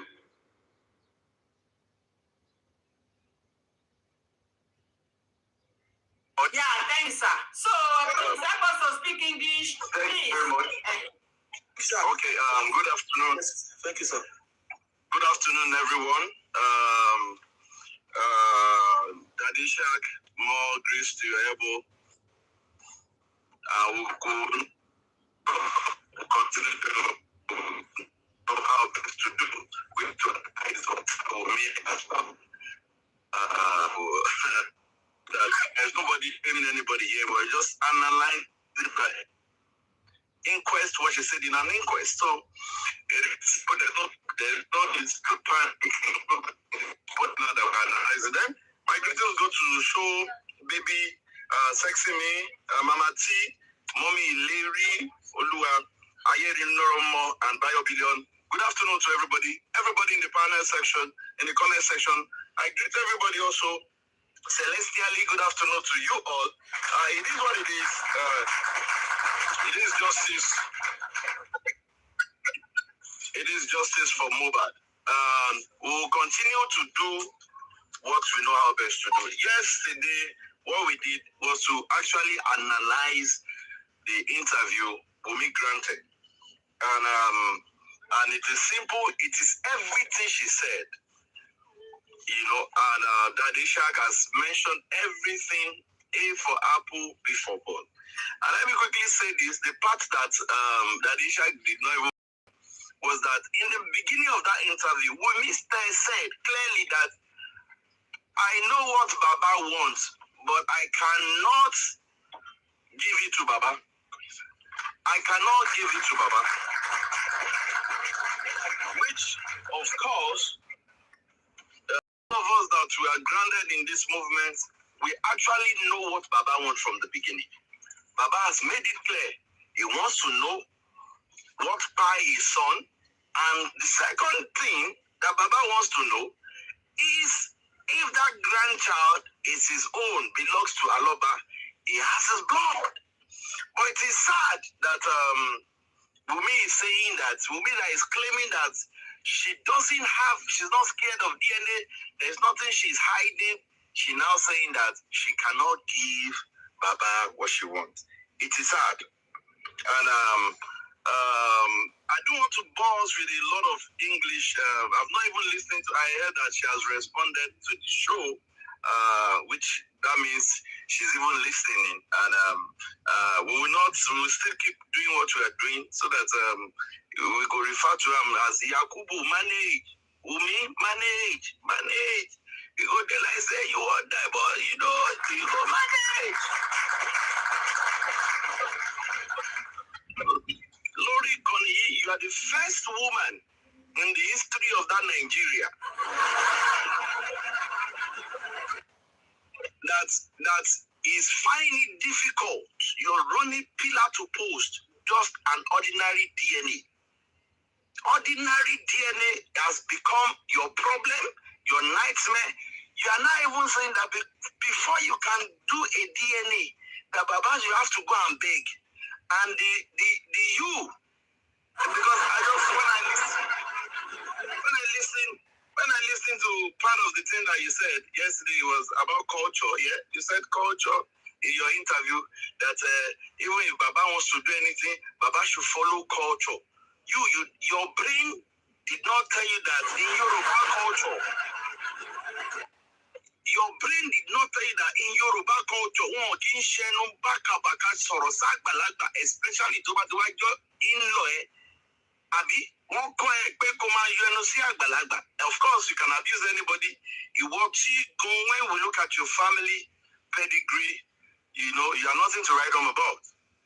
Look at the life your elder sister is living, Karimo. Look at the way she's going up and down. Look at how you two you're behaving. And you have the guts to start abusing people. You understand? The school where you go, myself, now you tell us that you should we not see NYC certificates. How we want to know say you go school? How we want to know say you go school? NYC certificate. At the age where you go school, how many years you be? You never even reach the age where they know the sign where they go collect exemption of service. You understand? The guy where I want you there, your mates them. They eager to go to camp. Which camp were you posted to? Where did you do your service? But you're quick to say that you're quick to tell us. You're quick to tell us that at the age of 12, you and Mohbad have been having a relationship. Now it speaks a whole lot on your parents. Now let's bring the morals back. Because I remember vividly when we were younger, girlfriend. At what age? At the age of 12, you already said that on the national TV, when you are supposed, at the age 12, Ocean walk Patatomaya Bolusi, and Patatomaya Bolusi, and Patatoma, Matani or Java, Omatakini or Java. Why you Bolusi, why you bully your basket? Patayo, Ocean walk here at Dubu. And you are claiming that you are somebody. I started a relationship. In fact, at a point in your another interview, you said it was to go. You know, it's crazy. It's very, very crazy for you to not have a shame and you're just telling everybody. You're just telling everybody. Sorry. You're just telling everybody to know how immoral you are at age 12. In one interview you did yesterday again, you said that you never defamed that man, that you've never talked bad about him. But when you are on Kabiru Sokoto, lawyer Kabiru Sokoto, when you were on is it TVC now, you said Baba was the one that bought the coffin and Baba even break the boy's leg.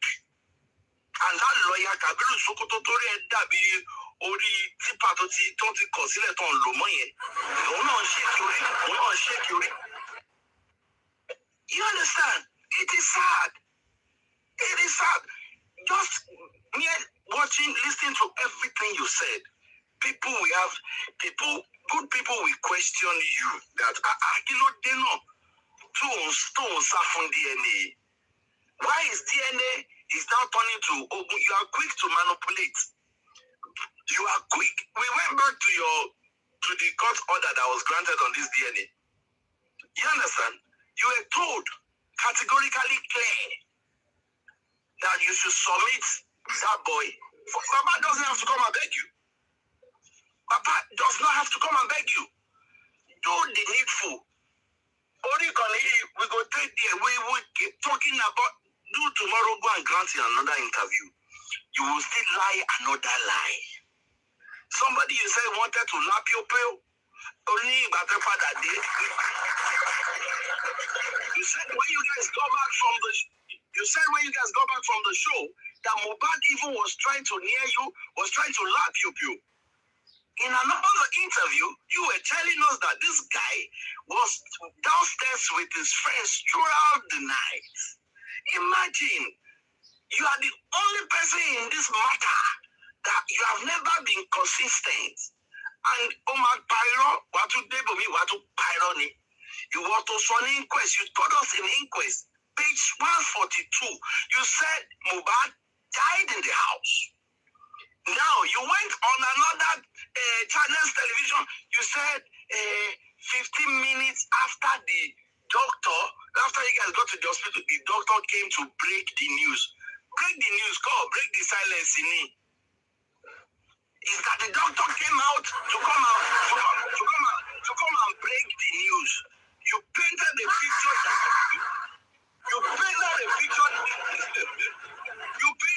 picture a narrative that Mohbad got to the hospital alive. Meanwhile, the hospital report said brought in death. In fact, they went further to say rigomotive has started setting in. Rigomotive Thomas setting all you how many hours? You know, you just go online, you are the same person that said when Mohbad was alive, he's very supportive. You are doing so many business. And one of the business you said in same line that when you were learning new tech, Karima there's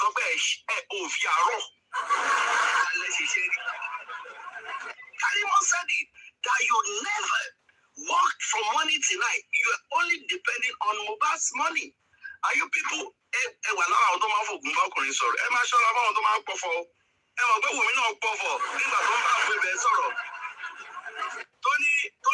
Tony Akalamagbo, Akalamagbo, only Akalamagbo, conversation. And you're sure of what you don't for. I speak in tongues. You speak in tongues. But you know, you manipulate that boy when he was alive. We all saw the video, 1 a.m., that you were saying you want to check out. And you're claiming that this person loves you. Oh, the love of your life, the husband. In one language, you said this guy was the one that is virgin you. Hey, my sister. He's virgin you. You know, it's so sad that every day when you come out, you just expose your shamelessness to the public.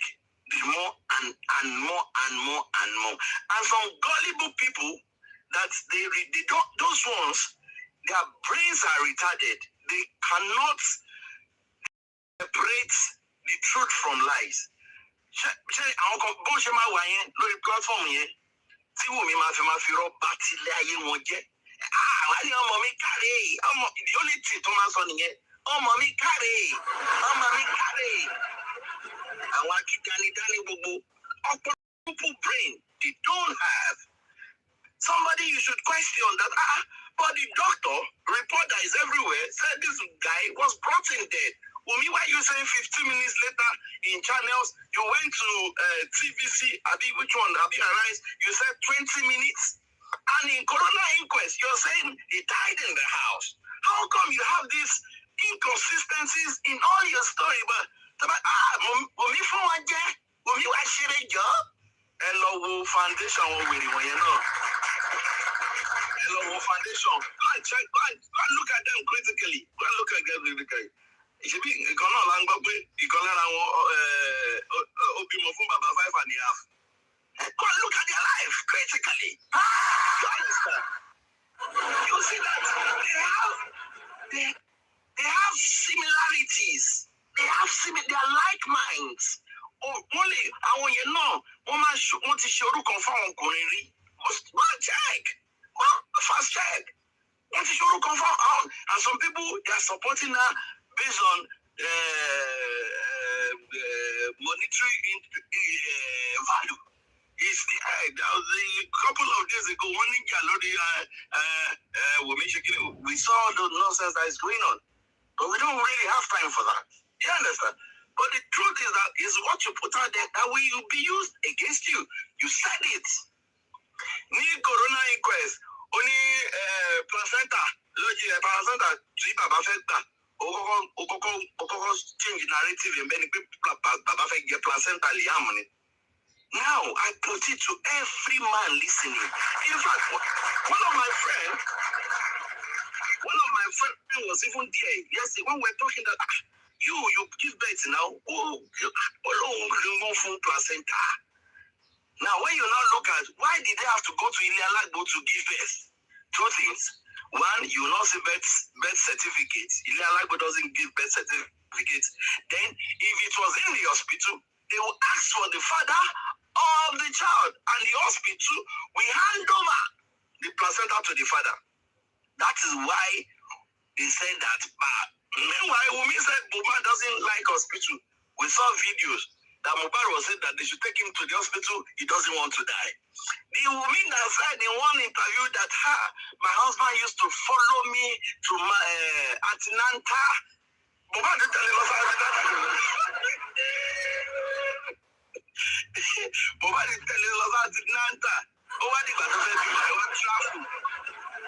Now the time to give birth, you now travel from Lekki to Ikorodu to Ilialagbo. There is no hospital that you can go to. Is Ikorodu, Ilialagbo, 3 streets away from them, Mohbad's father's house. And Mohbad has already called his father. Baba, Lekki, it's interlocking tiles. There's no way they're going to remove those interlockings and bury, I said, so to call it Ile Baba Mohbad, Ile Mohbad noni now. So I can bury again. Baba did no problem. Baba did ready. Baba did not see. And if it had like if I check out family Baba. Oh yeah, Baba. Where is the placenta? Are you at the one? See, God is involved in this matter.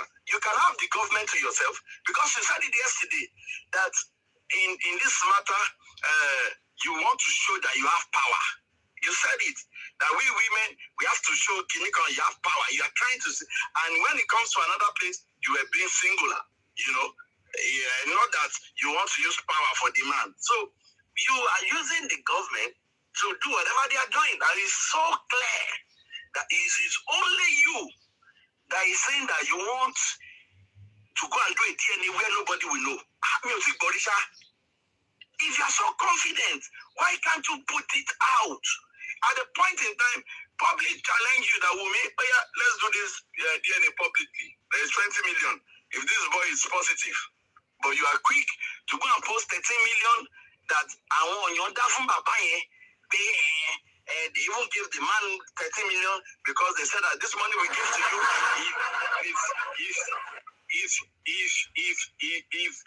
if it comes positive, where are you hearing all those nonsense from? It is sad, but let me appreciate everybody. That we gave Baba Mohbad 13 million naira, and we said, but if it comes positive, we are going to buy Baba Mohbad.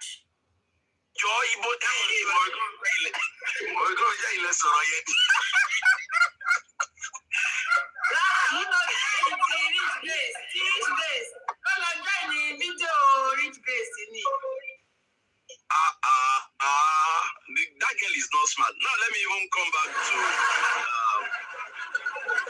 everybody know that she's lying. Let me even come back to he said Baba people ask a shady question and the lab respond a shady answer. Now the one of the lab in first application one of the lab we got in contact with that lab and they sent us Mommy Coffee. If you see the message, the email they responded to us, you understand? Post in channels. When we posted the one in channels that our class most subscribe but that one here Lord say to a mistake. Only we are sorry. We the fathers.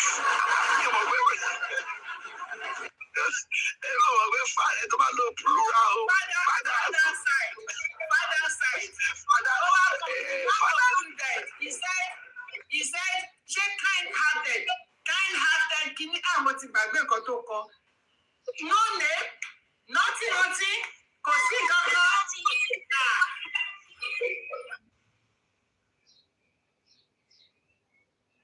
Is anyone talking? All right, thank you so much. Yeah, let me just round up. Let me just round up. I want to appreciate everybody. This is why we need to keep talking about Omi's interview, and we keep, exposing the loopholes in in whatever she's putting out there. You understand? I want to appreciate everybody that is talking on this matter. God will be with us. God will guide us. Àdúrà mi ni pé gbogbo àwọn tó bá ti ń robi ro wa, tó ń robi ro ìdílé wa, tó ń robi sí wa, tó ń robi sáwọn ọmọ wa, ibi máa bá wọn lágbára Ọlọ́run láti ìsinsìnyí lọ títí dọjọ́ alẹ́ wọn. Tó ń bá wá kan lára tó ń pè.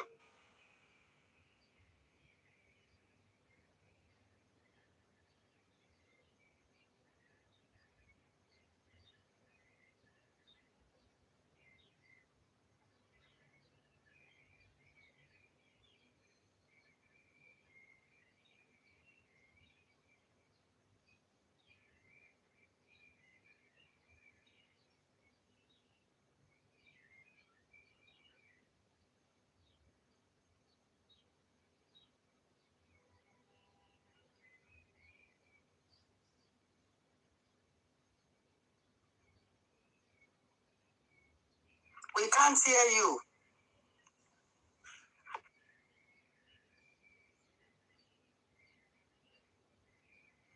Ṣé wọ́n flag yóò dájú ní? Mi ò gbọ́. Okay, maybe it's network. Okay. Mr. Abayo Billions.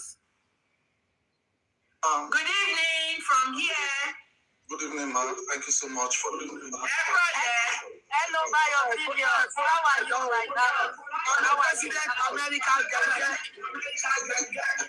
How are you, Bayo Billions? Thank you so much, ma'am.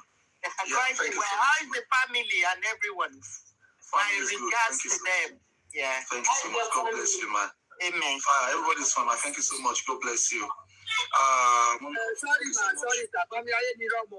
I'm correct here, but President, American President of the Mike Agent, thank you so much, everyone. Thank you so much, Mommy Comfy. It's been a while. Thank you so much. I've not been on this platform for a while. Thank you so much for this opportunity. Thank you so much, Mommy Show Baby. Thank you so much, Sexy Me. Mama T Posh, thank you so much. Mommy GB, thank you so much. Love from you to me, from me to you. Mama Yonoramo, thank you so much, man. God bless you. God bless you. God continue to bless you, man. I appreciate you. I see your messages. Thank you so much. But we trust no one. Trust no one. Thank you so much, man. God bless you. Good afternoon, sir. Good afternoon, man. Thank you so much. Yes, sir. I'm Comfy. Thank you so much. I want to say thank you also to Big Shark Ejanla. I've known him for a while, and I know what it stands for. But even before Justice for Mobile, I've always listened to his critical analysis, critical submissions, in-depth analysis of situations he dabbled into. His knowledge is wide and vast. I want to say thank you to him. He has supported us with his voice in this justice. And thank you so much for him once again. Unfortunately, he's no more here. I wanted him to hear my voice. And thank you so much, Big Shark Ejanla. God bless you. When I heard the audio of this girl, this Apo Kole Kunjaye, I feel so bad and sad because everything you said, you've not had a meeting with her, you've not been in the secret in a group meeting with anyone, that I know. But you are talking based on what is out there, and nobody should be cursed or should be rebuked for saying that. What is out there is what you've talked about. You've analyzed the off and on of the whole situation critically. And I'm surprised and shocked that the girl went as far as cursing, going far, and some crazy ones that are worse than she is. A couple, these people are failed to ask her the necessary, and they are still failing to ask her what is going on in her life. But like we rightly heard that it is because of the money involved. Listen, it is money involved. That is why this platform is allowing her. It came to my attention and knowledge that everybody supporting her, one way or the other, are getting one plot of land from a particular individual, giving them land, giving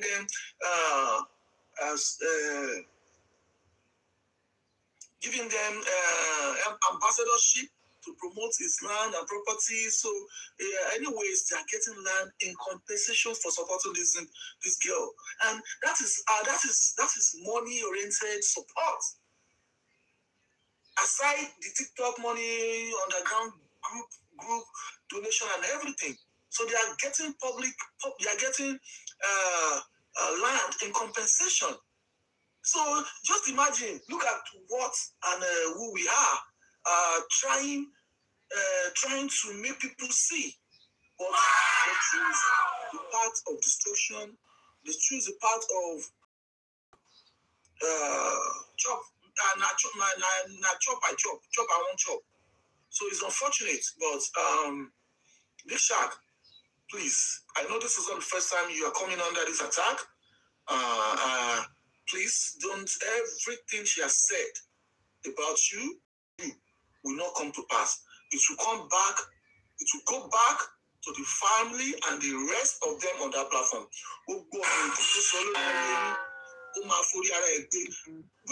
Ibi tó ti ń ṣépè yẹn, ọmọ kékeré yẹn, ọmọ pápìlòlò tí àjùmọ̀bí yẹn, ọmọ yẹn wà níbẹ̀. If you can hear the voice of that little boy, níbi tó ti ń ṣépè yẹn, ọmọ yẹn fi orí kó. Gbogbo nǹkan tó ti ń sọ látọjọ́ yìí, ọmọ yẹn máa ń forí kó ni. So that is what I have come to say. Your home, your job, and everything you lay on will continue to prosper. Nothing bad will happen to you. We appreciate you. God be with you. And every prayer that everybody has prayed for you on this platform will manifest in your life. Thank you so much. God bless you. Omowummi, Comfy, thank you so much for this opportunity. God will bless you. Please, if you have opportunity of analyzing again, please ask her, why did she beg for an adjournment on Tuesday on the DNA matter? She begged for an adjournment. She begged that the case should be adjourned. Baba submitted a 21 pages application. Why did she and Kabiru beg for an adjournment on this? What day was that DNA? On Tuesday. Why did she beg for an adjournment?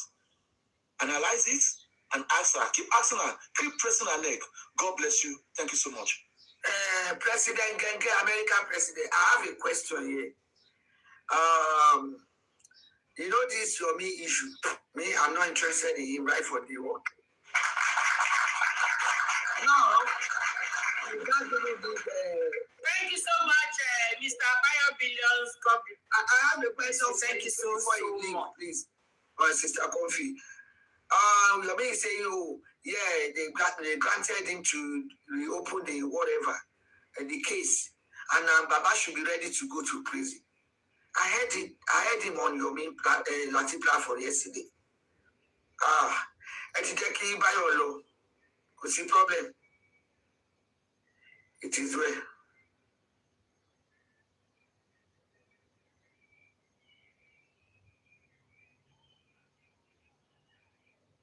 He might still be on the comment section. Maybe it's network. I don't know. Oh, He will do. I'm sure he will do show later. Then we will listen. We hear about it. He said that Gracie, go to your Miss platform. I mean Latin platform yesterday. He said that. So why you people always, you are not there? I don't tell lies, you know. He said that. He said Baba should be ready to go to prison. Oh, so now, thank you, Jare. What's my money on running here? I just want Bayo to answer me, but now he has left. It will be another time. Why is it that when he's always at the verge of supporting him or giving him a chance to do his thing, he always comes with something ridiculous that blows everybody off. I don't understand that guy. I know. Mommy, give him a job. Sherry, about that boy, please. Emma Dekati, Emma discuss or your me. Because it's a non-entity and you know, man, pay I want you. You know, Atija Atimu, Lo Atila Timba, Mama Jeka Soro, Ejeka you know, it's not a business. Continue with what I do. Mommy, I need no more fine. We can't cook my opinion. I want you to appreciate it. Like,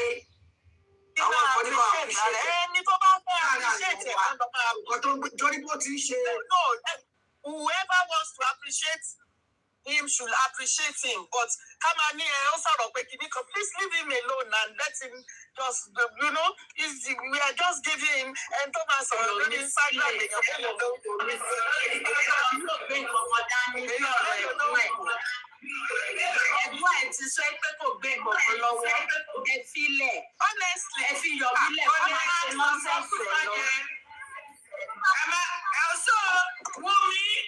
Wumi kò tètè àmọ̀ wípé ikú ti pa ẹ́.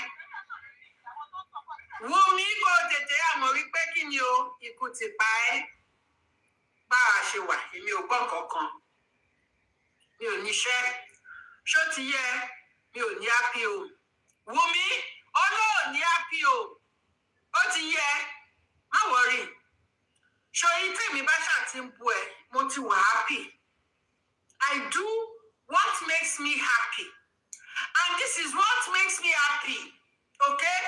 Kí n ti drag ẹ kí n máa wọ ẹ tuurutu kí n sọ ẹ mọ́ 9/11. Kí n máa wọ ẹ kiri ojú títì. That is what makes me happy. Okay?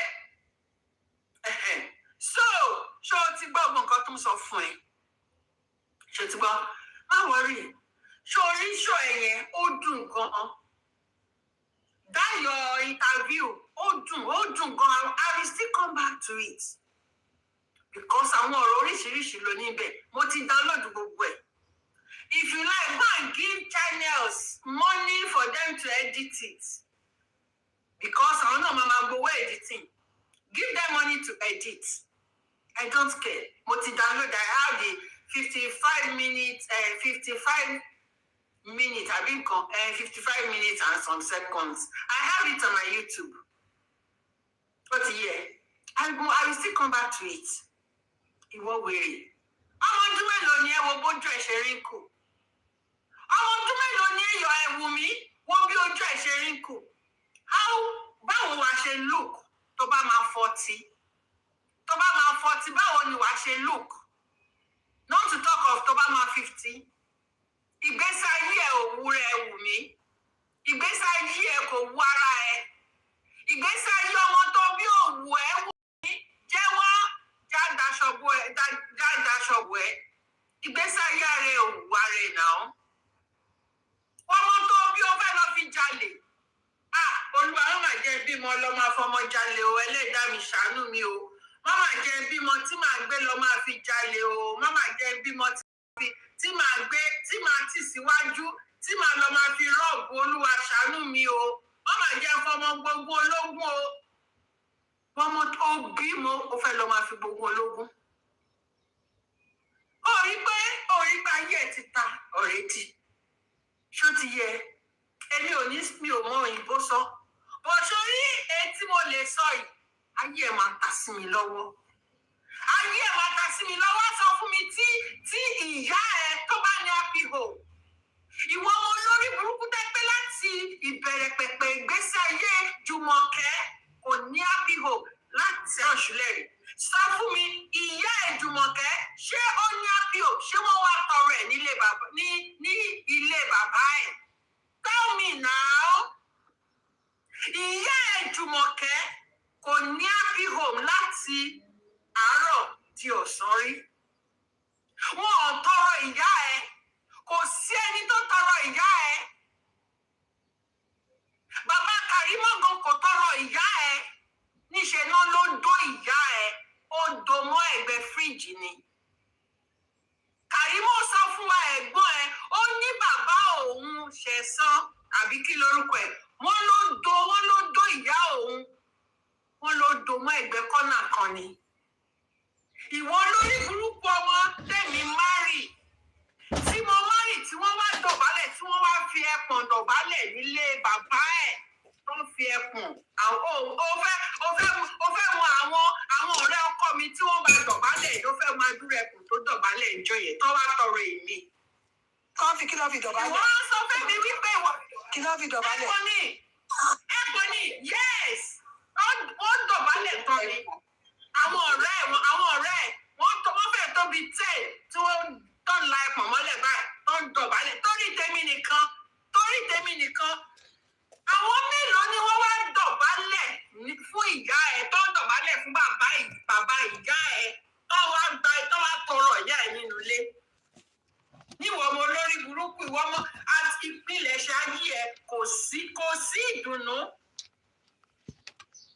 Ó wá ń lẹ́nu gbé ẹnu lẹ́nu. Òun sọ pé that one that doesn't have happiness, she doesn't have a happy home. I just don't want to talk to her. I don't want to get there. I don't want to. Ó lè bàjẹ́. Ṣé tí bàjẹ́ tán? Èmi ò lè jẹ́ ìyá ẹ̀. Àníṣe màá ti pa èmi. Màá ti fẹ́. Màá ti ráàpù sínú polybag. Láti kékeré ẹ̀ máa ti ráàpù ẹ sínú polybag. Màá ṣe bíi pé mo lọ dalẹ̀ nù. Màá lọ jù ẹ sí Third Mainland Bridge. Torí parógbò bògó jẹ́ ni ẹ́. Ìwọ náà ni wàá bògó àwọn siblings ẹ tí wàá bògó wọn jẹ́. Wàá mú ògo ìyá wàá tẹ̀rí. Olórí burúkú ni ẹ́. Ọmọ òfò ní àwọn pàtàlágí. Wọn ò tọrọ ìyá ẹ̀ nílé, wọn ò tọrọ ìyá ẹ̀ nílé bàbá ẹ̀. Wọn ò tọrọ ọwọ́ náà nílé bàbá ẹ̀. Olórí burúkú ara ẹ̀, ó tún lọ sí television station. Ó ní pẹ́pẹ́sẹ́ o, ó ní ìwọ tí ń ṣe bísíǹsì kí Mohbad tó kú. Ìwọ ń sọ wípé Mohbad kò dá òtún ọmọ tó mọ̀ òṣì, ọmọ tó máa ṣánkú. Èmi mo sọ bẹ́ẹ̀ pé ọmọ tó gbé dání yẹn, mo rí iná sí pé ó máa ṣánkú. Èmi rí iná sí ni pé kò ní tẹ́gbẹ́. Ọmọ tó gbé dání yẹn, mo rí iná sí pé ó máa wípé òun ló máa wé igbó fún àwọn ẹgbẹ́ ẹ̀. Bẹ́ẹ̀ ni mo sọ fún ẹ. Ó lánú gbàgà. Ó búyọ oníyà. Ó ní wọ́n mọ̀ òṣìwọ́. Ṣé ìwọ nìkan lọmọdé tó wà lórí social media? Tó ń gbé ẹ̀mí àwọn ìyá ẹ̀, tó ń gbé ẹ̀mí wọn gbóná. Wálé, ikú wálé fún ẹ. Àrùn wálé fún ẹ. Àrùn sọ ẹ́ lọ́jọ́. Ikú sọ ẹ́ lọ́jọ́. Wálé ò ní délé. Bẹ́ẹ̀ ni mo sọ. Ẹ bá ń jábọ́ síbí báyìí. Mi ò ní sọ pé kẹ má jábọ́ o. Ẹ̀ní pé lọ. Your life will not remain the same. Tẹ́ bá ti jábọ́ síbí báyìí. Tẹ́ ẹ kọ kọ́mẹ́ǹtì òṣì. Wálé ò ní délé. Wúmi, ikú pa Wálé. Ikú pa ọmọ tó bí dání. Ọmọ àlè tó bí dání, ikú pa. Ó lẹ́nu gbàgà. Òun bú bàbá oníbàbà. Òun bú ìyá oníyà. Torí pé ó pa Mohbad. Ìwọ ló máa pa Mohbad. Ó tún sì ń dẹ́ṣẹ̀ mẹ́ṣẹ̀. Ìwọ ọmọ òun dá ẹ̀ṣẹ̀ mọ́ ẹ̀ṣẹ̀. Ó lè ní ìdáríjì. Ọlọ́run ò lè dáríjì ẹ̀. God can never forgive you. Ó ní ìdáríjì. Bẹ́ẹ̀ ni mo sọ fún ẹ. Àní màá pray, I will fast and pray. Ìpè kọ́lọ̀ fún mi ní ìṣẹ́jú kan kọ́lọ̀ fún mi ní agbára ìṣẹ́jú kan sẹ́. kọ́lọ̀ tẹ̀lé fún mi ní agbára pé ìwọ ọmọ yìí o ìṣẹ́jú kan péré mo fún ẹ pé kò ní agbára yẹn pé kò lè sọ̀rọ̀ báyìí kó dẹ̀ rí bẹ́ẹ̀ èmi máa sọ kìkì ọ̀rọ̀ kan sínú ayé ẹ̀ àtà ìgbésí ayé ọmọ tó gbé dání ẹ̀yin méjèèjì kẹ́ kó ẹrù yín àti tó fúyẹ́ àti tó wúwo kẹ́ lọ bá Mohbad ọ̀rọ̀ tẹ́mi máa sọ fún ìwọ àtọmọ tó gbé dání nìyẹn tọ́lọ́run tó bá lè fún mi ní agbára ìṣẹ́jú kan pé kí n sọ kìkì ọ̀rọ̀ kan wọ rí ẹ̀ bàjẹ́ ṣé bú mi ni ṣé yẹn bú mi ni ṣé Kàrímọ́ bú mi ni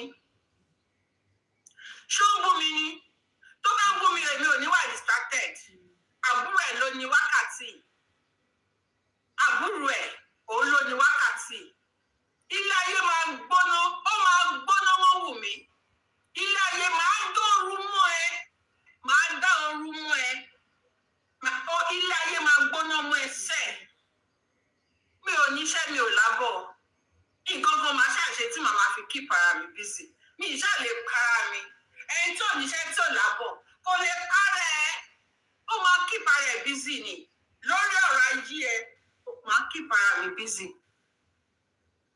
wàláyé bàjẹ́ ọmọ lòṣì.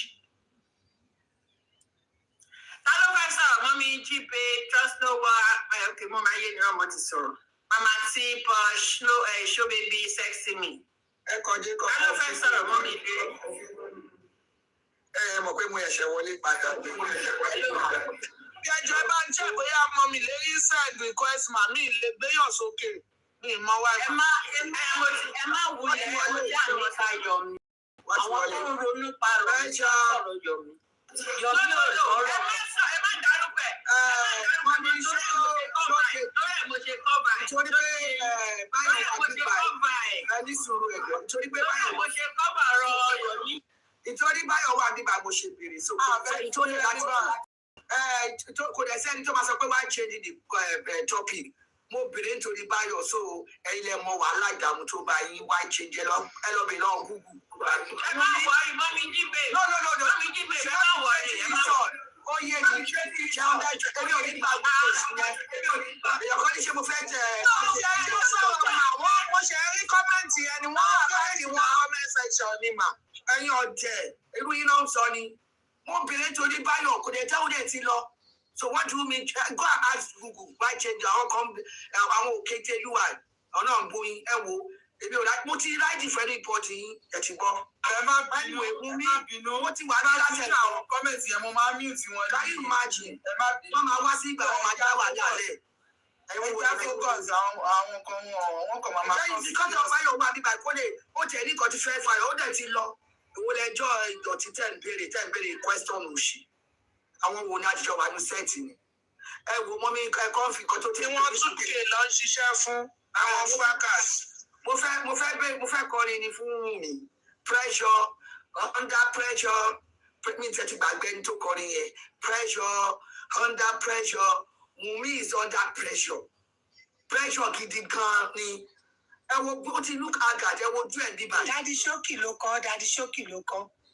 Ṣé Daddy Shoki ni? Daddy Shoki ló kọ. No, the other one yẹn ni trust no one kí lorúkọ ló ti ṣaláìsí tó nára yẹn.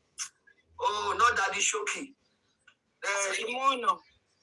God bless you, Raskimonos. Thank you, Mama Tiposh, Raskimono. You know they're all singing somehow. Pressure yẹn ló pọ̀ lọ́rùn mi. Pressure àtàwọn yòókù. Mo ní òkú ní jẹ́ tí mo ti sọ̀rọ̀ lẹ́ẹ̀kan àwọn aláwọ̀ bẹ̀rẹ̀ kiri program. Mo ti sọ̀rọ̀ ọmọ tí ò lẹ́kọ̀ọ́ ni ẹ. Tẹ irú yìí la mọ̀ tẹ́ ẹ bá ti lẹ́kọ̀ọ́ tí ẹ máa ń sọ̀rọ̀ sí ìyá yín bákan bàbá yín ṣòro mọ̀. Nínú ìjà was a day tí òun bá Mohbad nínú ilé tó pè tí bẹ́ẹ̀ máa mẹ́ni o bí olóṣì àtúndí ẹni o torí kọ̀ọ̀kan náà nìyí. Àwọn mi ó tútù bẹ̀rẹ̀ ó ní kílẹ̀ yìí sẹ́nà ẹ̀jẹ̀jẹ̀jẹ̀jẹ̀ tó bá bú àwa ó rò pé ó máa dùn rú àwa ni. Ebu òtù àwa and I'm happy for what Mr. Ishaq said. Ẹ máa fi wọ́n pa ẹ máa fi wọ́n ṣe yẹ̀yẹ́ ni. Irú ẹ̀ ń bú wọn ṣọ́ máa nírú ẹ̀ lọ́mọ ọlọ́mọ jẹ́ kí mo takẹ́ dànù mo tẹ́lẹ̀ dẹ́ dànù kémi nírú káwa nírú ẹ̀ lọ́mọ ọlọ́wọ̀n ò ní jẹ́ Jẹ́sí gan ti hàn lára yín àwa lo ìgbà náà jẹ́sí náà kò ṣerú ẹ̀yìn olóòórùn ní dọ̀tí alábẹ́ jíjù bó ṣe ṣojú mo gbọ́ ṣé dí question ṣé dí kinní kan and can you imagine the doctor on seat. You better be speaking Yoruba so that the interviewer will be interpreting it for you. The doctor on seat. Oh, they're trying to sọ̀rọ̀ lójú ààrẹ. You know, did you see it? Did you see it? Baba wants it to be negative. In fact, interpreter interviewer rather, oh, back in the lane to your Lord. Ọmọ torí pé son jà fún Mohbad. People can want justice for Mohbad. But no, you come up with Omoshi, sorry. Kò sorry. I feel Liam. Ẹ máa bú àwọn ọlọ́mọ tó bá ń bú ọmọ títí ẹ wà máa kéyìn sókè bíi ti bí ẹran sísun bí ewu isi ewu. Ó ti gbóná ẹwojú ẹ̀. Ìṣẹ́rí ẹ̀díẹ̀ sọ fún yín ìjọ kan kò tíkì Ọlọ́run níjọ kan láti dààmú èèyàn. Òun ni pressure yẹn ṣe wà lójú ẹ̀. So ó ń gbọ́ gbogbo nǹkan tí wọ́n ń sọ ní other side lọ́dọ̀ wa níbà. Ó wá dùn ẹ̀. Ó tún dáàmú èèyàn kan bẹ̀. Ó ní no lẹ́jẹ̀ kí n sọ̀rọ̀ kékeré ní sọ̀rọ̀ bàbá ṣe sọ bẹ́ẹ̀ tó ń já ata òòrùn aṣọ àkàrà tó wọ̀ bí ẹni tó ń já egbò tó ń já tọ́sáyà tó ń já ọbẹ̀ sáyà.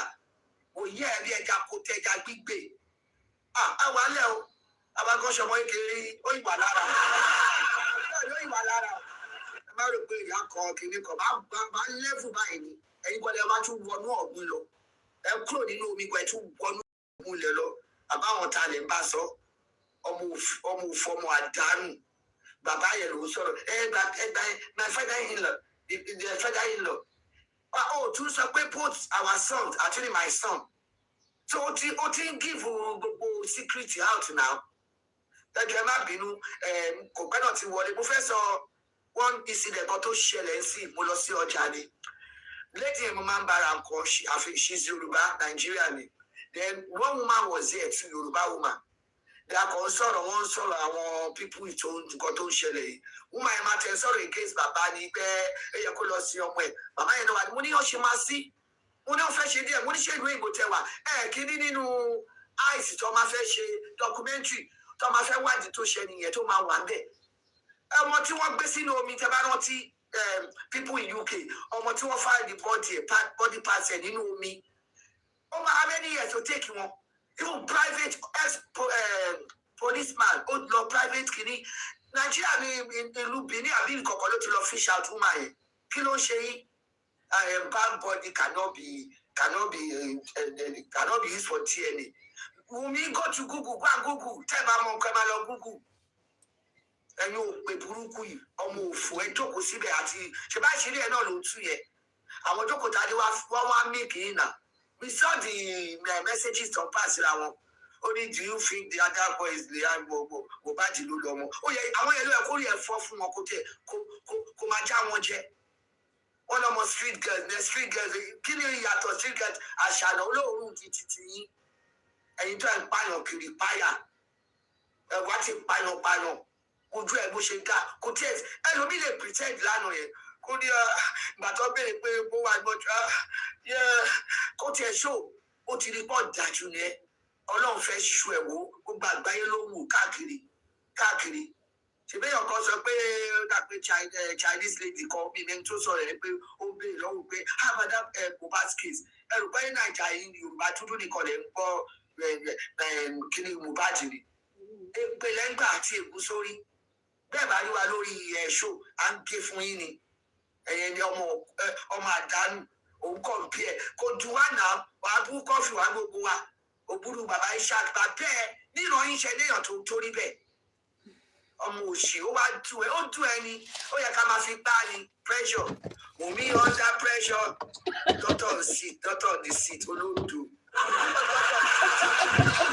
Nínú nọ́ọ̀sì kan tó bá padà hospital the nurse on duty olófo lòṣì.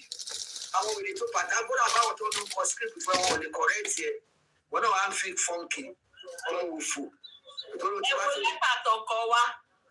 Ẹ wo lẹ́tà tọkọ wa mọ́mí Comfy. Ẹ wà bẹ́ẹ̀ lánàá ìgbà tó ń ka lẹ́tà yẹn ò ṣe kò ní meaning. Imagine very stupid girl lọ jókòó ẹ lọ ń fọ. Adìyẹ kọ̀wé náà lọ ṣe sọ. Wọ́n ṣe olè rò. Wọ́n fi ṣọ́ọ̀bù ẹ̀bí jẹ́ adìyẹ kọ̀wé kíní kò lè kà. Kí ló máa ń jẹ Yorùbá yẹn? Ọmọ òfò wa tó bá bí ẹni wọ́n tún sọ̀rọ̀ sí èèyàn kan wá bí báyìí. Ẹ lọ wọ lẹ́tà tó ń kọ. Wọ́n sọ̀rọ̀ kan lẹ́ǹkan, ẹ má bínú mà. Wọ́n sọ̀rọ̀ kan lẹ́ǹkan, mo fẹ́ sáré sọ̀rọ̀ kan. Wọ́n láwọn kan ń gbalẹ̀. Ilẹ̀ tó máa sin gbogbo yín gba owó lẹ́ ń gba ilẹ̀ náà yẹn. Ilẹ̀ tó máa sin yín sí òun lẹ́ ń gbà sílẹ̀ dáwọn ọmọ yín. Because bí mo bá ṣe ń wọlé lẹ́yìn náà máa tẹ̀lé. Gbogbo yín tẹ̀ ń gbowó lórí ọ̀rọ̀ Mohbad. Mo ti sọ láti ìgbà tí mo ti join Justice for Mohbad TikTok yìí wípé gbogbo àwọn tó ń gbowó lórí ọ̀rọ̀ Mohbad yìí ilẹ̀ tó máa sin wọ́n sí ló ń gbà àtàwọn tó ń gbowó àtàwọn tó ń gbalẹ̀ o àtàwọn tó ń tọ́ra wọn tó ní àwọn ṣe justice fún Mohbad tó ń lọ lọ́tọ̀ tó ń bọ̀ tó ń rojọ́ ọ̀rọ̀ gbogbo wọn ló máa jèrè iṣẹ́ ọwọ́ wọn pátápátá láìsí ẹnìkan tó máa kù ẹ̀ ń gbalẹ̀ lórí ọmọ 27 years tó kú tí gbogbo èèyàn ń sunkún lé lórí àwọn kan wà wọn lè sùn lálẹ́ wọ́n máa ru ọ̀rọ̀ Mohbad ni kí ni wọ́n ń gẹ̀ẹ́nì lórí ọ̀rọ̀ yìí kí ló fẹ́ gbà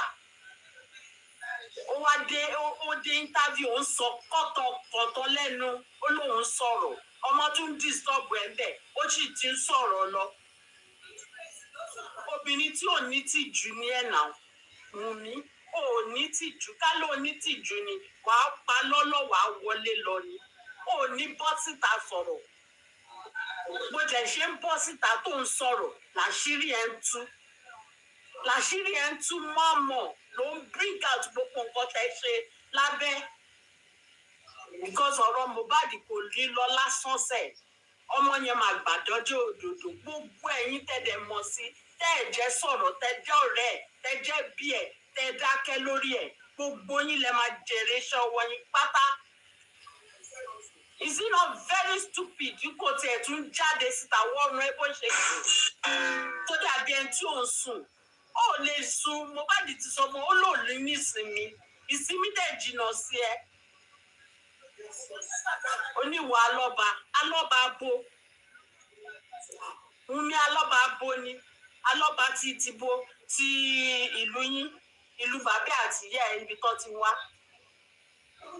ó ní tìjú ó ní tìjú ó ṣọmọ tó ní tìjú ká ló ní tìjú ni ó ní máa bọ́ síta àtọ̀ wá sọ̀rọ̀ wá máa sọ̀rọ̀ wá máa bú àwọn àgbàlagbà àwọn tó ju bàbá ẹ lọ lórí láì ó rójú wọn ló ṣe ń sọ̀rọ̀ sí wọn tó lè dúró níbi tí àwọn àgbàlagbà àwọn bàbá ẹ tó lè dúró níbi táwọn èèyàn gidi ti ń sọ̀rọ̀ ó wá jàjà bọ́ síta wọ́n ń polówó ẹ̀ ní irọ́ ó ń tọrẹ ó bọ́ síta sọ̀rọ̀ imagine ó yẹ kó lọ dé ojúmọ́lé kó má bọ́ síta mọ́ ó ń sọ̀rọ̀ Liam ló ní fáínàsì Liam òun náà ló ń bẹ́ ẹ kiri yẹn wàá dẹ̀ máa fẹ́nu ara ẹ̀ kà ní because o ò ní option àfi tó bá ka gbogbo nǹkan tẹ̀ ṣe tán ìwọ ló ń bọ́ síta ìwọ ló ń sọ ìwọ ló ń sọ 15 minutes ìwọ ló ń sọ 20 minutes irú ọmọ wo ni ẹ ìwọ ni nọ́mbà 1 tó máa kọ́kọ́ sọ nínú Nàìjíríà yẹn tó ní kó ṣe DNA tó ń sá kiri nọ́mbà 1 yẹn ni wọ́n máa kọ́rúkọ ẹ̀ sínú ìwé kí ló ń pè very stupid girl. Imagine ó jókòó síbẹ̀ wọ́n sọ̀rọ̀ lánàá wọ́n sọ̀rọ̀ bíi ẹni tí eyín ẹ̀ ti yọ tí ò ní ronú òun gbé gbogbo pépà jáde gbogbo pépà tó ń gbé jáde òun mọ̀ pé ó fi tú àìṣírí ara ẹ̀ síta ni they continue because Mohbad ní òní mọ̀ sí ni ìsinmi náà ni òní tó fi ń bẹ́ síta tó ń bọ́ síta bí ògiri aláìní tìjú ọmọ àwọn òbí ẹ̀gbọ́n ibi tó jókòó sí mi ò mọ rú ìjókòó tó jókòó ó yẹ kó gbé ẹ wọlé kó lọ tì ẹ mọ́bì kan because sẹ́ǹsì ẹ ti kúrò lórí ẹ nǹkan tó ń fa ò jẹ́ kó ní ronú ká ló onírònú ni wàá ti rọra lọ pamọ́ síbì kan ó tiẹ̀ ní máa bọ́ síta sọ̀rọ̀ ó ní bọ́ síta sọ̀rọ̀ mọ́. Is it not a shame for your parents? They are looking at you, you are just talking anyhow. Your mouth is just as if wọ́n fi aṣọ ju ẹ lẹ́nu. O kàn ń kàkàkàkà bí ẹni pé wọ́n ní o wá rojọ́. Ṣọ́ọ̀pì ẹ síta. Bàbá lọ ṣe interview, ìwọ náà fẹ́ ṣe interview. Interview wa àti bàbá, ta ló prove ipò law school nú ẹ̀yin méjèèjì? Gbogbo ọ̀rọ̀ tí bàbá ń sọ ló ń jẹ́ the same thing tí ò change rí. Ìwọ nìkan ni mo rí tó ń sọ kọ́tọ̀kọ́tọ̀ tó bá sọ A lẹ́nìí wá sọ Z lọ́la. What kind of woman being are you? Irú màmá wo ni ẹ? Ọmọ tó gbé dání gan, I'm saying it OR. Ẹ wá mú mi sí. Kò ń ṣọmọ Mohbad. Ọmọ yẹn ń ṣọmọ Mohbad kò dẹ̀ lè jí ọmọ Mohbad. Kò tó bá dá ẹ lójú pé Mohbad ló lọ́mọ. Bí ọmọ fún bàbá Mohbad kó lọ ṣe DNA. Because mo mọ̀ pé kò dá ẹ lójú ló ṣe lè gbé jáde. Ìran burúkú, ìran tí mo rí nínú Nàìjíríà tó fẹ́ da Nàìjíríà rú. Ìwọ ni náà, Wunmi. Ìwọ ló fẹ́ da Nàìjíríà rú, ò fẹ́ kí Nàìjíríà lójú. Tó bá ń ṣiṣẹ́ fẹ́ anybody tó bá rí pé ọ̀rọ̀ yìí máa kan gbogbo yín o. Tó bá máa kàn wọ́n kó kàn wọ́n kí gbogbo yín jọ lọ sẹ́wọ̀n papọ̀. Aláìní ti jọ mú àlè. Ẹ jẹ́ n dúró kẹ́lòmí sọ̀rọ̀.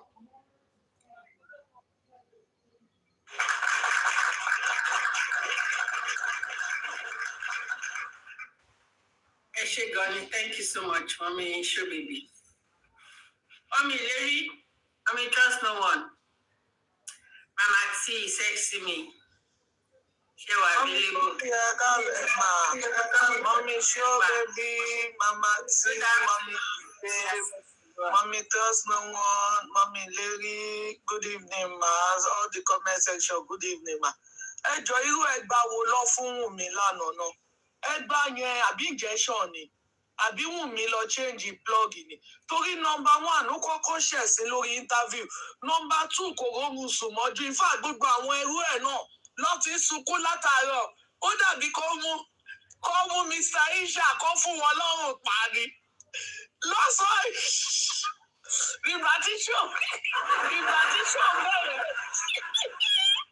ìgbà tí show bẹ̀rẹ̀ ibi tí mo gbórí sí ni mo sùn lọ sí. Mo wá já sí ọ̀dọ̀ àwọn tẹ́mì pẹ̀lú gádùsì fún mi. Mo kàn gbọ́ tí gbogbo wa sọ pé that man did not have work. If you have daughter like Wunmi, if you kiriko like Wunmi, will you do that kind of analysis yesterday? Will you say what they are saying? Which man is this? Mo ní jẹ́ ṣọ́ ipò irú ṣòwò lélẹ̀. Káwọn tí Wunmi ò lè sùn. Tẹ́mi náà bá jáde, wọ́n ní Wunmi ò ní rẹ́spẹ́tì. Wọ́n ní Wunmi ò ní rẹ́spẹ́tì. Ìgbà tí mo fi jí bèbú aṣọ lẹ́ẹ̀kan pé Wunmi ti. Ṣé yẹn bá jù lálẹ́ bó ṣe sí pẹ̀lú olùwọ́ ìjọ yìí. Bá a ṣe bẹ̀rẹ̀ nìyẹn, ohun tó kọ lára. Ojo, ó bá yín bẹ̀rẹ̀ ṣó yẹn, ó bá yín parí ẹ̀. Ṣó yẹn mú lára, ó kọ lára. Ó gbé ní ìfàtọ̀ òun nìkan kọ́ ló gbé níṣọ. Ó dà tó wà lórí platform yẹn nígbà tó ń stream gbogbo ẹ̀. Tẹ́mi ti débi welcome o. Ó dà tó wà lórí show yẹn. Tẹ́mi ti ṣìrìn. Ó ṣìrìn ni ó ganu débi nìyí. Ó ganu débi ni ó yá bring it on náà wà lé gbé wá àmọ́ jẹ kò ní yẹ̀yà láyà ẹ̀ Tẹ́mi. Ó ní ṣí oríire. Ìwọ tó bí ọmọ àlè àkọ́bí ọmọ àlè ọmọ kejì wèrè. Ìwọ ló wá parapọ̀ má wá tá à ń ṣe justice. Ó ní kúre Tẹ́mi. Olórí burúkú ọmọ kan bàbá mẹ́fà. Ọmọ ẹ̀ dàbí ṣìgìdì ó ti gan ọmọ ẹ lọ́wọ́ olórí burúkú ọkọ ló ń ṣe láìfù ìyàwó ló ń ṣe tap láti 2023 wèrè ò ṣe mistake pa fóònù olórí burúkú olè. Bó ṣe máa jẹ́ nìyẹn olórí burúkú bó ṣe máa jẹ́ nìyẹn olórí burúkú bring this one náà ní ṣíṣe olórí burúkú olóṣì ṣe jáwọlé yẹn ó gbọ́lẹ̀ lẹ́kú lọ́wọ́ gbọ́lẹ̀ lárùn lọ́wọ́ tilétilé olórí burúkú mi ìgbà nínú ìsìn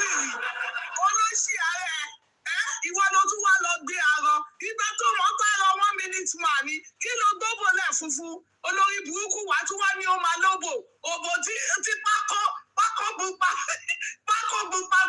tí ọ̀rọ̀ ti ṣèfù tó ti dóbàjẹ́ òbò HIV òun ló ń gbé fọ́kù ẹ̀ ara ó ní ṣí oríire tẹ́mì ó ti wọlé lẹ́kú lọ́wọ́ wọlé lárùn lọ́wọ́ ló ń ṣe aláyé bàjẹ́ àwọn sẹ́ẹ̀tì DNA ìbílẹ̀ kò ní dá fún ìyá ẹ̀ tẹ́mì kò ní dá fún bàbá ẹ̀ ó ní ṣí oríire kí ló bá lẹ̀ fún ó bá gbé wà náà àwa náà mọ̀ jẹ́ mi báyìí kò ní. Me, sorry. Ask her where is her 12 years old daughter or son. She's not my year now. Tẹ́mì ti jápa. Tẹ́mì ti sá lọ lóṣì.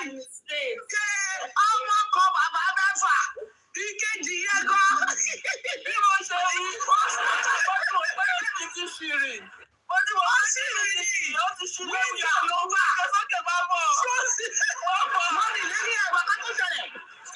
Ṣóò tó ṣe látàárọ̀ yẹn. Ó ń kọ wọ́n lára ẹ̀ máa rí bọ́ ṣe ń sunkún. Ṣé èmi wá já síbẹ̀ mo kàn rẹ́rìn torí mo rí lè mọ̀ nǹkan tó ṣẹlẹ̀. So ní bó ṣe wá wíńdò ló wà tó ti ń gbọ́ ṣó yìí. Ìgbà tí mọ́mí jíbe wá sọ́lẹ̀ kan pé ohun mi tí ò gbẹ́kọ̀ọ́ mo wá rí pé ẹnu mọ́mí jíbe lọ ti gbọ́ kínní àtàwọn tó wà mí pé kò ní respect. Òun ló dùn wọ́n. Kẹ́ wá máa wáyé tẹ́mi olórí burúkú. Ó wá já wọlé kò máa ń bóun tètè wọlé olórí burúkú. Ṣíṣó ibi ìkọ́rí everybody tó wà nígbà fún wọn lọ́kùn pa ni.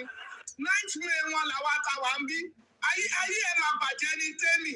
Ṣáwà fọ́ fún yàrá yà yìí ni. Ẹ ní ṣí oríire. Olórí burúkú. Àwọn ọmọ òṣì. Àwọn ọmọ àdánù. Àwọn ọmọ ọ̀rọ̀lé alẹ́. Gbọ́kọ̀ fálẹ̀ gbálẹ̀ fọmọ. Àwọn ọmọ òṣì àwọn tó ti ṣe ayé wa ò ní ṣí oríire tẹ́mi. Ayé ẹ̀ máa bàjẹ́ ní bó ṣe wà lẹ́yìn àwọn òfò fún yín bíbà. Abẹ́ ìṣí èrè ni. Olórí burúkú Wùmí. Ókè ẹ̀yin náà wo bí Wùmí bó ṣe wà lórí tí àlánà ẹ̀. Ẹ̀yin bó lórí burúkú lọmọ yẹn. Ẹ̀yin báyé ẹ̀ ti bàjẹ́. Olórí burúkú ọmọ òṣì. 1. Ó pa Mohbad.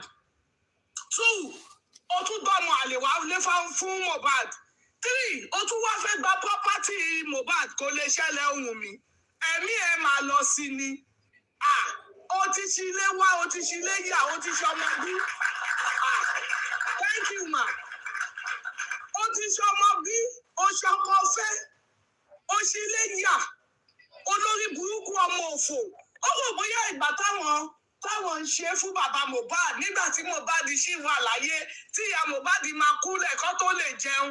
Ó rò bóyá òun ló ń ṣe é sí wá ojú ti là ó ní ṣí oríire olórí burúkú ó rántí 30 million láti bẹ́yìn síta tí ẹ máa wá sí orí bíi láti ra pampers wọ́n ra fúdù ọmọ wọ́n dáwó fún ẹ wọ́n ra mọ́tò fún ẹ gbogbo nǹkan tó ṣe fún ẹ àbọ̀dà pẹ̀lú gbogbo ẹ̀ sílùkì mà ló tún padà lọ́ta olórí burúkú ọmọ òfò aláyé bàjẹ́ ọmọ wọn kíran wá gbógun òṣì tí ìyá yín ò bímọ tó ní ogún lọ́wọ́ wá gbà ẹ ní ṣí oríire ẹ rò bóyá ìtẹ̀ ṣe fún Mohbad gbà yẹ tí ìyá ẹ̀ Jùmọ̀kẹ́ tó lọ ń claim owó Mohbad tó lọ ń gba owó Mohbad sákàǹtù ẹ̀ tó ń sọ fún Naira Marley pé ìyá Mohbad ní Jùmọ̀kẹ́ ẹ ní ṣí oríire ẹ wá pátán ẹ tún wá fẹ́ jogún ẹ̀ lẹ́yìn ikú ẹ̀ Wùmí ọlẹ́gbọ̀n ọlábùrò ní káwọn náà lọ ṣiṣẹ́ kárakára kẹ́lẹ̀ rógún pín ogún Mohbad bàbá Mohbad ló jìṣẹ́ jìyà lórí ọmọ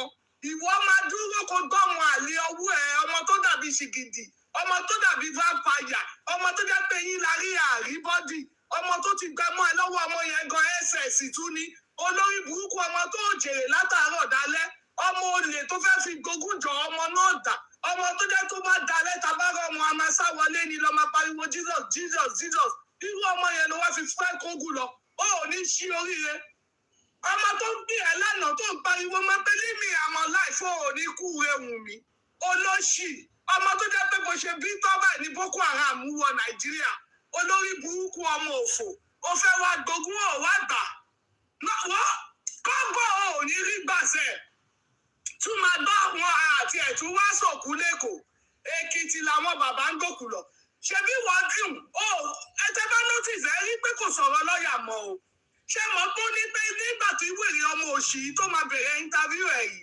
nǹkan tó ń sọ kiri ní pé gbogbo wíìlì ẹ̀ Mohbad ti wíìlì ẹ̀ fún Liam nǹkan tó ló jìjà nìyẹn o ipe gbogbo property ni bàbá Mohbad ń jà lé lórí wọ́n ti wíìlì ẹ̀ fún Liam good okay sí nígbà tí wàá pe lọ́ọ̀yà tí lọ́ọ̀yà ní Mohbad ò ṣe wíìlì kankan lẹ̀ nísìnyí olórí burúkú ti wá tẹ̀jẹ̀nu mí gẹ̀ẹ́dẹ̀ ìwọ tó jẹ́ pé introduction lásán ló ṣe wọn ò tọrọ ẹ wọn ò wá fámìlì orí burúkú olóṣì Jùmọ̀kẹ́ wọn ò wá fámìlì ẹ̀kọ́ ordinary péye ẹ̀ṣẹ́gun ìyàwó lélẹ̀ bag of rice wọn ò kó délé ní olóṣì ọmọ onídòkúdò aláyé bàjẹ́ aṣẹ́wó ó ní ṣí oríire Wùnmí sẹ́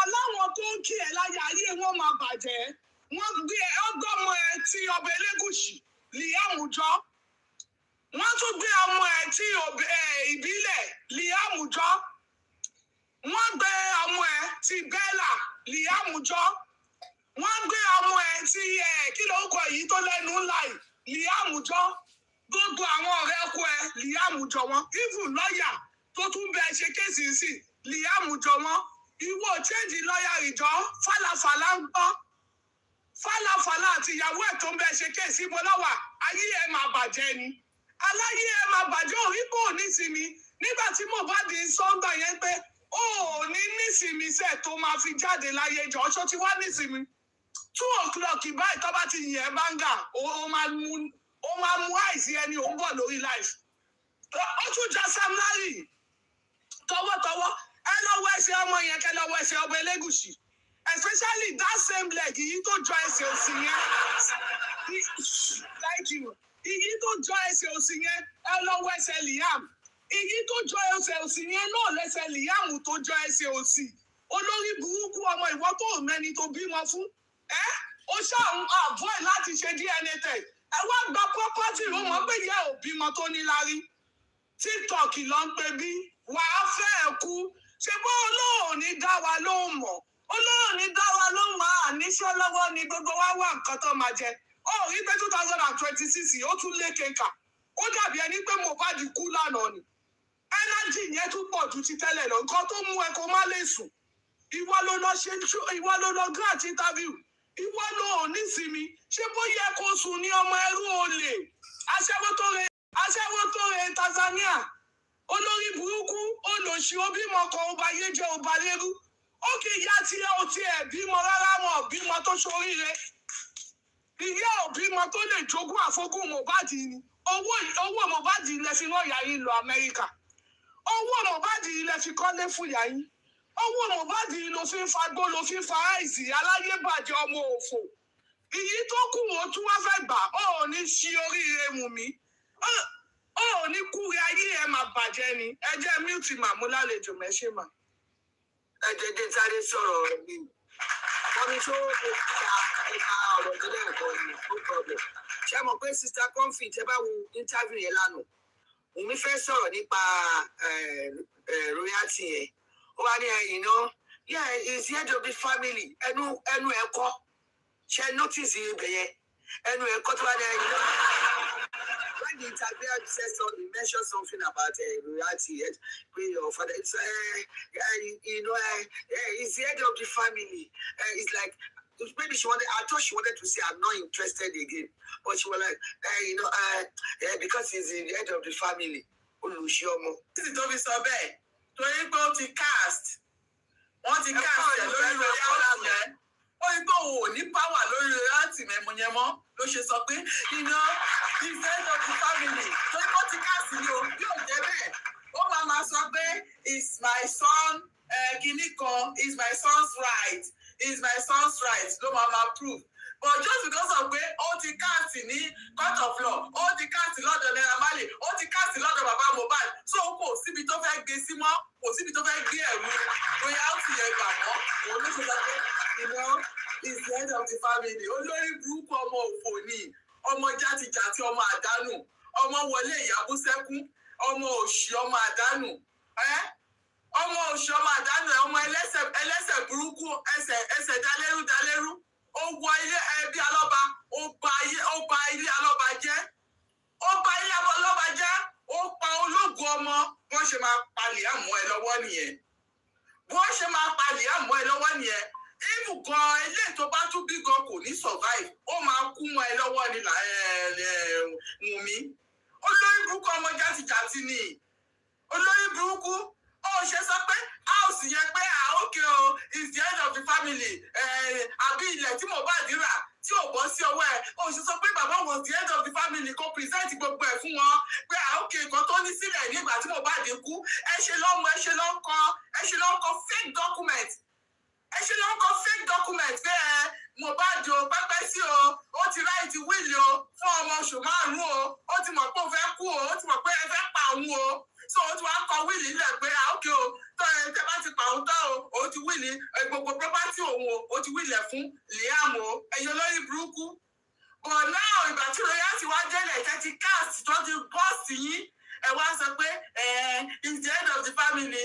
But up till now, ó sì ń tẹnu mọ́ pé pẹ́pẹ́ sí o, bàbá Mohbad o, mo fẹ́ jogún ni o, ó fẹ́ ṣe kinní kan ni o, ó fẹ́ ṣe kinní kan ni o. Olórí burúkú ọmọ àlè ní ẹ̀nà Wùnmí. Olóṣì olórí burúkú àgbákò ló jẹ́ nínú ilé alọ́ba. Àgbákò ló jẹ́. Ó fi orúkọ alọ́ba, ó fi commit crime kiri, bọ̀ nínú dọ́kúmẹ̀ntì ẹ̀ ò jẹ́ orúkọ alọ́ba. Adébánjọ lórúkọ ẹ̀ náà. Your rented apartment. So àti 3 years ago, tí Mohbad ti kú sí rented apartment, ó ní landlord ò gbé rẹ́ǹtì. Landlord ò gbé rented apartment kò gbé rẹ́ǹtì o.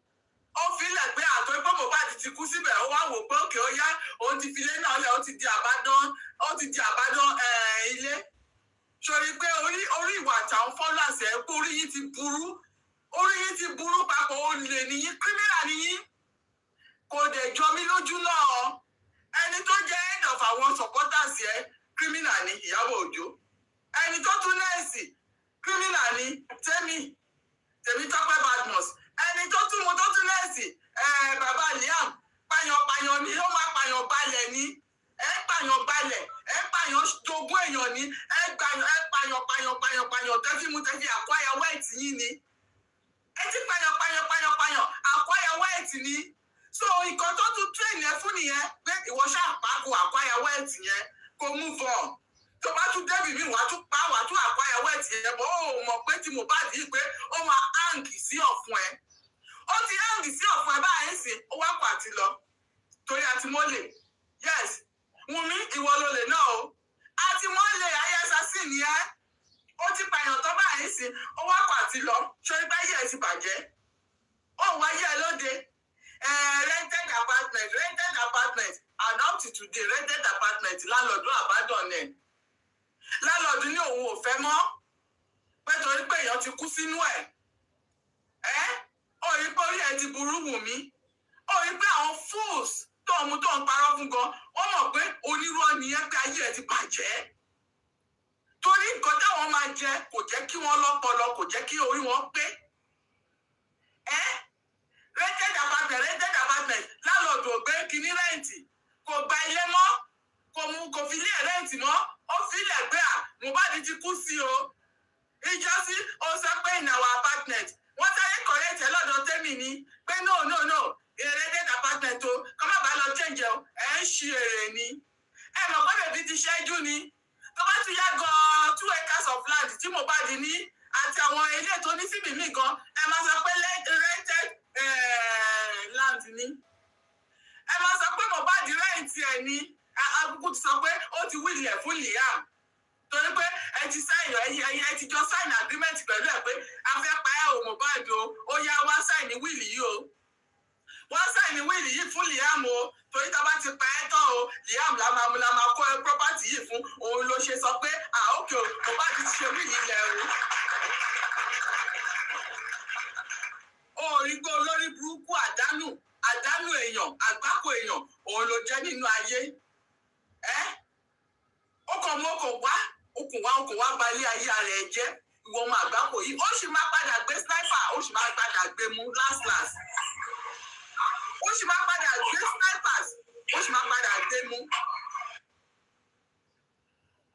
Ìwọ ọmọ òfò òfò ọmọ àdánù ọmọ olórí burúkú yìí ọmọ wọlé ìyàbú sẹ́kú bàbá ẹ̀dà Wùnmí bàbá òkú ayé mà ní àwọn bàbá rere tó ń sọ̀rọ̀ bí ìlú ṣe lè dá pé irú àpàyàn bí ti tìyà yìí pé kí wọ́n palẹ̀ yín mọ́ kó gba yín kúrò lórí ilẹ̀ alàyè síbi tí ẹ̀rọ àwọn aláìṣẹ̀ lọ pé kó rán yín lọ ẹ̀yìn ìwọ wá rò pé ókè pẹ́pẹ́ sí o fẹ́ máa sọ̀rọ̀ sí wọn ò jẹ́ sí nìwọ ayé ẹ̀ máa bàjẹ́ ni àbólórí burúkú ni ẹni bàbá ẹ̀dà Wùnmí bàbá ò ṣe gbé síta bàbá ẹ̀ ní wèrè ni bàbá òmùtí ni tó bá ti mutí tó máa jábọ́ sí gọ́tà ni disgrace ni bàbá ẹ̀ jẹ́ láwùjọ olórí burúkú ni bàbá tó bí ẹ lọ́mọ bàbá tó bí apààyàn ṣé bàbá náà ń ṣàpààyàn ni bàbá ẹ̀ adójútì ni ẹ̀dá ni olórí burúkú ni bàbá tó bí ní ìyá ẹ̀ fún ẹ̀rẹ̀ ńkọ́ ìyá ẹ̀ ti ṣọ́kò lọ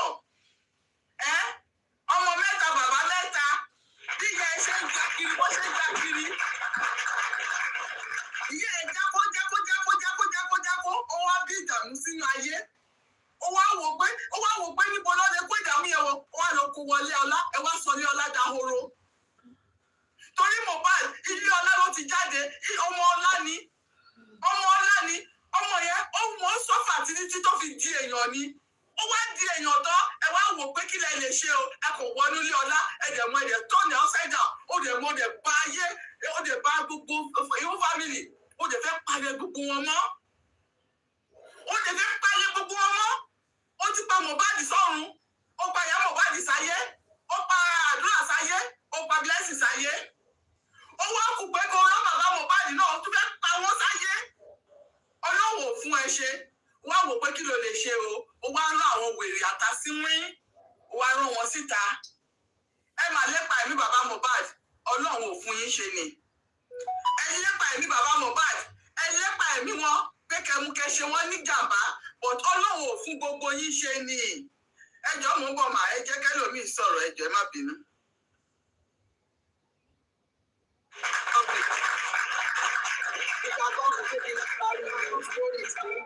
Ṣé kí n parí nǹkan tí ó ṣẹlẹ̀ ní? Okay, thank you, mami ìlérí ẹ ṣe gan. Ó yẹ máa sọ̀rọ̀ yín. Ṣé bá mọ̀ ẹ̀yin lẹ̀ ń sọ̀rọ̀ lórí ṣóò yìí ni mo wà hàn lórí fóònù mi. Ó wá ní wúmà ẹ̀ bá níta ló ń sọ̀rọ̀. Sọ àwọn mẹ́ta màmá kan dúró lẹ́gbẹ̀ẹ́ èmi yẹn òun palẹ̀ mọ́ ẹjọ́ ẹ̀ kò ń pẹ́ ní ọjà yẹn. Ló bá ní ta ló ń sọ̀rọ̀ mo ní kọfí títì. Ó ní ẹnu ẹ̀ mú fáwọn èèyàn. Ọ̀hún máa ń bu. Mo ní àwọn kọ́kọ́ máa ń bu kò mọ̀ pé àjùjọ wà ní mo ní àwọn olókọ́kọ́ máa ń bu òun náà yà gbé fún wọn kò wá sọ̀rọ̀ mọ́ so àwa ń sọ̀rọ̀ woman bá ní òun náà ló bá ní kíkẹ́ Ìyábọ̀ wọ́n máa kọ́ ni mo ní kò ní da fún Ìyábọ̀ tó ṣòó da ló bá ní ẹ ṣe máa ṣe pé fún the other lady tó ẹ̀ṣẹ̀ dé ìlú bá ní kò ní da fún Ìyábọ̀ yìí iṣẹ́ tó ń ṣòó da àti ìyá bá ní àwọn fíìmù wọn màmá àgbàlagbà ó máa bínú gan màá ní ẹni tó ń ta nǹkan yẹn màmá àgbàlagbà yẹn bá dá gbogbo oyin tó ṣòó da náà ẹ oníṣẹ́ wàá mọ ni ẹkọ níwà mo ní bó ṣe ní ẹ sọmọ wáyé náà mo ní kò ní ta fún Ìyábọ̀ ṣe bá ti gbégbé inú bá bí ló bá lóun ní ta nǹkan fún lẹ́gì kejì mọ́ ó lè ti ta fún mi mo ní ṣe máa gbowó àbí máa dá nǹkan yín padà ló bá ya gbowó lọ́ọ̀ mi ó wá sọ fún lẹ́gì pé kò tiẹ̀ sí kó máa lọ mo ní ìwọ máa dáhùn mo ní ọ̀rẹ́ tó bá ti dọ̀la kó wá inú àti rọ̀ màmá àgbàlagbà yẹn bá rẹ̀ ní pé màmá yẹn ni ṣé ó tán ọmọ ni àbẹ́ bí bẹ́ẹ̀ni mo fẹ́ lẹ́ni ni mo fẹ́ kú mo fẹ́ rẹ́rìn pa ó ní kó má dé mi lówó ó ní kó má sọ sí tèmi ẹ̀rí ní kí lédi yẹn má sọ sí tèmi o kó fèmí lẹ́ni ó ní ó ṣàlùwò ní tàkùn fún lédi yẹn mo bá tún mépè mo bá tún bù ebi àti lédi yẹn a bá tún bù fún yẹn lédi yẹn ní mi tiẹ̀ wọ́n ṣùgbọ́n Ìyábọ̀ olóòṣì ni mo ní kò tẹ̀ ní dá fún ló bá tún kí lédi yẹn ó lè kúrò níbi tó tẹ̀ kọ̀ọ̀kan dúró ní kò sí nǹkan tó kó kúrò lọ́nà fún òun páàkì mo ní mo àbọ̀ má jọ kọra mu ṣáfìlẹ̀ ìmájì kọmọ pé èmi ti mọ mi kọfì òun ló béèrè lọ́wọ́ bóni talent tó sọ̀rọ̀ bóni kọfì tìtọ̀ àpẹẹrẹ àwọn máa wò ó máa ń sọ̀rọ̀ sáwọn èèyàn tó bóni ṣẹ̀ṣẹ̀ mọ́ máa ń tọ́ tó àbá wá báyàn tí èèyàn jẹ́ bá jókòó èjẹ̀jẹ́ tó bá wá bá tí ọwọ́ ẹni yẹn tó fún yín ní nọ́mbà tó ju ti yín lọ ẹ máa ké yín sábọ́ ẹ máa sì pé gbére yóò pẹ́ṣọ́ra yín gan o àwa ni original jersey gan láyé john àwa rè kò tọ́ lára Orí jẹ́ kó máa yí ẹ bó ṣe wà nìyẹn. Wọ́n ti dé nìyẹn, wọ́n ti dé kásá àbọ̀bọ̀ ti dé. Ó lágbára. Ọmọ wa ẹ̀ka lẹ̀ o. Ẹ̀ka sọ̀rọ̀ bó ṣe máa jẹ́ nìyẹn. Ọmọ ẹ̀ka sọ̀rọ̀. bó ṣe máa jẹ́ bí òun ní problem. Wọ́n máa fi ń ṣe ẹ̀yẹ ni. Mo ń kó bọ̀ lé Nílé àwọn ta nílé. Ilé ta ní. Èmi kọ́. ilé mọ́mí bíbí. Èmi kọ́. Mo ń kó bọ̀ láìpẹ́ Wọ́n rẹ̀. ti kìlọ̀ fún yín pé Ẹ̀ka ẹ̀sẹ̀ sọ̀rọ̀. máa ń dàgbà ó sọ fún yín kọ́ àbí. Mo sọ fún yín lẹ́rọ̀ máa ń ga rì. Mo sọ fún yín lẹ́rọ̀. Ilé àwọn Mo ti ọ̀dẹ̀ sọ kó fún wa. yín mo ń kó bọ̀ lé yín láìpẹ́. Báwo Ilé síbẹ̀ di ìdílé máa tóbi? lọ. Ilé àwọn òun mi lọ. Síbẹ̀ di tóbi?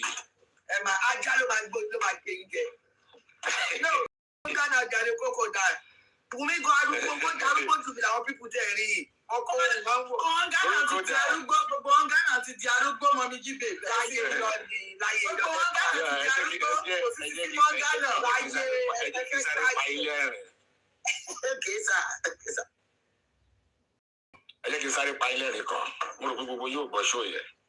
Mo ń gbọ́ ṣó kan ní alẹ́ àná. Ẹ jẹ́ má bínú everybody ẹ ká sàn.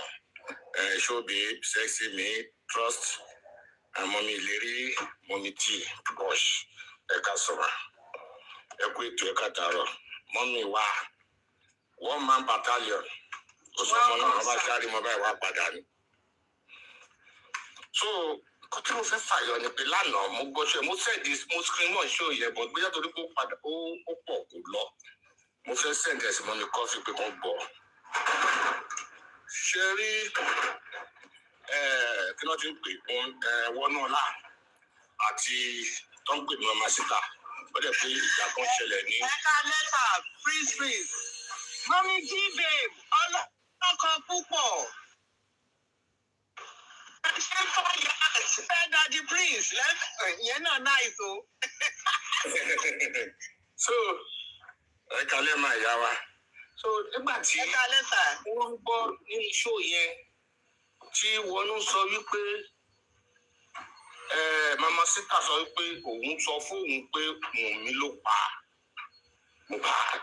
mo náà mọ ìwọ̀n bá bọ̀ wọ́n á jẹ́wọ́ tó bá yá ó kàn ikú díẹ̀díẹ̀ ni mo ní olóhùn máa gbé lọ sí kóòtù ìṣe fábúsọ̀ kátàkà kìíní kan ìgbà kan àwo kan ó ṣàbẹ̀rẹ̀ sí pariwo yẹn mo wá sí mọ́ gbogbo ṣó yẹn lánàá pé evidence àjáde ń bẹ̀rẹ̀ ó ní because nígbà tí òun lòun lọ pé mọ̀mí síta sí kìíní yẹn ó tún wá sọ nínú ṣó yẹn pé Ìyábọ̀ gọgọ kọ́ ló ní NGO tí wọ́n lò wọ́n ní NGO ẹ̀ ló sáré lò tó sẹ́ẹ̀dì sí Ìyábọ̀ tí wọ́n gbé lọ sí police station tí wọ́n lọ gba affidavit lórí ẹ̀ ní court gbogbo ẹ̀ ni wọ́n ń tó àṣírí ara wọn lánàá gbogbo NGO wọnú ni wọ́n lò òun lòun sẹ́ǹdẹ̀ sí Ìyábọ̀ pé kí wọ́n lò láti lọ fi gba royalty lọ́dọ̀ Naira Marley mo ní Ọlọ́run ọba àwọn ọmọ yìí ti ya wèrè báyìí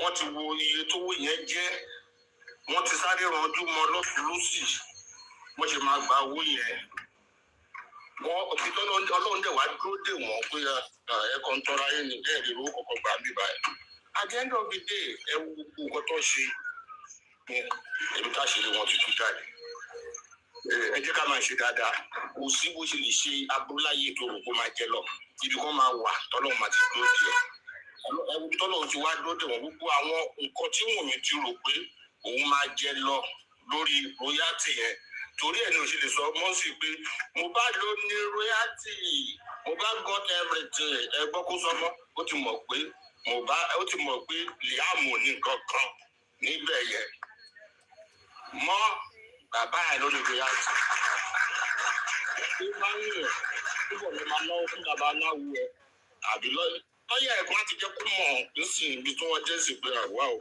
máa ẹ̀ka tọrọ àwa jẹ royalty yẹn máa lé díẹ̀ o bàbá ẹ̀ ti yọjú o ṣòwò sí nǹkan tá a máa ṣe mọ́ tó pé because a ní concrete evidence to prove to the court o so torí ẹ̀ ní òṣèlè dárú ló ṣe lè sọ̀rọ̀ lórí royalty yẹn mọ́ ìṣòwò ló sọ pé bàbá is the head of the family ibi tẹ́lẹ̀ kò gbà pé bàbá is the head of the family Liam is going to take everything. Nobody can take my son's rights.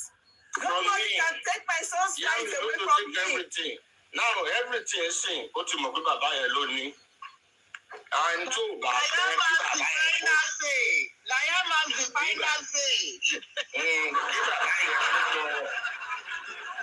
Ẹni tó bá tẹ́ lọ́rùn kó náà lọ pàkó náà fámìlì ẹ̀ kó lọ gba royalty ẹ̀ kó lọ pàkó náà fámìlì ẹ̀ kó gba royalty ẹ̀ kò sí kọ́tẹ́ lè ṣe kó gbógun kó gbọ́gbọ̀n bàbá ẹ̀ lónìí tó o bá dẹ̀ ṣe DNA ọmọ ẹ̀ ò ní kankan bẹ̀ ìwájọ́ wo sí ọ̀tá adájọ́ tó fẹ́ abẹ́ ẹ̀ dá tó máa ní kó gbà lọ. Ibùn bàbá tí ó rí ọmọ ẹ̀ jó sínú helicopter. One of the richest men in Nigeria. The grandfather, he take the daughter to the court. Who make Baruyati Baba 91 years old, you know. Baba 90 years old.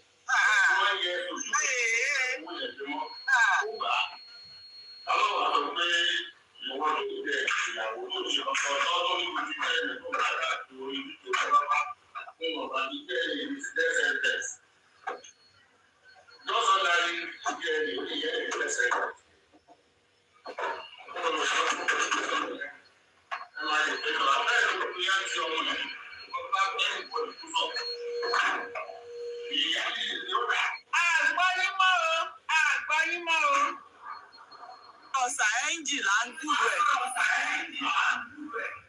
Àgbáyé o. Bluetooth yẹn ni, ẹ ti gbọ́ mi sìn. Mo ní ìlọsí fóònù yẹn ni. Bẹ́ẹ̀ni sà, ẹ máa bà náà dé. Mo ní bàbá yẹn ló ní royalty ọmọ ẹ̀.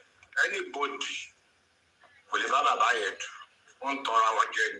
Wọ́n máa fò lófurufú. Bàbá yẹn ló ní. Nǹkan tó bá fún wọn, wọ́n máa gbà ń bẹ̀. Ó dẹ̀ ojú ayé ẹ̀ báyìí ló máa fi gbà. Wọn ò ní gbé fún nínú sàárè. Because wọn jẹ́ kọ́mọ yẹn kó jọrọ iṣẹ́ ọwọ́ ẹ̀.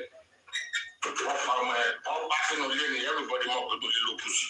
Ẹ̀rẹ̀ jáde kẹjọ pé ìkọ̀ báyìí ló ṣe. Ẹ̀yin mẹ́tẹ̀ẹ̀ta tó kọ́ ní wà lórí reference ẹ̀rọ gbé lọ sí kóòtù pé kí nìkan. Àdúrà kan rẹ̀ ti di sóun bàbá ẹ̀. Before you go to the court, o ti sọ fún publicly pé bàbá yẹn òun kọ́ ló bí òun ṣọ́fẹ́ ẹ̀ mọ̀. Ìyáàmù tó kọ́ lóko ẹ̀ síbẹ̀ wọ́n ní kó lọ ṣe DNA. O tún yarí, o ṣe ìwọ fún ara ẹgbẹ́ o tún ṣèyàwó tó tún lè fi gba nǹkan kan ṣe mọ̀ pé gbogbo ẹ̀ ti tán bẹ́ẹ̀. So o ti tán mi ò bá mọ̀ nǹkan tó fẹ́ fi fáìtì ìdílé ẹjọ́ pé wọ́n ló fẹ́ gba ogún wọ́n jẹ́ kí n tọ́ lọ wọ́n jẹ́ kí n tọ́ lọ ọmọ 26 years tó ń fẹ́ tọ́ lọ. All right o kẹ́tí kẹ́ máa ṣètò lọ.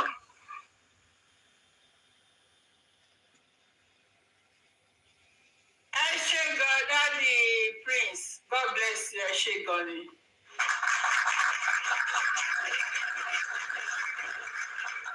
Wọ́n jẹ́ kí n jọrọ̀. Wèrè ọlọ́rọ̀ sọ. Good evening, Ṣọlá. Ọwọ̀. Mommy Comfy, show baby. Mama T-Push. Mama T-Push, how are you, my love? I'm good, ma. Thanks always. And happy weekend to you. Thank you, ma. Ṣé ẹ lọ sí sí aṣọ ilé mà? Sexy me, trust no one, Mommy Larry Oluwa Wealth, Omoba, Mommy Ayeni, my dreams essential, and everyone on the comment section. It's echoing, Mommy.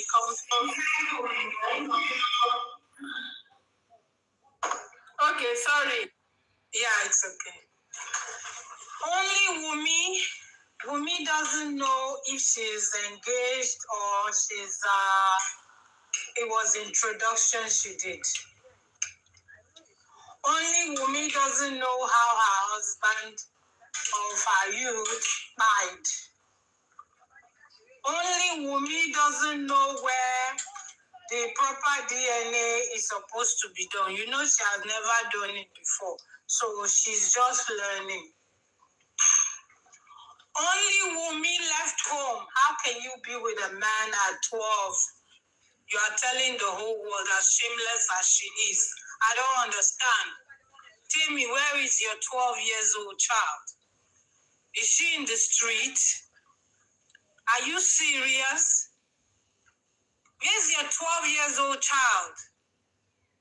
So you just chose to come to the public to tell the world because you are trying to convince the people that you've actually been with Mohbad for that long. And you said you've been with a man for 12 years old. My last born, older than 12, she's in her room right now, studying. Wumi Kilenshinta. What were you doing outside? Wumi, you've done DNA. You were asking the interviewer. Have you seen it? Have you seen it? Have you seen it? He said, no, but you are here. You're supposed to answer the question. Like, no, but did you see it? You couldn't defend it. Are you okay? You couldn't defend it. It was a yes or no question. But because you couldn't defend it, you cannot defend it. Because you know you're lying, you started going here and there. You were moving your hands everywhere, your hand gestures. Is that how you conduct an interview? It shows you were not composed. When you're asked questions, you're looking up, you're looking to the sky. What are you looking for? Look straight into an interviewer's eyes and answer straight questions, yes or no. Wumi was asked, did you cheat on your husband? You know this matter. My father-in-law said it, has presented it. No, Wumi, did you or did you not?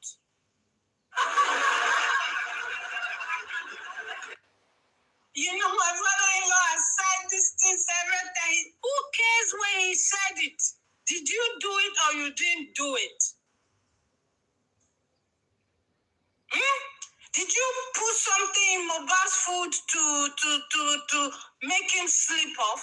I heard the other time somebody on your platform said if she wanted to have fun with her husband, she'd give her children sleeping pills. Is that what you people do?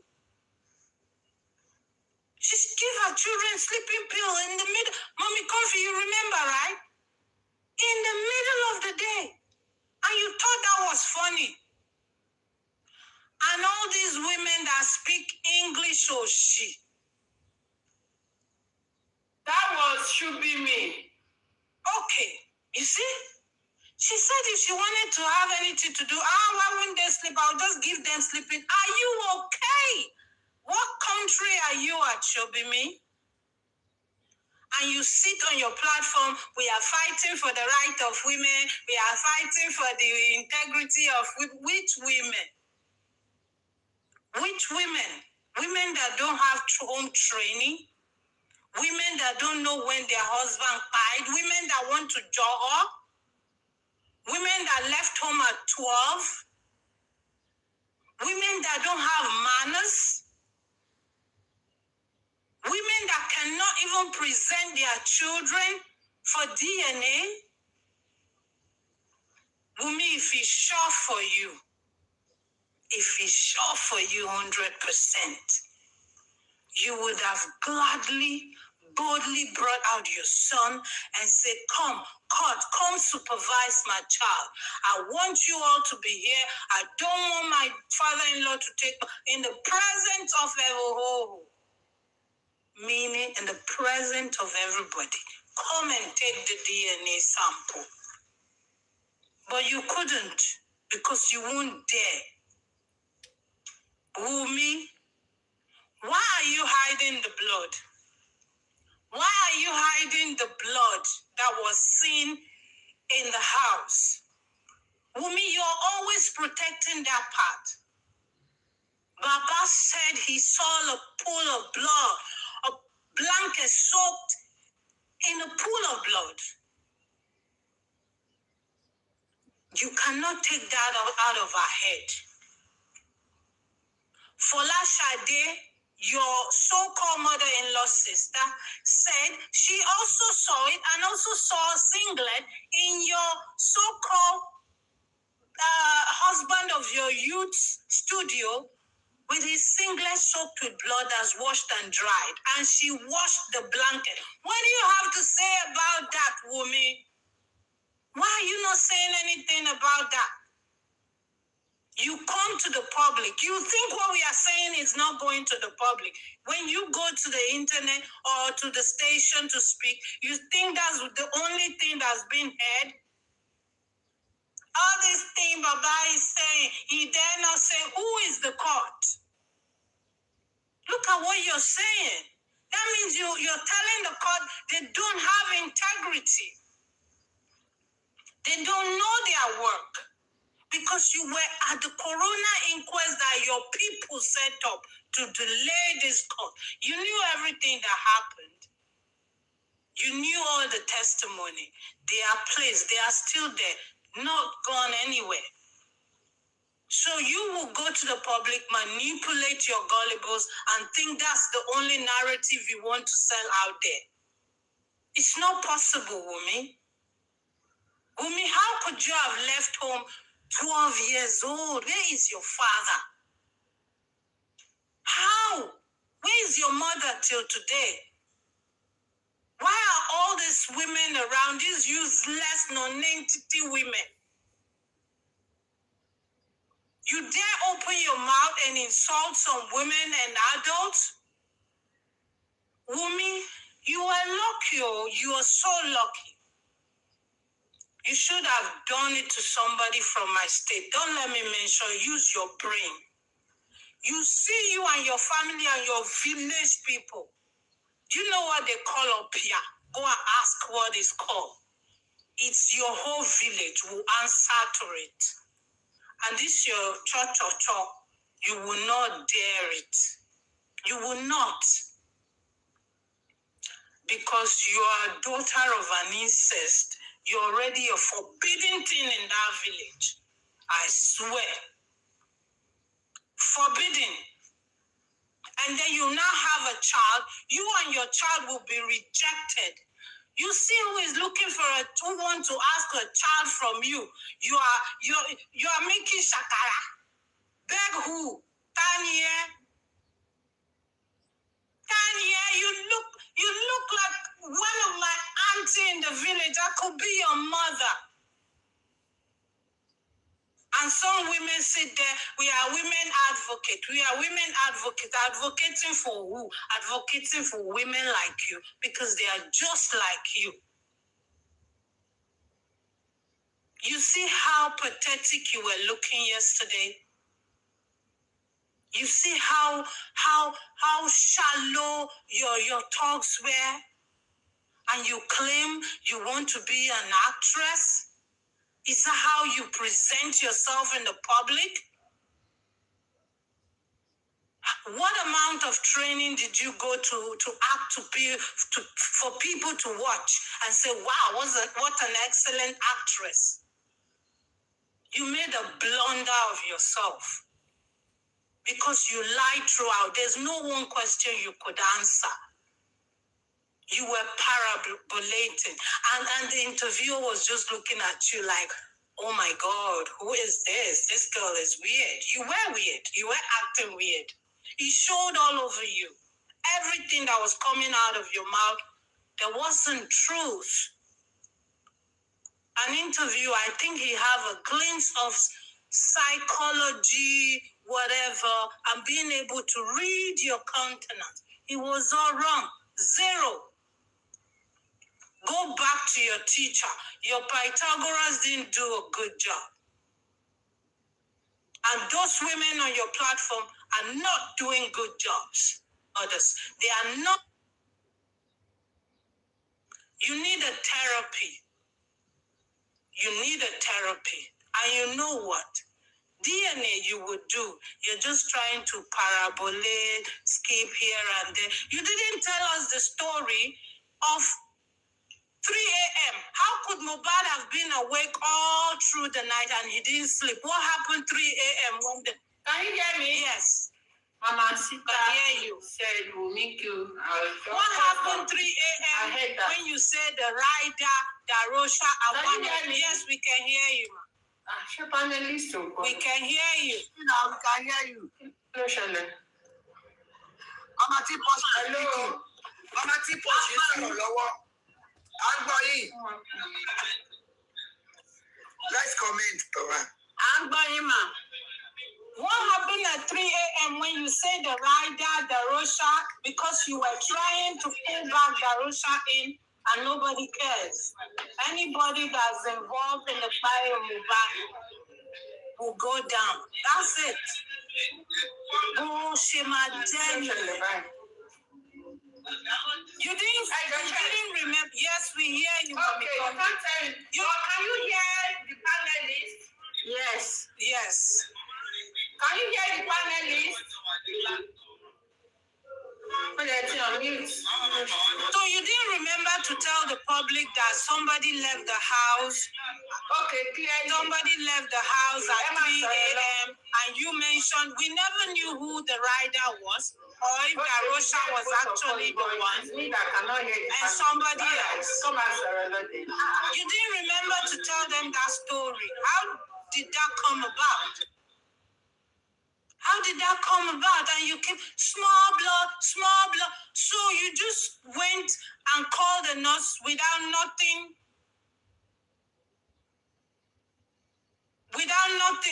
wrong with Mohbad,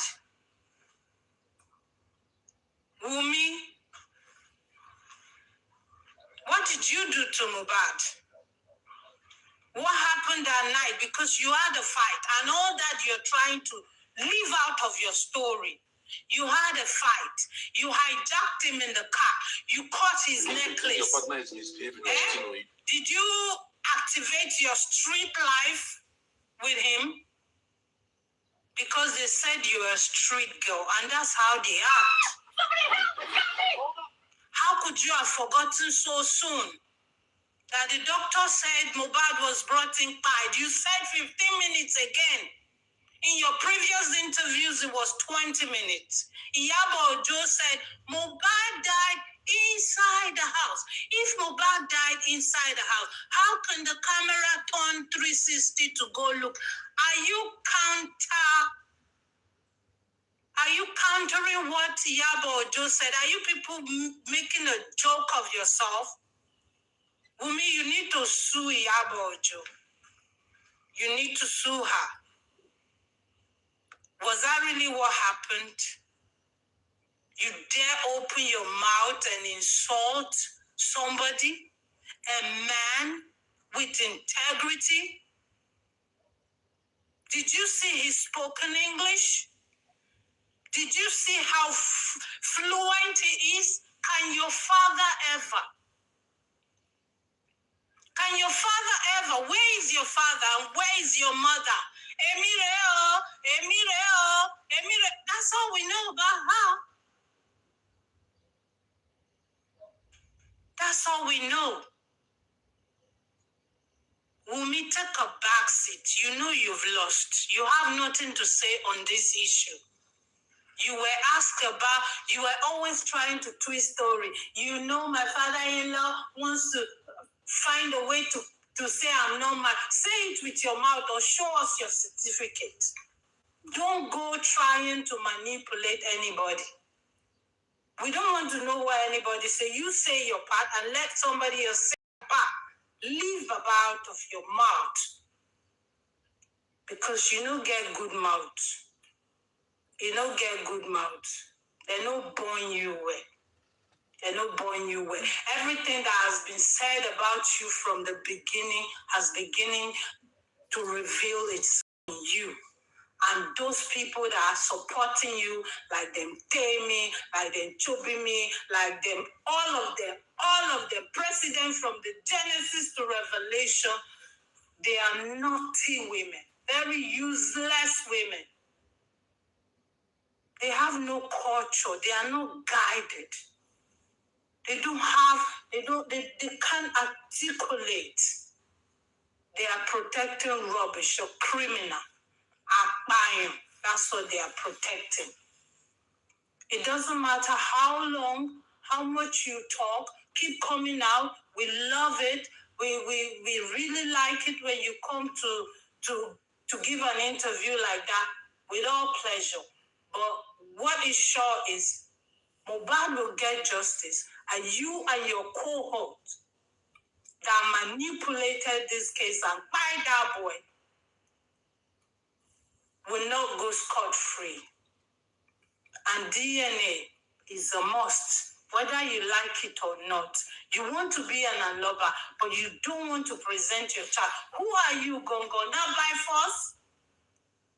Do you have to bear that name? I they do you for body. When it concern you, concern Aloba. Why you won't be? I'm still an Aloba. Not by force. Oh my God. Hey! What? You don't like your father's name? You don't like your father's name? What are you doing with Aloba beside or behind your name? Leave Aloba alone, okay? Carry your Adeba and Jody go. And if you want your son to be an Aloba, you have to do the due diligence for him to stand as a legitimate Aloba son. You heard what Baba said. No bastard in the family of Aloba. Not in my family either. I mute my mic. Thank you so much for giving me the opportunity. Yes, ma'am. The same interview, she was like, Baba, why is Baba not talking? My father-in-law is not talking about the nurse. What does she mean?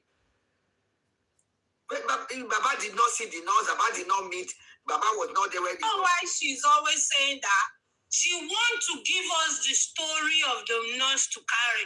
Wunmi, we don't know the nurse. We don't know the nurse because that is the nurse you people set up. Your WhatsApp group.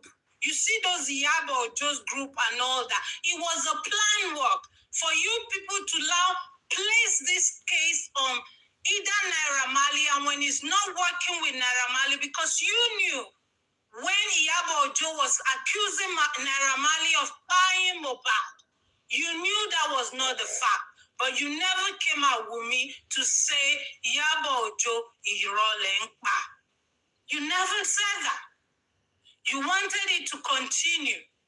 But till Naira Marley was exonerated and you guys twisted it, you brought about the nurse.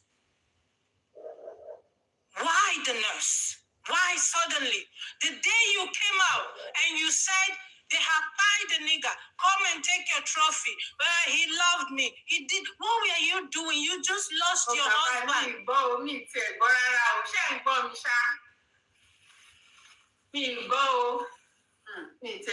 not hearing. We can hear you. Yeah. Why didn't you shout to the nurse, to the world? Oh, the nurse came and gave my husband injection and something happened. You never came out. And Baba never saw the nurse. When Baba came, you just gave him your prepared story and you said, Baba, he should carry the son to Ekiti and go and roll. Why? You want him to be picked on the way, right? So that Mohbad will leave your neck. That was what you wanted to do. Like, take him away from Lekki, far away. Then the story will end. It didn't happen like that. We don't know the nurse and we don't believe that the nurse bought Mohbad. What do you have to say about that? You know why? There are so many discrepancies. There are so many loopholes that were not filled up between the time that the nurse came, you called the nurse, the hospital, and everything. So it didn't align. So your nurse story is null and void. Baba can never talk about the nurse. Go and drink cold water. Okay? I mute my mic. Thank you. Another one, she thought she had done something spectacular with the interview. She was even asking, the interviewer said, what question did the man ask? She was even throwing it back. Do you believe or what? What's the last question, Mommy Comfy? Interview Have you done the DNA? She said, have you done the DNA? And she said, did you see it? Did you see it? She said, no, but you are here. You can answer me. He said, but that's just the news. It's just the story. Did you see it? Wumi, it was just a yes and no question. You see, that what she was trying to do was trying to distract, manipulate, yes, just to confuse the man self. Yeah, but you saw she never answered that question. She failed woefully. All the critical questions she never answered. The man asked about the marriage or whatever. He said, oh, it's tradition. Did you see our wedding picture? Didn't you see it? You see, it's only the people that are not smart that would now believe what she was trying to do. We don't want to see. She ridiculed herself. We don't want to see. Everybody has said that to me when I got to interview. So she was like, yeah, I'll go and do it. So you thought you have done something extraordinary or you failed. I don't know. Did you see his face? Did you see Baba's face? How he was smiling? Did Baba even smile in that picture? She's so ridiculous. Honestly. Just 3 years ago, how can your marriage picture be like that? You were pregnant, so you did an introduction, and which is fair and simple. So don't exaggerate. She now said my husband smiled. He was happy. Did you see? She's neither here nor there. The man said this guy is no evidence, so no evidence. No video evidence. This guy is shooting our leg. No video evidence. We know when you are dancing or doing anything or presenting engagement something or whatever, nothing like video evidence. Just picture ibi tó ti jòkó sí ẹsẹ̀ bàbá Mohbad. Kò sí picture ibi tí Mohbad tó ti jòkó sí ẹsẹ̀. Let her father come out and say, tell us to who the money or the bride price would be. Imagine the thought of the interviewer, what was going on in the mind of the interviewer that you can see his face. He was very serious. The of the man said that. Yeah. Like, what's wrong with this girl? Is she introduction tí Wùmí lọ ṣe yẹn. Ṣé mo pé introduction tí Wùmí lọ ṣe yẹn? Ṣé mo pé last time ìgbà tó fẹ́ ṣe sàkámàjẹ coronavirus, which is inquest mo fẹ́ sọ coronavirus ni. Coronavirus tó fẹ́ give verdict nígbà yẹn. Ṣé mo pé ìgbà yẹn ni Wùmí ọmọ òfò yìí tó jáde? Tọ́jọ́ ṣe meeting, àpéjọpọ̀ meeting behind the closed door. Pé ó yá ìwọ yóò jáde kó lọ fabricate irọ́ so that tá bá máa give verdict yìí, ó máa lè validate sàkámàjẹ verdict tá fẹ́ give. So tó bá ti jáde, tó bá ti lọ give, tó bá ti lọ ju lámbà yẹn síta, then we can now close the inquest. Pé okay o, bàbá o, because you quickly buried the boy, so for that, you are at fault, this and that, Now that court has stand, now that both of you, we don't know where we are going to do. We know none of you will know the place that we are going to conduct the DNA. So we are going to do it privately, something like that. What is funny? Before this last one, we are going to do it privately. Baba Oba. Okay, second adjournment, which is the last one. Okay, want to law again. Baba Otuba.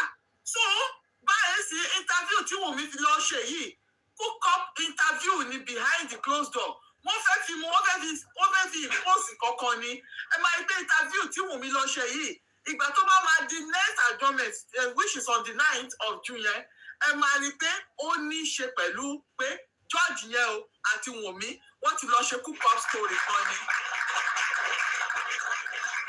Wọ́n ti tún plan another evil. Ṣé mo fẹ́ ó sọ̀rọ̀ ní space ni? Ó porúkọ Sam Shutu, hopefully. Only, even their son Wahab Shitu, he just dismiss or disappear because he ṣe pé bullshit tó bá sọ yẹn náà. He just disappear from there. Mo mọ̀ pé ọmọ yìí, In fact, the more you are coming out, we are enjoying it, the more you are exposing yourself, or maybe God is exposing you more. And look at the demonstration of your hand. You thought you have done something extraordinary. Honestly, I want to tell you, you're an idiot.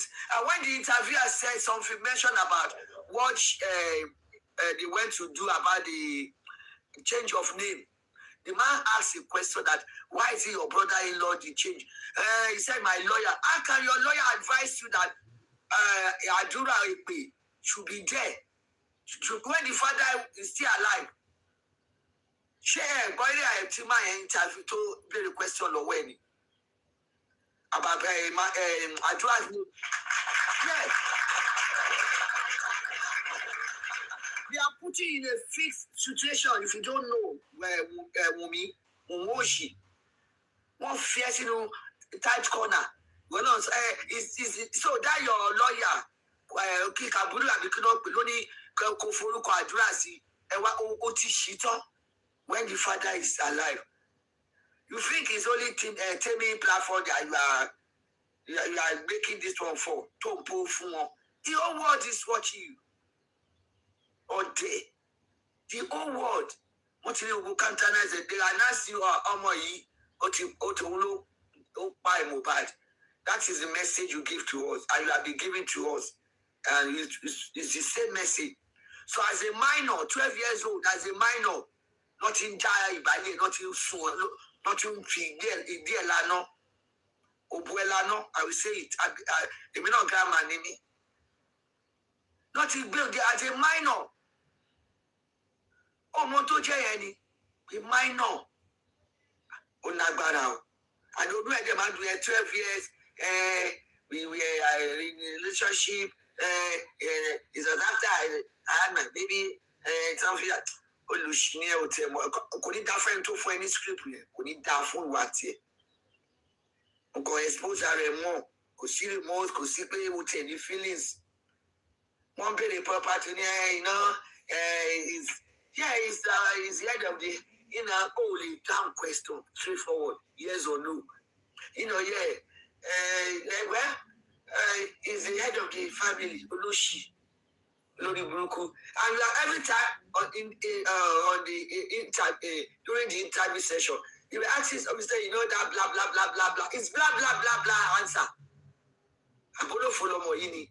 That kind of thing. I called him. I said, Papa, what happened? I said, blah, blah, blah, blah, blah, blah. No single empathy. Only, okay, I suppose I have no buy. There are some people that even pretend, but could see how common it is. Could they pretend at all? Could they see a system? There are some people, they know how to pretend. But you only. To smile, but to sort of when he died, one side Titi, he was downstairs when he came back playing with his friends, and you were upset. Then he came up, then he went down again. To she show.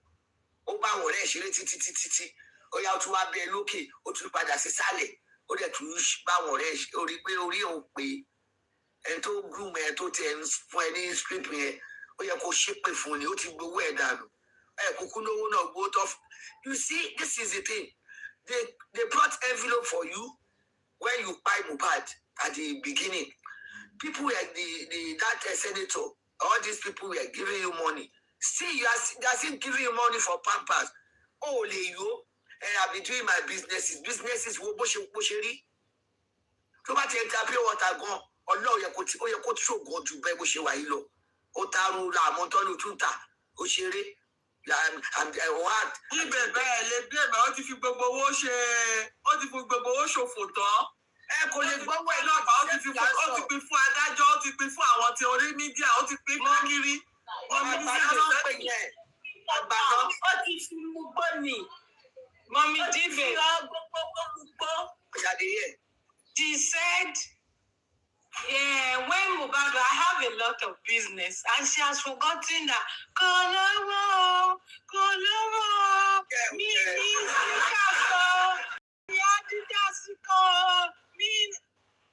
Wumi, which business? And she has said, I called her that morning and was telling her, when are you going to start doing something? You know, it's not nice for a woman to be home. And she said, my husband said, when I give birth. You see, where was your business? They are contradicting themselves. Oh, Nero. Mama Tiposh, why you are talking about the duvet, the blood stain? Remember, Karimo to confirm it, but Karima said it was just a little. Atura covered with there was and it was, she confirmed Mohbad. She had that Mohbad washed it too, but it was just a small circle of blood. So which means there was blood stained on the duvet. The people were just, bon, I think I come daddy come and she cho.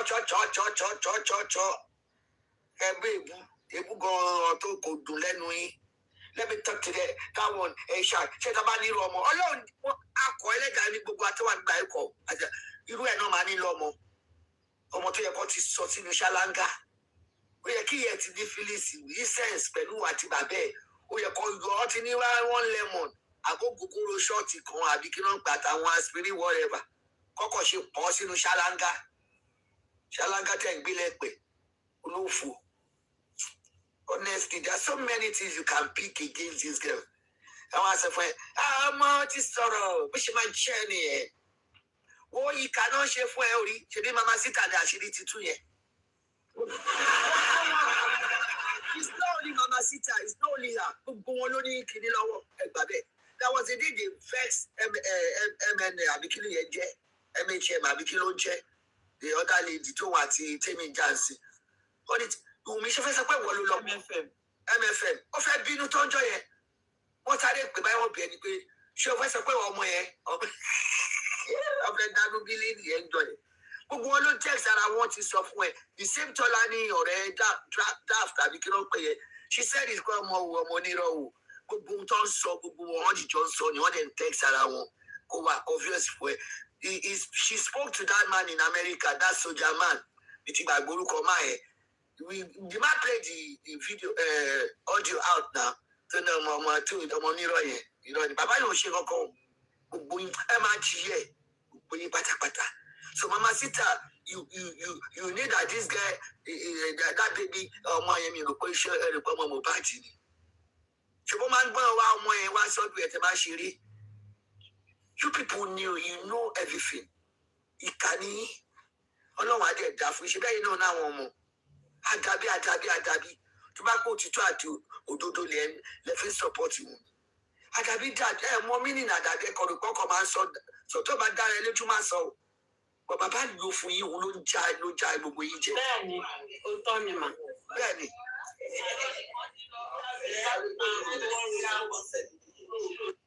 Masoro lo jare and to my just appalling, honestly. What daddy or your daddy, Baba Ishak. And the other, mommy coffee. I'm a two kidney show. I'm a two shall not that one. But you go to Bolano, New Kidney, Mofia, your dad at Baba Ishak.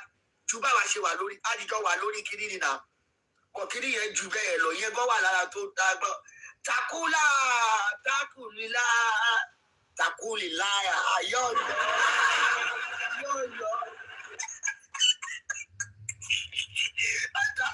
They didn't plan it to work on Jeloni. You're going to me.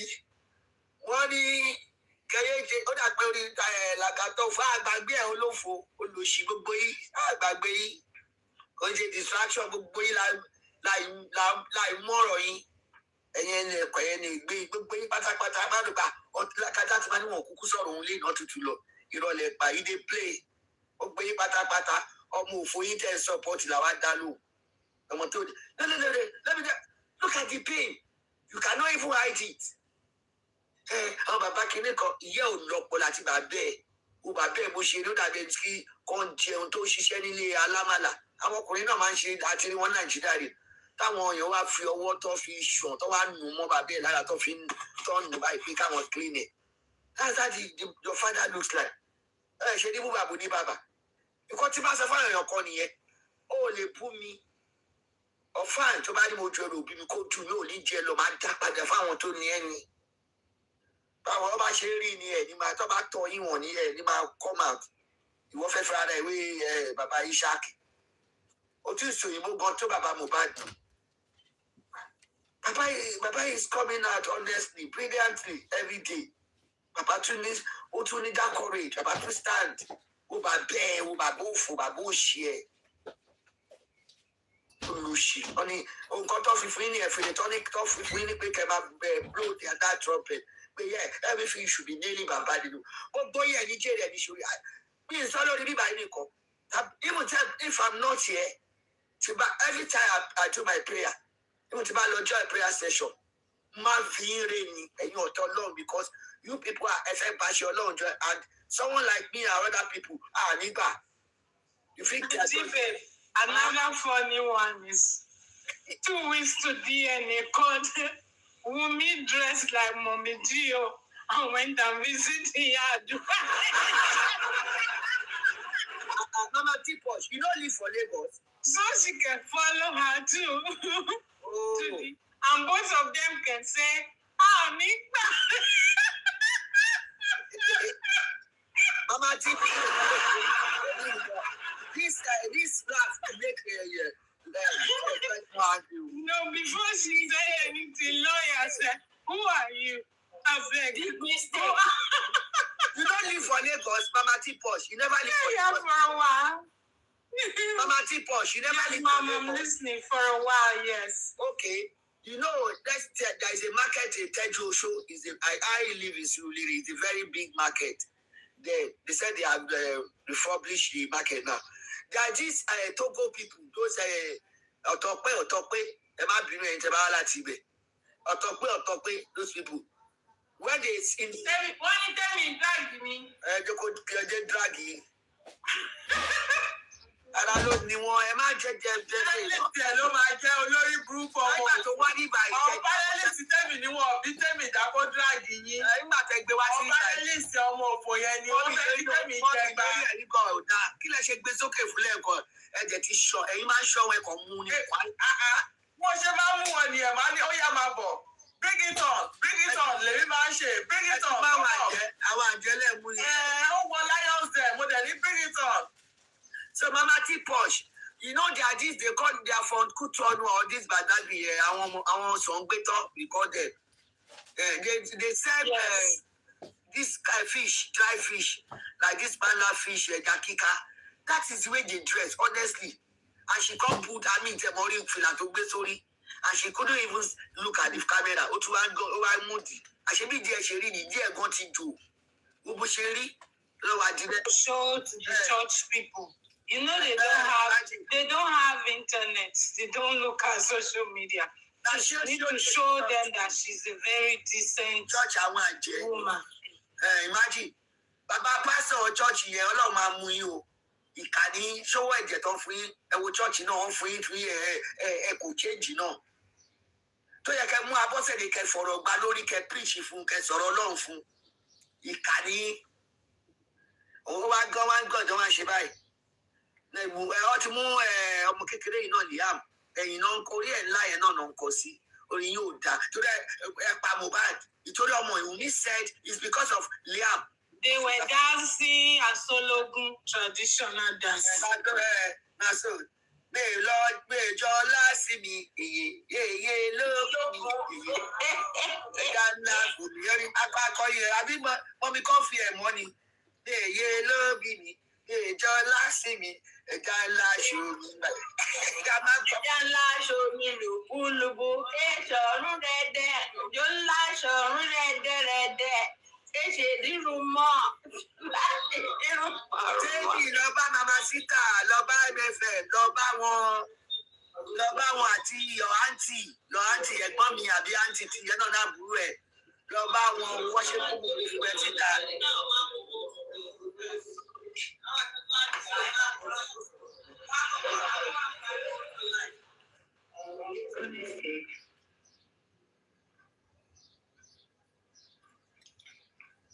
What's my journey? I was not born with a silver spoon, but get this fork into your skull. Timban do or be a liar. Back to MFM. tó ti mọ̀ pé ilé àbẹ̀rẹ̀wọ̀ náà bí ẹ sí kó o lè wá ọ̀ lè jẹ́ kí síbáàsì kó máa bẹ̀rẹ̀. James Brown àbúrò James Brown ó ní bó ṣe jọ́ mékọ̀pù yìí náà ni bí àyà yín náà ń biri yálàyà náà lè máa ń sọ ìyá tó ń dá owó oúnjẹ fún. Ìyá tó ń tọrọ tó ń dá owó oúnjẹ fún. Lọ́ba MFM lọ́pẹ́. MFM I salute you. Ẹ wọ́kọ̀ ẹ bó ṣe set. Máa yẹn ó slim ló ga. Àwọn mi ni. Ọmọ ìjọba pẹ̀lú silver spoon kó jẹ́ bí ìdá rẹ̀ gan. Ó ní ìjù ọmọ tó bí tí ò bí láì tí ò tún láì bí lọ. Ní Yorùbá wa ni. Kò máa wá sọ̀rọ̀ yìí. Ìṣọ́ àbáwá ló máa wí. Ó yẹ pé ọkọ̀ rẹ̀ fẹ̀ sí ọ̀rọ̀ yìí tó àlọ́ chìpì ọ̀rọ̀ yìí ni tó ti kúrò bẹ̀. Tó kò mú yín dání. Òun àtàwọn àwọn wèrè ẹ̀ ó dẹ̀ pé àwọn yẹn ló ń bá wí kò ń ṣẹ̀yìn. James Brown ẹ wo bó ṣe jọ James Brown. Ẹ máa jẹ́ kọ́pù ẹ máa wà nílùú òyìnbó tí ìrírí rere ṣe gẹ̀ẹ́tì ẹ̀ ni. Kí ni ọ̀rọ̀ àṣẹ olè ajígòdù? Ọ̀sùnpọ̀ nínú ìyá ẹ̀ wá ìyá tó ń tọrọ owó fún un.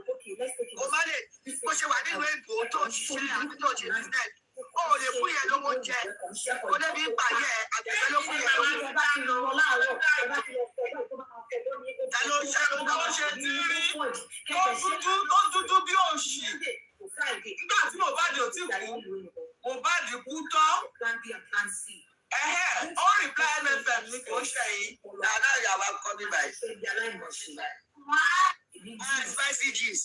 Instagram no pay Wunmi and Touch. Wọ́n gbé gbóná fún bẹ́ẹ̀ ni Spicy gist fún ẹ̀.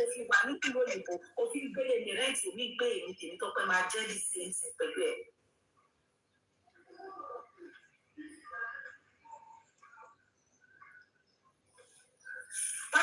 Basement ni by next month. Even Facebook káàkiri ó wọ́n ti ìpè náà gbéṣẹ́. Furnished everything ti wà set. Basement ti pè mí èmi máa gba ìwọ̀n sí basement.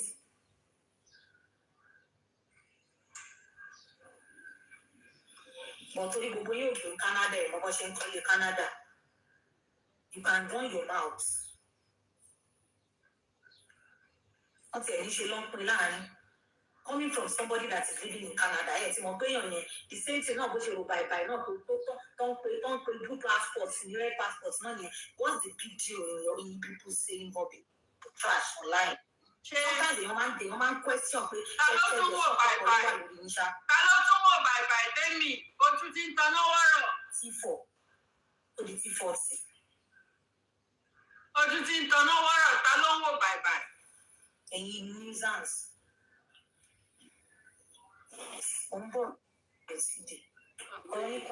Kò jẹ́ bá wa gé pé àti MFM yẹn o sódà tó wá lè fún MFM lálẹ́ olórí burúkú àtọrọ jẹ. Ó ṣe ti fọ́ǹbù sí àìpé à ń gbọ́. Ibi tí mo wà ní èyí tó bá máa fi ju next year wọn ò bí ní ìdá ẹ̀ lè bá mi ní position. Mo máa ṣara lójú ọ̀tá ní ìgbésí ayé tèmi màá tún jẹ́ ìwọ sí yín lánàá dá place ẹ̀sìn máa wò pé báwo ló ṣe é ṣe ó ń sọ̀rọ̀ pé kinní mi ò ọpọlọ mi ò kú.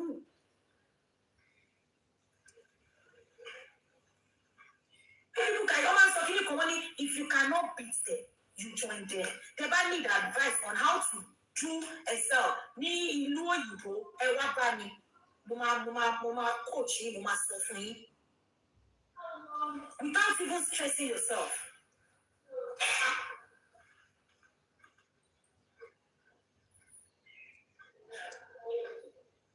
Ẹ ń ṣe wèrè lọ́rùn láyé kọ́ mọ́kàn máa wọ yín kọ́ máa ṣe rádaràdá náà.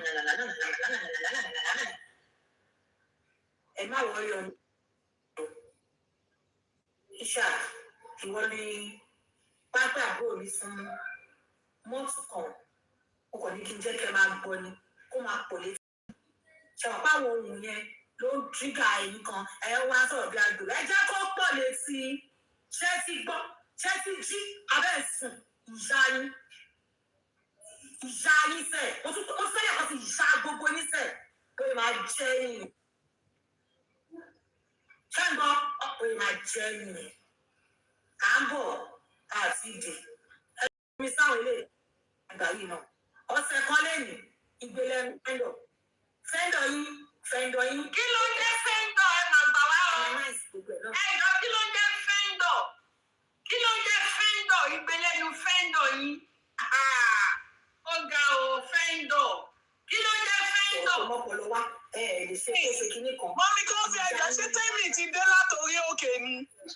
Statement of account tó fi gbowó Omowummi wọ́n ní ó gbé jáde. Ṣó ti dé ní èwo ní tó wá fẹ́ wá dá sí ọ̀fù yìí. Gbé statement of account jáde aláyé bàjẹ́ olè. Ó dùn ní nǹkan tá a ṣe fún bíbá ìsìnkú asáré ṣe kínní ẹ̀ fún. Bóyá máa jẹ́ nìyẹn olórí burúkú. Asáré ṣe kínní ẹ̀ fún olè. Olè gbé statement of account jáde la bèrè lọ́wọ́ ẹ̀ olè. Ìwọ tó ń tọrọ jẹ tó ń tọrọ mu. Ìwọ tó ń wọ DM àwọn èèyàn tọrọ owó oúnjẹ. Ìwọ ló wá fẹ́ máa sọ̀rọ̀ fáwọn bíbá kò ní dá fún ìyá ẹ̀ àti bàbá ẹ̀ Tẹ́mi. Tẹ́mi Ògúnkúnlé Badmus kò ní dá fún ìyá ẹ̀ àti bàbá ẹ̀ ò ní tí oríire. Ìwọ ọmọ ọ̀rẹ́ méjì pápájàwò nílẹ̀ lẹ́gbẹ̀ẹ́ kò ní dá fún grandfather ẹ̀ ò ní kúre. Gbé statement of account ẹ jáde àmọ́ pé ó ti dé látòrí òkè. Tó bá jẹ́ àmọ́ pé ó ti dé látòrí òkè ṣáà bá ti pariwo síta. Jọ gbé statement jáde má wá dá sí off. Àwọn tó fẹ́ máa bá sọ̀rọ̀ bíbá àwọn òṣèlú yín àwọn òbí mu àlè. Olórí burúkú olè aláyébàjẹ́ Tẹ́mi olè. Gbé statement of account tó fi gbowó Omowummi jáde lọ́bẹ̀rẹ̀ lọ́wọ́ ẹ̀ má dá sí off. Olè aláyébàjẹ́. A rí mẹ́sẹ̀jì ẹ̀ náà. Ìwọ tó ń kọ mẹ́sẹ̀jì tó ń béèrè bẹ̀bẹ̀ fún owó oúnjẹ wípé àwọn ọmọ ẹ àtọkù ẹ àrọ kò sí nǹkan tẹ́ máa jẹ. Ìwọ yẹn ló wá fẹ́ máa bá wa sọ̀rọ̀ bíbá ó ní kúre. Àwọn ọmọ ló bá jẹ ṣàkárá mọ́ kò ní dá fún bàbá ẹ̀ Tẹ́mi ó ní ṣe oríire. Ṣé bó wọlé lẹ́kú lọ́wọ́ wọlé sárùn lọ́wọ́ ni? Adẹ̀sáré ṣe kíní ẹ̀fọ́ ẹ̀ kí ló fẹ́ kú? Kí ló fẹ́ kú? Wọ́n fẹ́ dá sí off. Ọlọ́run wèrè gbé statement of account jáde kò ní dá fún bàbá ẹ̀. Ó ní ṣe oríire. Àwọn olùfẹ́ máa lo ohun kíní fún àwa já àwọn tó wà lábẹ́ Wùnmí ni àbí Wùnmí fẹ́ ṣọ́kú tọmọtọmọ ni? Àbí Wùnmí fẹ́ ṣọ́kú tọmọtọmọ ni? Ọmọ Wùnmí àti Teddy Bear kí ni ìyàtọ̀? Ìyàtọ̀ bẹ̀ ní pé ọmọ Wùnmí ní nọ́mà ẹ̀ lórí. That is it. Apart from mi orí nọ́mà ẹ̀ tó wà lórí ọmọ Wùnmí kò ní sí yàtọ̀ nù Liam àti Teddy Bear. Wọ́n ní jọ kú rẹ̀ ẹ papọ̀. Ikú ló máa pa yín ẹ máa ṣòfò ní. Àbọ̀ lórí burúkú lélẹ̀. Mọ́mí kan fi ẹ̀jẹ̀ àmàgbọ̀n ló máa jẹ́ lẹ́nu. A máa ṣe kíní ẹ̀ fún ẹ̀ bóyá máa jẹ́ nìyẹn. General Coffee. Kò ṣe é tó kàn. So ó lóun fẹ́ dá ìbá tiwa sọ́dọ̀ òun pé ká fi Wùnmí sílẹ̀. Ó lóun fẹ́ dá ìbá tiwa sọ́dọ̀. Mọ́mí kan fi ìbádí fẹ́ dá ìbá yín sọ̀rọ̀. Ọ ń bá yín sọ̀rọ̀ gbọ́ wa. Ẹ ṣe yà.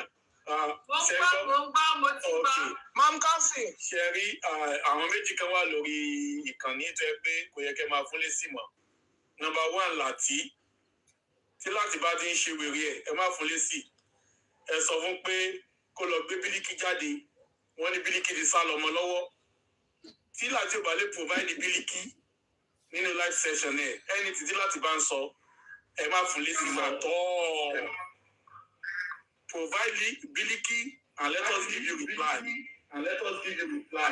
Number 2 ṣe rí Tẹ́mi èmi tó fẹ́ Badmus. Tó bá di ṣá tó ti máa kẹ́rì yẹn ẹ má ṣe bí ẹni pé èèyàn ló ń gbó ajá lásán ló ń gbó. Ẹ sọ fún pé kó lọ provide DNA result ti first child ẹ̀ and the second child ẹ̀. Wọ́n ní evidence wà lẹ́ pé ọmọ àlè òun lọ́mọ àkọ́bí àti ọmọ kejì tó bí. Wọ́n ní evidence wà lẹ́ ọmọ àlè lọ́mọ méjì tó bí. Ọjọ́ tó bá di provide DNA result ẹ̀ tó sọ pé ọmọ tó gbé dání yẹn pé wọn kì í ṣe ọmọ àlè wípé ọkọ ẹ̀ ló la ọmọ méjì yẹn oníkẹ tó rò bí èyí gidi ló ń sọ̀rọ̀. Tí ó bá ti lè ṣó méjì yẹn kò sí nǹkan tí Tẹ́mi ò ní ọ̀rọ̀ lẹ́nu rárá. Kò sí yàtọ̀ láàrin òun àti ajá. Ajá gan máa ń mọ bàbá tó fún ọ lóyún. ẹjẹ kí wò ná àjálè máa mọ o àjálè máa mọ o àjálè máa mọ o adìyẹ máa mọ àkùkọ tó gùn last adìyẹ máa mọ àkùkọ tó bímọ fún àkùkọ tó lè máa mọ kòtẹ́wúrẹ́ ó máa mọ bàbá àwọn ọmọ ẹ̀ tó gbàgbé tẹ́mì tó jẹ́ olórí tíìbù Wùmí tí ò bá mọ bàbá tó bí ọmọ àlè méjèèjì fún ẹjọ́ kí wá nìyẹn fẹ́ sọ tó fẹ́ jẹ wá lójú ó ti máa jẹ́ nìyẹn bẹ́ẹ̀ ti máa pín ọmọ àlè káàkiri nìyẹn ó ti máa jẹ́ nìyẹn bẹ́ẹ̀ ti máa pa ọkọ nìyẹn ó ti máa jẹ́ nìyẹn bẹ́ẹ̀ ti máa gbọ́ benefit disabled nìyẹn you don't give those people any relevance ẹni tí wọ́n ń dáwó fún ìyá ẹ̀ tí wọ́n dáwó fún ìyá ẹ̀ tó wọ ní bọ́ọ̀sì àwọn ẹ̀ka kiri tó lọ ń tọrọ owó pé ìyá ọ̀fẹ́ gba ṣọ́ọ̀bù ẹjọ́ ṣé o ló ń sọ̀rọ̀ silver spoon àti clay spoon ẹ̀ tó bá bí with pátákó spoon gan-an kò lè máa lọ ní kí ló máa tọrọ owó fún ìyá ẹ̀. tani tẹ́mi kí Mohbad tó kú tẹ́mi kú Mohbad kú ó sọ tẹ́mi dòge tẹ́mi náà wá di ẹni tó jáde níta tó sọ̀rọ̀ pé máa jẹ́ nìyẹn where was tẹ́mi nígbà tí Mohbad wà láyé owó Mohbad ní tẹ́mi fi mí náà ṣé bí wọ́n ló wà lórí payroll Wùmí wọ́n ní Wùmí ń sanwó fún náà ogo dín yẹn wọ́n ní pẹ́ẹ́sì fún lówó náà ogo dín yẹn ẹ̀tẹ́ tó ń live life on the death of Mohbad olówó lẹ́nu wípé mo ti ra lé àfi basement ẹ̀ náà ó mọ̀ pé owó ẹ̀jẹ̀ tó bá kọ́lé tó bá ra ló máa wó pa ẹ̀ ní òmò ni ọ̀rọ̀ òdùn lẹ́nu ẹ̀ náà ọ̀rọ̀ kẹ́kọ̀ọ́ òdùn lẹ́nu tẹ́mì Tèmítọ́pẹ́ Badmus kò sọ̀rọ̀ lẹ́nu ẹ̀ kò sí ọ̀rọ̀ lẹ́nu ẹ̀ bambiala ni ẹ bambiala atọrọ jẹ ni ẹ atọrọ mu ni ẹ wọn bẹ ṣe láìfẹ́ ni ìwọ kọ́ ló ṣe láìfẹ́ tó bá ṣe justice of Mohbad ò lè jẹ ò lè mú gold tó ló ń tà how many grams ní gold tó kó sórí gbá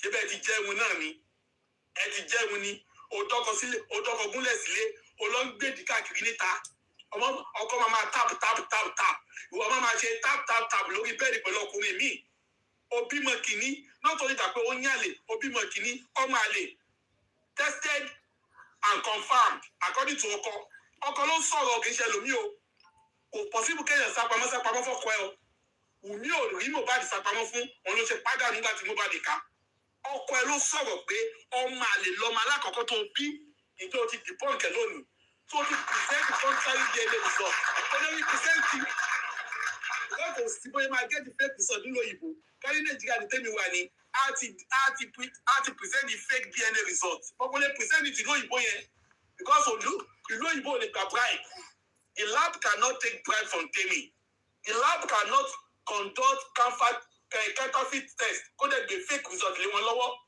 olùsèdí result yẹn present dòdò lónìí MFM ti challenge yẹn orí ọ̀nà challenge lẹ́mẹ̀fẹ̀ gbé ẹ sí ìwọ proof ọmọ tó gbé dání yẹn pé kì í ṣọmọ àlè ni proof ẹ̀ náà pé kejì kò ní medical challenge proof MFM wrong pé ọkọ ẹ ó lè sáré 100 meter láì lókì all the challenges MFM ti gbé fún Temi kò sílẹ̀ tí Temi rí ṣe ń bẹ̀ ó yẹ máa jẹ́ nìyẹn báwo ló ṣe fẹ́ jẹ́ tàtí rì kí ló fẹ́ jẹ́ délé tó ti jẹ́ tẹ́lẹ̀ lọ wípé òkú Mohbad lẹ́ fi ń gbowó kí ló fẹ́ jẹ́ pélé tó fi jẹ́ tẹ́lẹ̀ lọ wípé Mohbad ló sọ yín doge kí ló fẹ́ jẹ́ délé tó fi jẹ́ tẹ́lẹ̀ lọ wípé group of ọmọ àlè lẹ́ ń kó kiri kí ló fẹ́ jẹ́ délé tó fi jẹ́ tẹ́lẹ̀ lọ bí wọn náà retí pé ọkọ ẹ kó lọ Nàìjíríà báyìí kó pupa lójú ọ̀nà ni what are you now saying ọ̀rọ̀ òdùn lẹ́nu ìyá ò létí ẹ̀ ìwọ tó sá lọ fún 2 weeks nígbà tó mọ̀ pé ìtì ẹ lágbára ó fi bó ti lọlẹ̀ ó wá ń jáde mọ̀ ń wòye fún 2 weeks kìnnìkan ìyáláyà àwọn wo ìyáláyà àwọn tó ń pọ̀ màlè kiri ìyáláyà àwọn tó fọyọ tó máa fọkọ sílẹ̀ nínú ilé tá ló máa ṣe dọ́gì níta ìyáláyà àwọn tó máa fọkọ sílẹ̀ sínú ilé tá ló máa ṣe káògẹ̀ níta tó máa fọkọ sílẹ̀ nínú ilé tọkọ máa bẹ̀bẹ̀ tó máa bẹ̀bẹ̀ kó tó ṣe 1 second ọkọ máa bẹ̀bẹ̀ kó tó fún ní 1 second ṣe wà á tó fẹ́ máa dú ọkọ wà máa gbójú olójú sójú ọkọ títí ẹ ti ta Temi tó máa pọ̀ obìnrin alálùbáríkà ìwọ náà jáde ń sọ̀rọ̀ wọ́n ní ìwọ tó bá yé ìyá ẹ̀ jẹ́ tó bú ìyá ẹ̀ tó bú ìyá tó bí ẹ nínú ó bú ìyá tó bí ẹ nínú ó bá yé ẹ̀ tó ṣe yàkàyàkà ìwọ náà tún jáde ń pè ẹ léèyàn ó mọ̀ pé ọmọ náà máa ṣe wẹ̀ fún ẹ ọ̀rọ̀ òdùn lẹ́nu ìyá ọ yẹn no wonder tó fi wà lọ́ndà Wùmí ó ní ọpọlọ irú yóò yẹ kó máa gbé ayé ìyáláyà yín ìyáláyà àwọn mélòó ìyáláyà àwọn ìyá òfò ìyáláyà àwọn kọkọ òkú kọ́ńpọ̀dù ìyáláyà àwọn group of ọmọ àlè connection ìyáláyà àwọn associations of Pekus distributors. That's who you are. Ọwọ́ Dunlẹ́ni àtọ́ ọmọ àlè 1, ọmọ àlè 2. Let me present a contrary evidence. Prove to the world pé ọmọ àlè kọ́ làwọn ọmọ méjì tó ní. Wọ́n lọ Nàìjíríà, okó lọ Nàìjíríà. Ọkọ wà níbi tó kíkú tó rí mọ́lẹ̀ sí. Wọ́n lọ Nàìjíríà, okó lọ London Nàìjíríà. Bí Wùmí náà ṣe lọ ń dókó ní Lẹ́kì hotel. Tó sọ ẹ̀ di landlady of all the Lekki hotels. Wọ́n lọ ń dókó Nàìjíríà. Irú ìwọ ni bóhùn. Like goat. Like animal. Like Ashewo. Imagine this your life. When you are talking about womanhood, I'm a present obìnrin òfò oníyẹ́tẹ̀mí tẹ̀mí tọ́gbẹ́ badmus obìnrin rádaràdá oníyẹ́tẹ̀mí tọ́gbẹ́ badmus o ti ba yí ọkọ ẹ jẹ́ o gba sátidé lọ́wọ́ ẹ̀ o gbé bí abi monday lé lọ́wọ́ kì í ṣe monday ọjọ́ kejì o yí clock yọ ayé ọkọ ẹ o yí sí 6 days ayé ọkọ ẹ wá lag behind ìwọ wá live lag ìwọ náà ṣe màmá rere màmá kẹ ṣé àrí píkṣọ ẹni bó ṣe dúdú bí ètú kó tó di pé Mohbad kú tán o wá mú Mohbad òbí ń bóra. O búra, o rí ibi ọmú bó, o búra, o rí èjìká bó, o búra, ní ìṣọ́pọ̀ orí pẹ́kùsì ẹ̀ bó, o lè wá lẹ́nu sọ̀rọ̀, ó lẹ́nu sẹ̀rẹ̀, bí máa jẹ́ nìyẹn, wàláhì tó bá fi owó Mohbad kọ́ ilé àbófinra lé, for the first time in history ilé ẹ̀ máa wó pa ẹni, èmi tó fẹ́ bad news. Go and write it down, o lè ti di ọkọ ẹ mọ́lẹ̀ kó má lọ́pọlọ, but I'm telling you, orí ọkọ yẹn, ó máa fi àjẹ́ ìtẹ̀mí tó bá dùn. Àtúbà jẹ́ pé ìṣe ọmọ àlè ló gbé fún ọmọ yẹn lókù. Àtúbà jẹ́ pé ọmọ àlè ló gbé fún bọ̀bọ́ yẹn lókù. Ó fi ìyá méjì jẹ bọ̀bọ́ yẹn. Ó mọ̀ pé Ọlọ́run ti jí ti bọ̀bọ́ yẹn pé kò lè rìn. Ó tún wá ń fi òfin dùn. Ó fi ohun dùn. Ó tẹ̀ tó wà wò pé tí wọ́n fẹ́ lóyún fún èèyàn jẹ́ kí bọ̀bọ́ yẹn kó fi 1 second yẹn kó fi dà síbẹ̀ kó doyún. Ó tún gbé ìdí ẹ̀ lọ fẹ́ lómi tó tún fún ẹ lóyún. Ó tún fún ẹ lóyún tán, o tún ṣe oyún ọmọ àlè yẹn dànù, o tún gbé pọn, o tún gbé wá sọ́dọ̀ ọkọ, o tún bí fún. Assault upon injury. Assault upon injury lórí ọkọ yẹn. You don't have any conscience. Ẹ wá ní pé kí Wùmí ní conscience. Àwọn tó ń fún Wùmí lágbára lélẹ́yìn náà. Àwọn tó ń sọ pé máa jó lọ mú wẹ̀yẹn, tó pa àwọn wèrè tó wà bẹ́ẹ̀ yẹn. All of them kò sí èlé tí o ti gbé ọmọ àlè fọ́kọ. Tí Tẹ́mi bá lè gbé odidi ọmọ àlè méjì fún ọkọ ẹ̀. Wàláì kò sí ilé tó wà ní pláfọ́ọ̀mù Tẹ́mi tí ó ti gbé ọmọ àlè fọ́kọ. Àwọn náà ní WhatsApp group if you don't know. Wọ́n ní WhatsApp group tó máa ń sọ̀rọ̀ ẹni tó bá máa wọ ọ̀dọ́ wọn yẹn tí ò bá ṣó evidence pé ọmọ àlè ló ń gbé dání wọn jẹ́ kó wọ group yẹn. Pẹ̀lẹ́tùsà láti wọ group wọn yẹn ni pé you must prove wípé wọn náà ó ti ṣe é rí ẹ̀mọ̀ pé táwùsá bá fẹ́ ta ògùn fẹ́yàn wọ́n á bèèrè Haúsá ṣé ó ti ṣe é rí. Tí Haúsá bá ló ti ṣe orí wọn ní ògùn lọ́wọ́ ẹ̀ wọ́n máa ti ṣe pé o gbọ́dọ̀ lè ṣó pé ọmọ àlè ló gbé fọ́kọ ẹ tó bá gbé ọmọ àlè fọ́kọ ẹ o ò lè jà lẹ́yìn Wùmí. That is the fact of this case. Tó bá rẹ́jà ti pa ọkọ ẹ o ò lè jà lẹ́yìn Wùmí. Pẹ̀lẹ́tùsà láti wọ ẹgbẹ́ wọn yẹn ni pé you must show wípé o ti ba iye ọkọ ẹ jẹ́. You must show pé o ti wọ ọkọ gúnlẹ̀. You must show pé wọ́n lọ lé. You must show pé ọkọ kò kọ́ńgọ̀dì ní ẹ. You must show pé ó ń yàdí káàkiri ni. That's what they do. That's what they do. All of them on that platform. Àtẹ́lẹ̀ tó sọ Ìgbò, àtẹ́lẹ̀ tó sọ Yorùbá, àtẹ́lẹ̀ tó sọ Ìgbò, ọmọ àlè givers, òní gbogbo wọn. Drug givers máa ń gbọ́, but now ọmọ àlè givers ló wá kù. So títẹ̀ mi máa ń bú anybody at this time. Ẹ kò bèrè lọ́wọ́ ẹ̀ pé show us the DNA test results tó fi hàn wípé àwọn ọmọ méjì tó bí fún ọkọ yẹn fún ọmọ ọkọ ni. Tí o bá ti lè show ẹ̀, kò sí ọ̀rọ̀ lẹ́nu ẹ̀. So tó bá ń gbó, tó bá ń pariwo yẹn, ẹ fi sílẹ̀. All we are saying, show us DNA results. Ìjọba ìjọba sọ fún Tẹ́mi nìyẹn o. Without DNA results, Tẹ́mi is what? Is non-existent. If you cannot prove the loyalty of your womanhood, you cannot prove when you are not exercising fidelity, if you cannot prove pé o wà promiscuous Tẹ́mi platform, Tẹ́mi tó fẹ́ bad mouth, báwo la yí ẹ ṣe máa jẹ́ sàpò fún àwọn tó kù? Báwo la yí ẹ ṣe máa jẹ́ sàpò fún àwọn tó kù? It is so obvious pé gbogbo yín ọmọ àlè lẹ kó jọ, ọmọ àlè ní gbogbo yín pátápátá kó jọ. Ẹ̀yin náà ti sọ gbà kan, ẹni kò sọmọ àlè níbi kankan. Àbí ẹ sọ ẹni kò sọmọ àlè níbi kankan. pé síbẹ̀ ẹnìkan ló bí àfọ̀ ẹ lè gbé oyún ọmọ Túndé kẹgbẹ́ wá fún Bánjọ ẹ lè gbé ti Olúrótìmí kẹgbẹ́ fólúgbénga ẹ wá ń fi ọmọ àlè da ayé rú Wùmí òfò yẹn ká ní wọ́n ti pádànù nígbà tí wọ́n ṣe ìbásùn ni ṣé Wùmí tó máa pa Mohbad ni kò lè pa Mohbad àwọn òbí olórí búkú tó bí Wùmí tí wọ́n pa Wùmí àwọn ló fi Wùmí sílẹ̀ tó fi wá pa Mohbad báyìí ká ní Wùmí ti rẹ̀ wàlẹ̀ àṣà ni tí wọ́n ti ṣe oyún ọmọ àlè yẹn dànù tó ń jẹ́ Wùmí síta ní Bánjọ ṣé ó máa ráyè wá pa Mohbad ni ṣé ó máa ráyè wá pa Mohbad ni ọwọ́n ọ̀pá ẹ̀wọ̀n kan tó wá dà báyìí bẹ́ẹ̀ náà lẹ́yìn àwọn gúúpù àwọn obìnrin tó bá ń kó ọmọ àlè jọ wọ́n ní ilé tó bá ń tòrò ọmọ àlè bẹ̀ ní òtí dàgbà náà ọmọ àlè tí tẹ́mì tó gbé ọlé ọkọ̀ ẹ̀sìn tó bá dàgbà ó máa ba yé bọ̀bọ̀ yẹn jẹ́ ṣé ẹsẹ̀ kan wọ́n lò ti du bọ̀bọ̀ yẹn tẹ́lẹ̀tẹ́lẹ̀ kó má jẹ́ àwọn ọmọ àlè tẹ́mì ló máa ká ẹsẹ̀ kejì tó máa sọ bọ̀bọ̀ yẹn di tó máa sọ di mẹ̀kútúrú kó má jẹ́ ọmọ àlè tẹ́mì ló máa ká ẹsẹ̀ bọ̀bọ̀ yẹn kejì. The family of that guy, they are just watching now. We don't know the effect of Temis on that boy's life. Ẹjọ́ ẹ má cast yẹ o. Òun náà ti lè jó didi adìyẹ o. Ó ti lè jó didi màálù o. Ojú lásán kọ́. Ẹ má gbàgbé pé Sami Jojo bá gbẹ́ bọ́. Sami Jojo bá kọ́. Ògúnfe white. Ó bá Tẹ́mi gbé ẹbọ o. Ẹ mọ nǹkan tó lọ fi ẹbọ sí o. Ẹ mọ ibi tí wọ́n gbẹ́bọ sí o. Ẹ mọ ẹfẹ́ tẹ ẹbọ o. Ó ti di bọ̀bọ̀ yẹn mọ́lẹ̀. Tó bá lọ́mọ àìka ṣoríbú àwọn Tẹ́mi àdúgbò tó wà lọ́dọ̀ ẹ̀ ni wọ́n pè lóríbú.